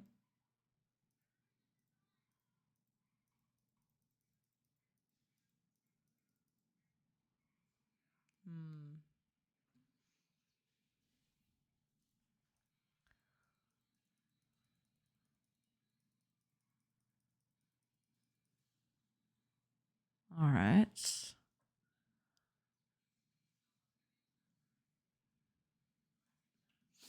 But that wasn't supposed to happen, no. Let me just snooze that.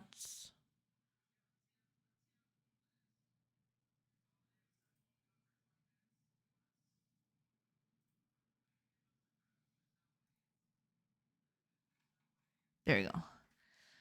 Snoozes have been applied.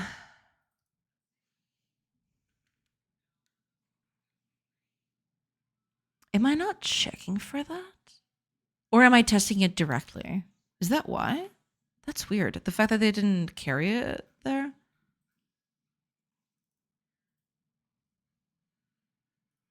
Maybe that's it. Maybe I'm not checking. Maybe I'm checking it directly instead.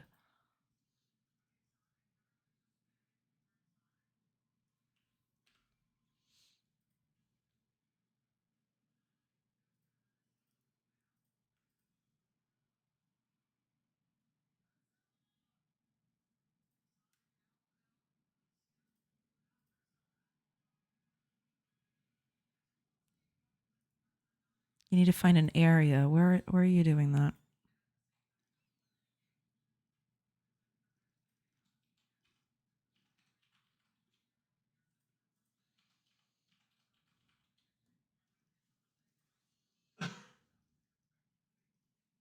This is where they create it.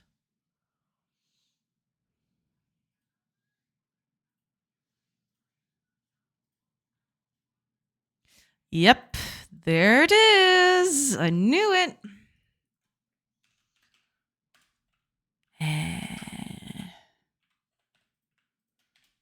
Oops.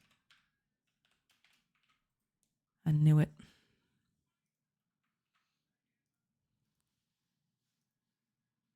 Past J strikes again. True. No, but I mean, I did all of these changes yesterday. I must have missed this specific one. Because I changed everything except for this. Yeah. Let me see.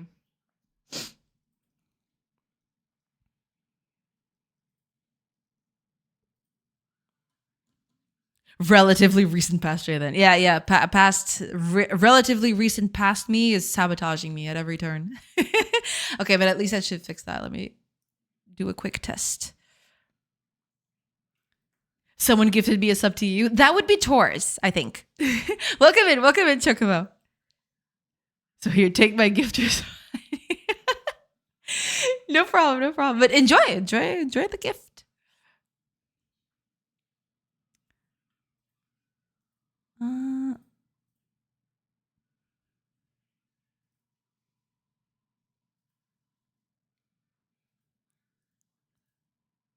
Okay, let's do resource storage right here. Oh, right, but it needs to be filled. I forgot about that. Make a crop thing.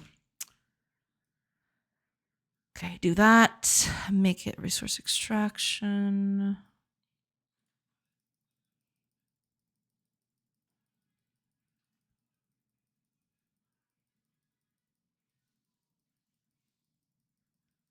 Okay, I want to fill this one up.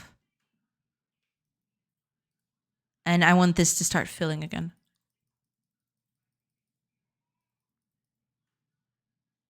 There we go. Okay, it's already being filled. Okay, so now...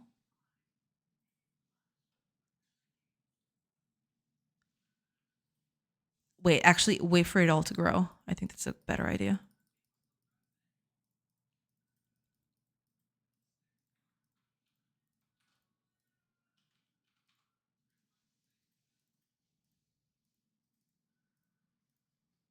Okay, there we go.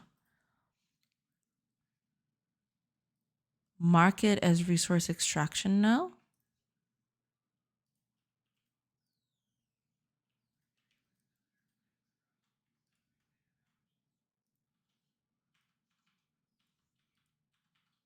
They're all very still. I don't like that.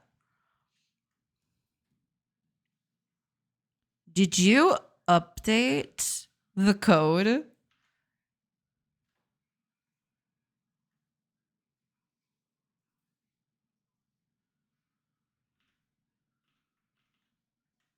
Because that doesn't look like it. Oh, it's nighttime. Okay.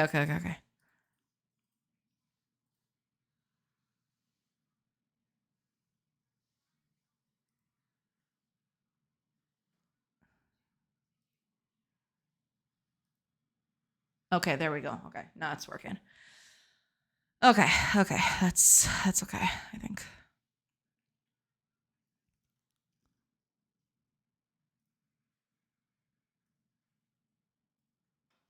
Okay, good.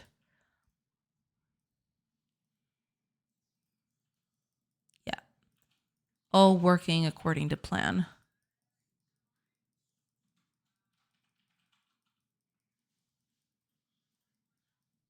There. Okay.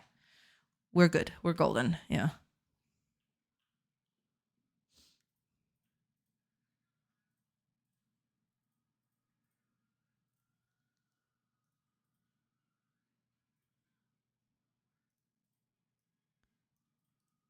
Does this update? Yes, it does. Okay, perfect.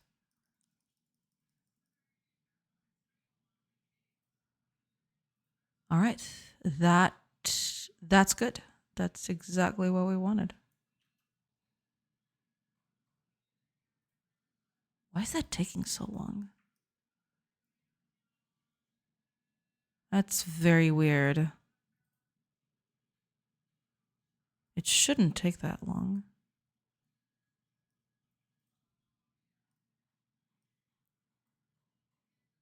I'm gonna have to see what the heck is going on with it tomorrow. Yeah, that's taking way too long.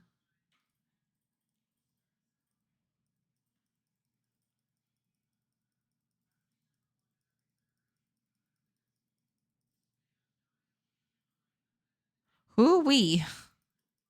This whole thing is just.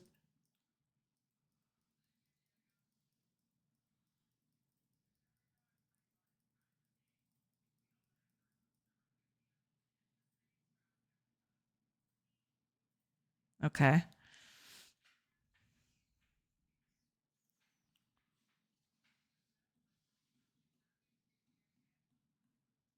That'll do.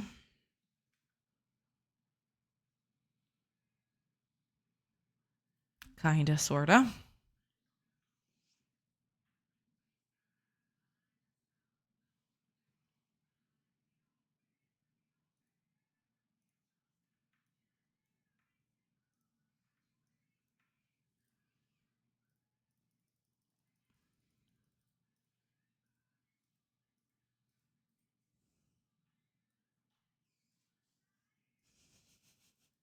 Man, look at all that wheat.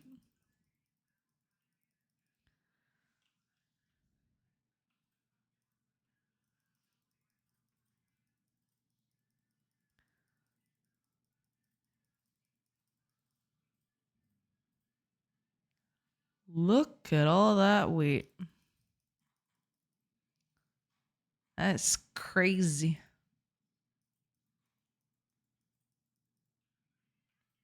We can make beds. Sweet. Yeah. Very sweet. Let's make some beds for them. Otherwise, they'll be tired. Well, they're already very tired. There we go. Now they have beds.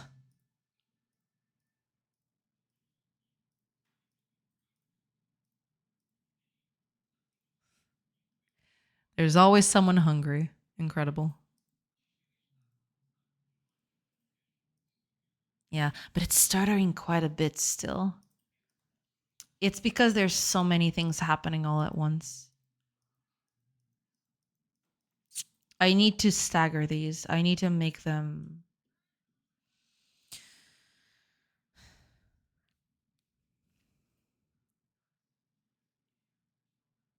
I need to make them happen over time instead of doing this.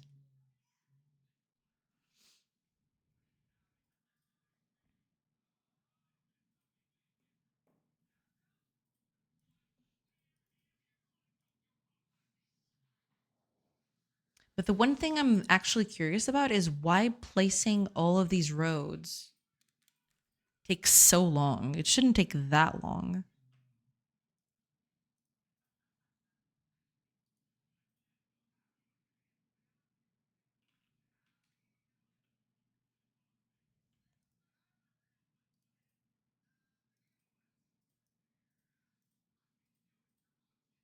Yeah, it takes way too long to just place a single line of things. It actually stutters the game enough that it actually just goes crazy. Okay. But I randomly decided to watch Mass Effect Trilogy, the movie, while working on stuff. So I'm familiar with most of Mass Effect now. Oh, I see. Well, that's good. Yeah, Mass Effect is nice. I like Mass Effect, despite what the rumors might lead you to believe. Let me take a quick note here.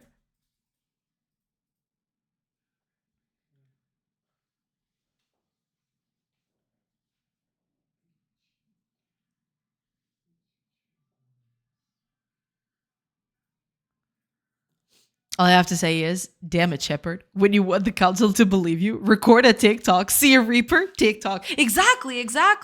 They could have, they could have just shown that. But I guess he would be discredited pretty quickly by, oh, it was doctored footage or something. I don't know. What is this Mass Effect? Some sort of new LLM? Please do not mar the name of the glorious Mass Effect with LLMs, okay? Mass Effect is nowhere near the leagues of an LLM. An LLM aspired to be even closely to cool as Mass Effect, okay? Let me just take a note here. The things I want to do tomorrow. Yeah. Jay jumped out of the chair responding to Kago. Did not. I think so. It's basically replacing all C# programmers. I know, right? I have no idea what you're talking about. I am wholly innocent.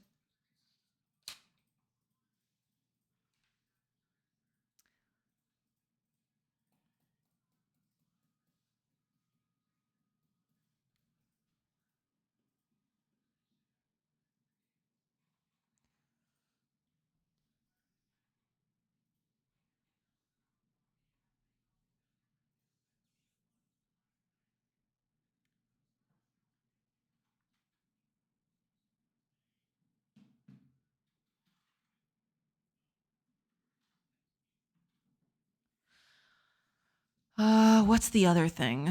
I had 3 things I wanted to take a look at. I don't remember the third thing. If Joker did that, he'd be in the hospital. See how much I know now? Yeah, Kago's a certified expert now. I'm beginning to think that streamer might have a thing for this Mass Effect video game. Maybe. I will not confirm or deny such rumors, but there is a slight mere possibility that I might or may not enjoy that game. Yes. I actually saw her name on one of the top 10 Mass Effect antis list on Reddit. Did not. I mean, being completely serious, Mass Effect does have its share of problems, right? As all games do. But overall, it's still really, really great. Overall, it is a hugely enjoyable experience from start to finish, despite the problems that it has and I'm sure you've all heard about the ending and everything like that of the third game. And yes, those are true. It was pretty bad, and I still think it's bad. But yeah, overall, it's still a super enjoyable experience. The characters are really, really good in that game. I thought it was really interesting. I like the idea of us discovering aliens, having to prove ourselves to them. Yeah, it's pretty cool. I really like that idea from the get-go. Because usually most of the sci-fi stuff that you see is actually the opposite. We dominate immediately, and we're the ones who set the standards for the whatever universe we're on. But in Mass Effect's case, it's a slight twist that works pretty well. It's the fact that before you came a whole plethora of aliens. So gotta get with the times, man. You can't just come up here and think you own the place. I know this is a huge red flag on my part. Whatever knowledge I have of that franchise was transmitted to me on this stream by you, Jay. I know, and that's okay. That's totally fine. And listen, before I played Mass Effect, I wasn't a fan of Mass Effect. You know what I mean? I thought that I would never be able to like sci-fi before I played Mass Effect. I only played Mass Effect because it was from BioWare. If it wasn't made by BioWare, I probably wouldn't have played it as much as I did. Or at least I would have postponed it quite a bit, because I thought that I would never like sci-fi ever in my life. And Mass Effect actually proved to me that I do like sci-fi. I just didn't have a lot of stuff with it. I didn't have a lot of contact with it, I guess. Yeah. Wait, important question. Him-shep or fem-shep? Kago, please.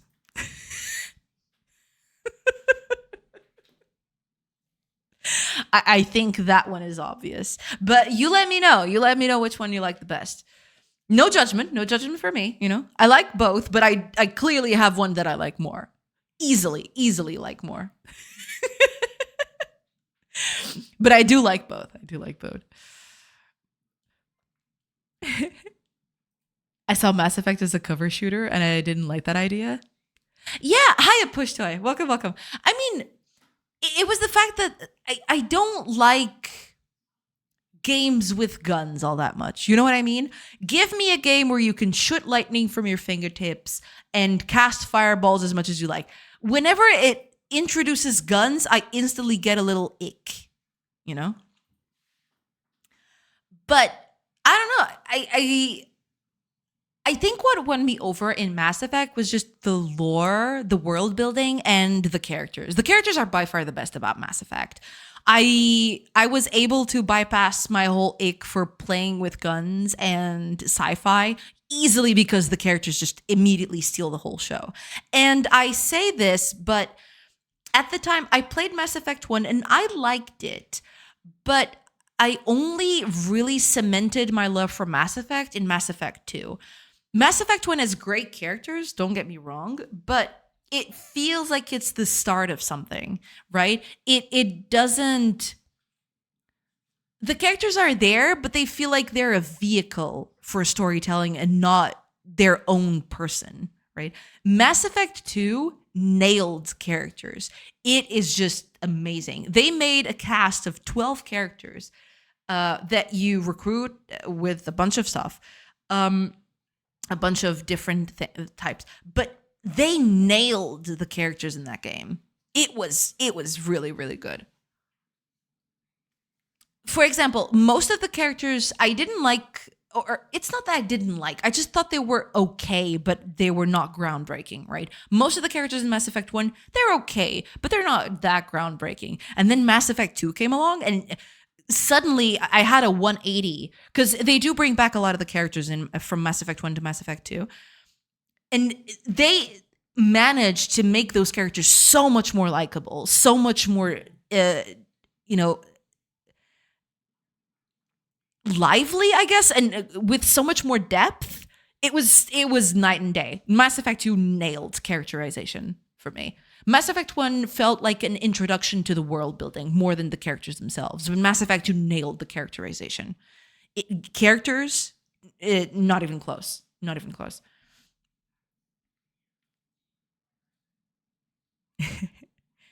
Oh, also, ads are starting soon. I am so sorry. I will take a quick break. And uh, I should have rated by now, but that's fine. I'll rate later, and I'll talk a bit more about Mass Effect before I leave. But yeah, I'll be back in a bit. So I'll try to be brief this time.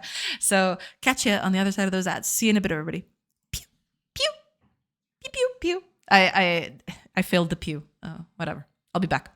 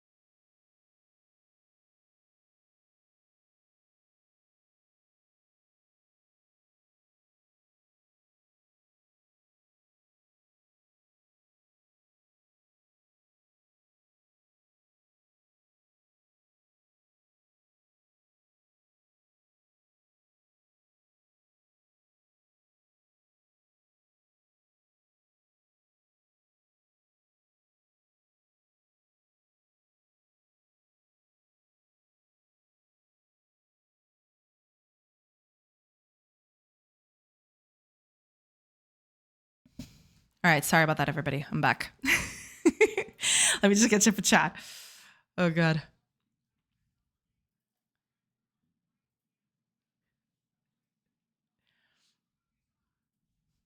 I never saw pure hate on her eyes like just now. My guy, what did you do? I think FemShep is cooler. So much so I switched videos after a while, so it was her. I see. I mean, I like both. Okay. I was kidding. But I like both. But clearly female shepherd is I like her better. And I've played both to exhaustion. I completed the game 4 times with different shepherds. But yeah, female shepherd, clearly.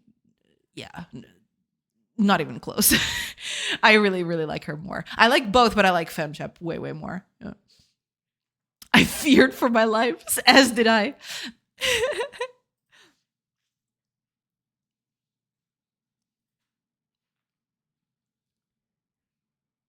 Mass Effect 1 was shockingly short for a Bioware RPG.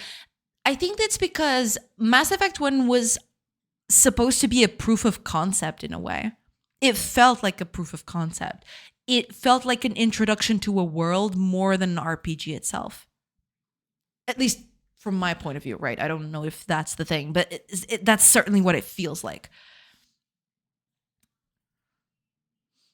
Oh, then ads started. Mass Effect is the ultimate stream derailer. Maybe. Let's not talk about it.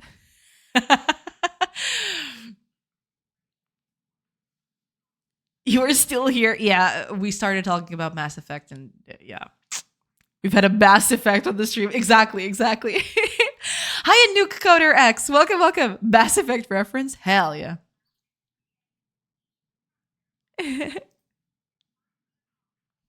I've had enough out of you, Punches Reporter. I've had enough of your snide insinuations. Punches Reporter. Oh my god. I actually never did that. I had a Renegade Shepherd, but even that one I couldn't do. That was my line.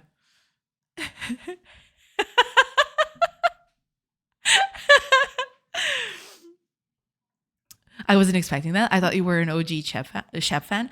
I mean, I like both, but I just feel like the female has a bit more range. You know what I mean? The Mark Meir did an excellent job with male shepherd for sure, but I just feel like female shepherd has a bit more range. It feels like male shepherd was tailored specifically to just have kind of be one note in a way. Whereas I think female shepherd kind of does a bit more.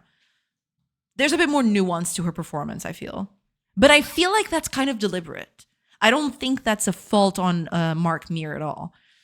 It feels deliberate. It feels a thing.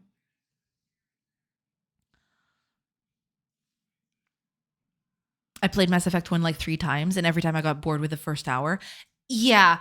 Mass Effect 1 can be a bit of a slog. I remember because I played the trilogy with 4 different characters from start to finish. And the first one was always the hardest one to go through because there's a lot more. It's a lot more dead. It feels like there's a lot more faffing about than the other 2. The other 2 are very condensed, tight experiences, but the first one, like I mentioned before, it feels more like a proof of concept than anything. Yeah. To a point I never played through it. I can totally see that. In my 3rd and 4th playthrough on Mass Effect 1, I was kind of dreading it a little bit. Yeah.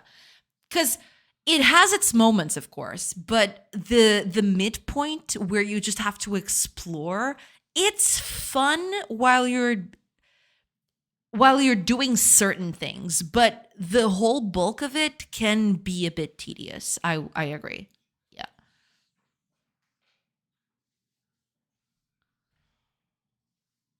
It's all right, Jay. He didn't mean it. Hi, I claim this name. Welcome. Reef does not approve of Stolen not being able to play Mass Effect 1. She knew the real quote, insanity. I will not comment further.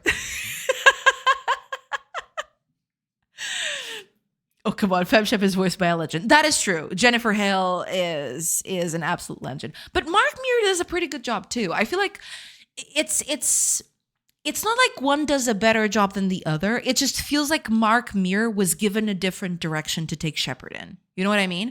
It doesn't feel better or worse. It just feels like a different character almost.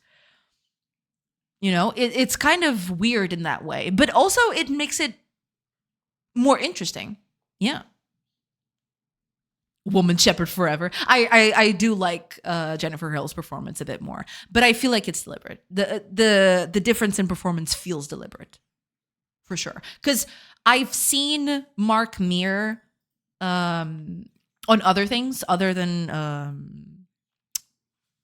Mass Effect. He had a TTRPG show. Or he participated in a show, and you hear him talk there. He has range. He has what it takes. It's just it feels like a deliberate directorial decision to have him do that. Yeah.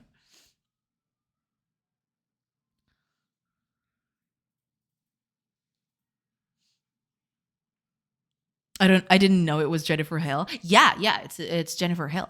Yes. The Jennifer Hale. Jennifer Hale is so cool. She voices all the coolest characters. I'm not saying this because I have because I like all the characters that she has voiced. But that's totally why.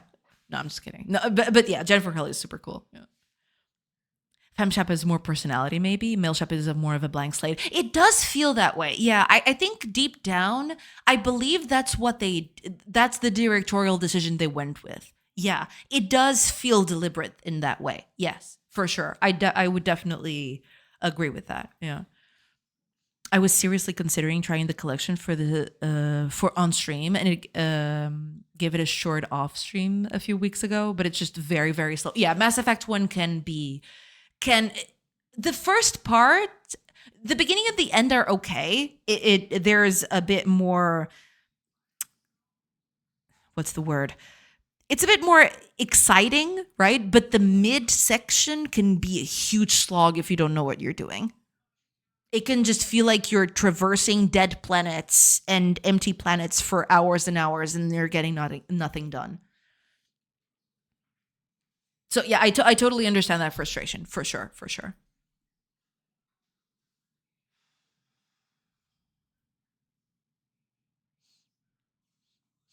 The funniest thing about punching the reporter is someone in the military calls you later is like, you messed up. I love watching it, but don't do that again. I actually never saw that one. I know the original quote of punching the reporter because a lot of people like doing that in compilations for Mass Effect, and I've seen it a few times. But I actually never saw the consequences of that because that was the one thing I never did, even with a Renegade Shepherd. I had a Renegade Shepherd, and even I didn't do that one.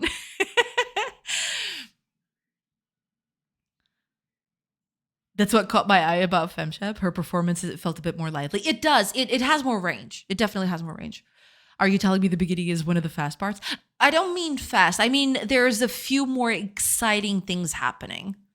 But it's not fast. The game is not fast. From beginning to end, the game does feel a bit slow. What I mean is it has a few more exciting moments, right? But even then, it takes it depending on how you tackle it, it can be a bit of a slog. Yeah. Yikes. I wonder if they started with Male Shepherd with the idea it's an RPG, try to be a blank slate, but change their minds before recording FemShep. I get the feeling, I'm not complete certain on this, right? But it feels like it's a byproduct because I feel like they directed Mark Muir to do a certain performance of being a blank slate, right? But then they had Jennifer Hale on the booth, And I feel like she might have tipped over the edge and they didn't stop her acting. That's kind of what it feels like. They kind of digged a whole different character because of her performance, right? Whereas I feel like Mark Meer got way more directorial more direction in his acting. It feels like they just let Jennifer Hill do her thing and it became what it is.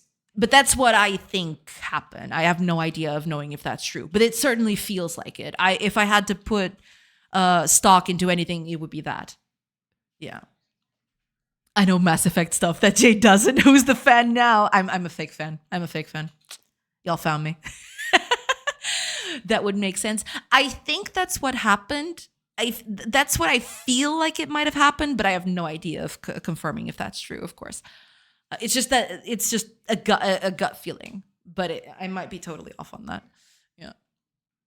Input. Right. Yeah. It feels like Mark Meer had a lot more input. It feels like they let Jennifer Hill do her thing, right? Of course, within certain parameters, they might have given her, a few guidelines or something. But it feels like Mark Meer was way more constrained in what he could, or the range that he could get into. And then after the first Mass Effect was a thing, they didn't want to change it, right? So Mark Meer was just the more deadpan of them both throughout the trilogy. It never changed. I mean, it does have a few moments where it shines and it stands out, but yeah, there's way more. There's way less variation with Mark Meer for sure. Yeah.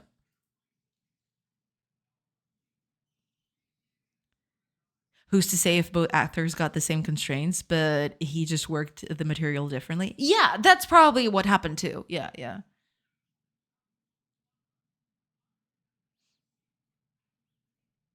That's also pretty valid. Yeah, for sure. The direction for Ash's VA. You hate aliens. You hate aliens and you believe in God. I feel a little bad for Kimberly Brooks because Kimberly Brooks is really cool.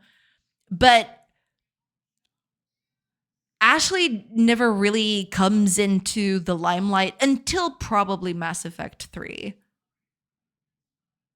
I really wish they did a little more with Ashley in a way. Because Kimberly Brooks is just amazing. She does some really nice work. I really like her. And yeah, I really wish Ashley got a bit more to work with, to be fair. What's the correct way to act a character that's multiple choice? Yeah, I mean, it could be that too, for sure. There's no way of knowing. Even I am just spitballing. I have no idea. It could be either or, of course. Oh, give me just a minute. I'll be right back.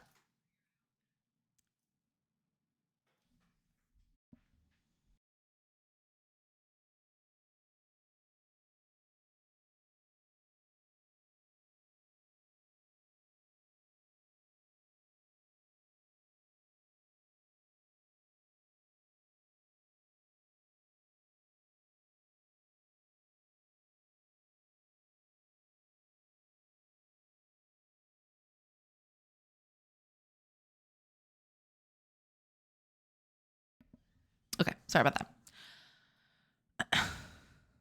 Witcher 3 has an interesting approach where you're always the same Geralt, but the choices are all feasible choices he would make. Yeah. I mean, it's in this case, I feel like Shepard is pretty much the same thing in that regard, right? It's still the space marine guy slash gal, but they just have different viewpoints on what it takes to do a mission, I guess. But deep down, it's just, yeah, it's basically just that.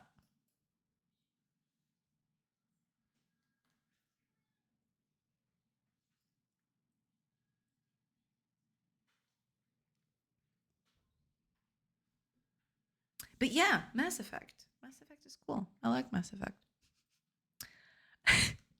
I don't talk about it at all, of course, but I kind of enjoy it.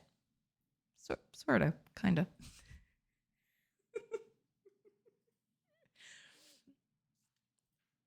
Maybe. All right. With that said, I probably do need to go soon because it's way past. Yeah. Didn't you say you never played Witcher 3? I never played Witcher 3. Yes. I played the first one up until you get to the city, which I forgot the name of. The first city. I never got into the city. I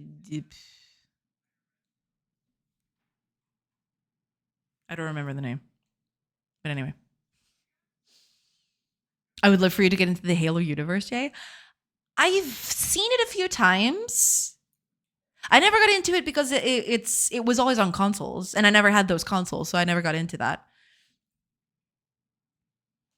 But yeah, I mean, now it's different, right? Now it's no longer just on Xbox and everything like that. But yeah. But you played Mass Effect 4 times. I'm losing faith. No. I want to play The Witcher. I've heard good things about it. It's just that the first one, the problem was I played the first one. This happens all the time to me. I play a game and then I stop for a little bit because I played The Witcher 1 up until when you almost get to the city. I don't remember the name of that city anymore. I just remember the name of the castle of the Witchers, but I don't remember the name of the city. But I got up to that point. I stopped for some reason. I don't remember what the reason was anymore. But I stopped. And that's usually a death sentence. Because usually when I stop something, especially something that deep, that much, with that much content, that means when I come back, I don't know what the heck is going on. So then I never touch it again. Because I think, oh man, I have to replay that. But I don't want to do the same thing again. So, yeah. But eventually I want to play it because I've heard a lot of good things about The Witcher, of course. I really want to I want to play that. But it's just, yeah, it never, I guess it never materialized. Well, now I think the Witcher 1 has a bunch of improvements or something. They re-released Witcher 1 with a bunch of new stuff. So yeah, I might just tackle it at some point. Yeah. Streamer adopted one franchise and forgot everything else exists. Not exactly. Not exactly. Because I mean, I like a lot of franchises. You want to know a franchise that I've played far more than Mass Effect? Dragon Age. I don't remember exactly how many, but I got every achievement on Dragon Age 1 Origins. Dragon Age Origins, not 1. Dragon Age Origins. I got every achievement on that one. And to do that, I actually had to play some 8 to 10 characters, 8 to 10 different characters, because you had to do different quest resolutions, different romances, different this and that. Different classes and everything. And yeah, you had a bunch of origins. Each origin had a thing.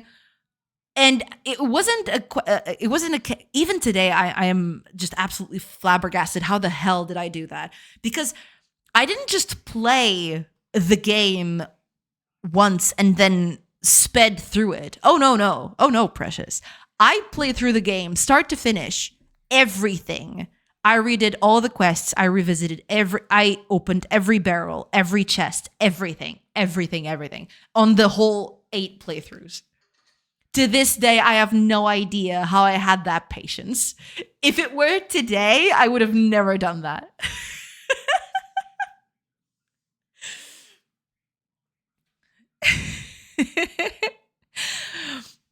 I love Halo. I have to play it sometime. I've heard good things about Halo. Yeah.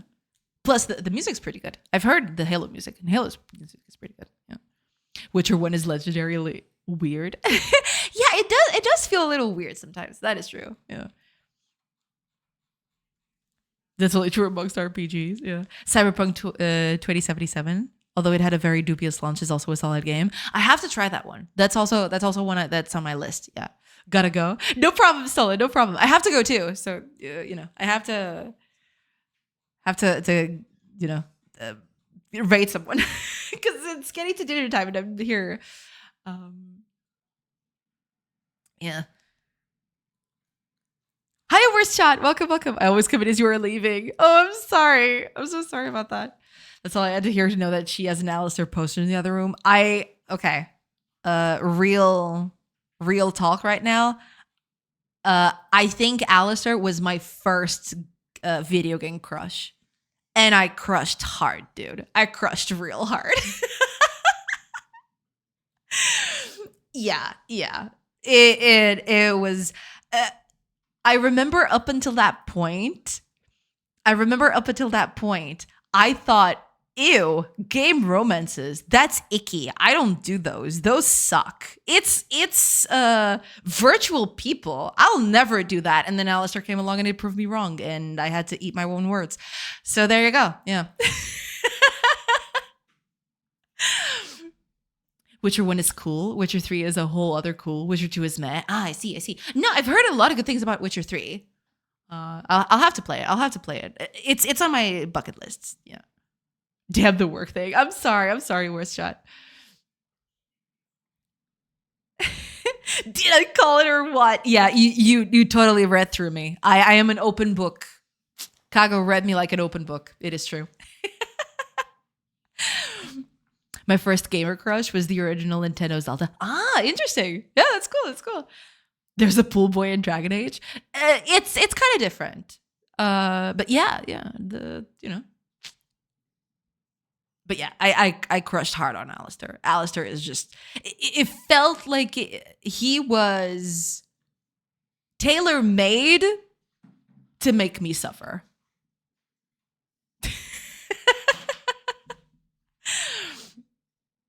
As in suffer because, he wasn't real. And I felt bad. But yeah, up until that point, I remember pretty closely that I thought of game relationships as something super icky, something that only, someone with... I don't know. I don't know what I thought. I thought that it was icky. I didn't like it. And I thought ill of people who liked them. And then Alistair came along and just changed everything. Yeah. I actually liked Witcher 2. I'll have to try it out. Yeah. 16-bit or whatever. Yeah.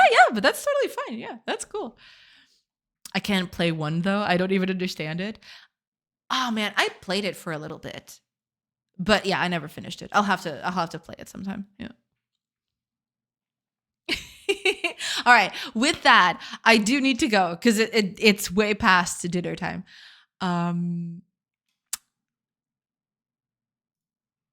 So before we move along, let me just find a cool person to raid. We got to find a person to raid, y'all. It must happen. Okay, here we go. Let's see. Who is on today? Who haven't we raided recently? There's a lot of people here, but some of them I have raided recently. Oh, Jotson is on. I haven't raided Jotson in a while. Yeah. I mean, it usually ends about this time, but he could still be on for a little bit, hopefully.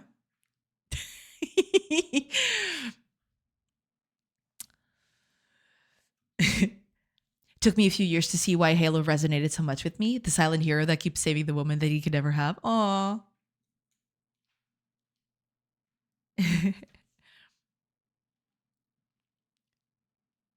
Thanks for the stream. Thank you so much for being here, everybody. Yeah. Take care, everyone. We're on countdown for the weekend. That's true. Tomorrow is Friday. And after Friday comes the weekend. Yeah. All right. Let's read Johnson before he leaves. Okay, I'm gonna just double check. Okay, it looks like he's still at it. So okay, cool. Let's raid Johnson. Huh. There you go. Have a nice one, folks. Thank you so much, Taurus. Thank you so much. Tomorrow is Jay Sings Day. Wait, why? Why am I singing tomorrow? Obrigada. So thank you so much for being here, everybody. And huge thanks to all the raids we got today. We got Rumble of Pugs and the Shaky Coder. Thank you. Thank you so much for the raids today. And I hope you had fun. We read through the whole patch notes of Godot, and I did a few things in the game. Not as much as I wanted to, but yeah, hopefully I'll do some more tomorrow. I got a list of things that I want to do. But we'll see if I manage to do all of it. And probably sure it's not going to be everything, but we'll see. At least we got some of the stuff working. It's getting closer. We're getting closer to release the playtest. So that's exciting. That's very exciting. Hopefully. Friday. True. That's true. But yeah. I'll try to tackle some of the stuff tomorrow. Some of the problems. At least I want to see the performance of placing stuff, because apparently placing a lot of stuff is bad on performance. But we'll see. Let's go. Yes. Thank you so much for being here, everybody. I hope you have a great rest of your Thursday, and hopefully I'll catch you tomorrow for some game development shenanigans. So yeah. Bye, everybody. Now let's raid. Let's go.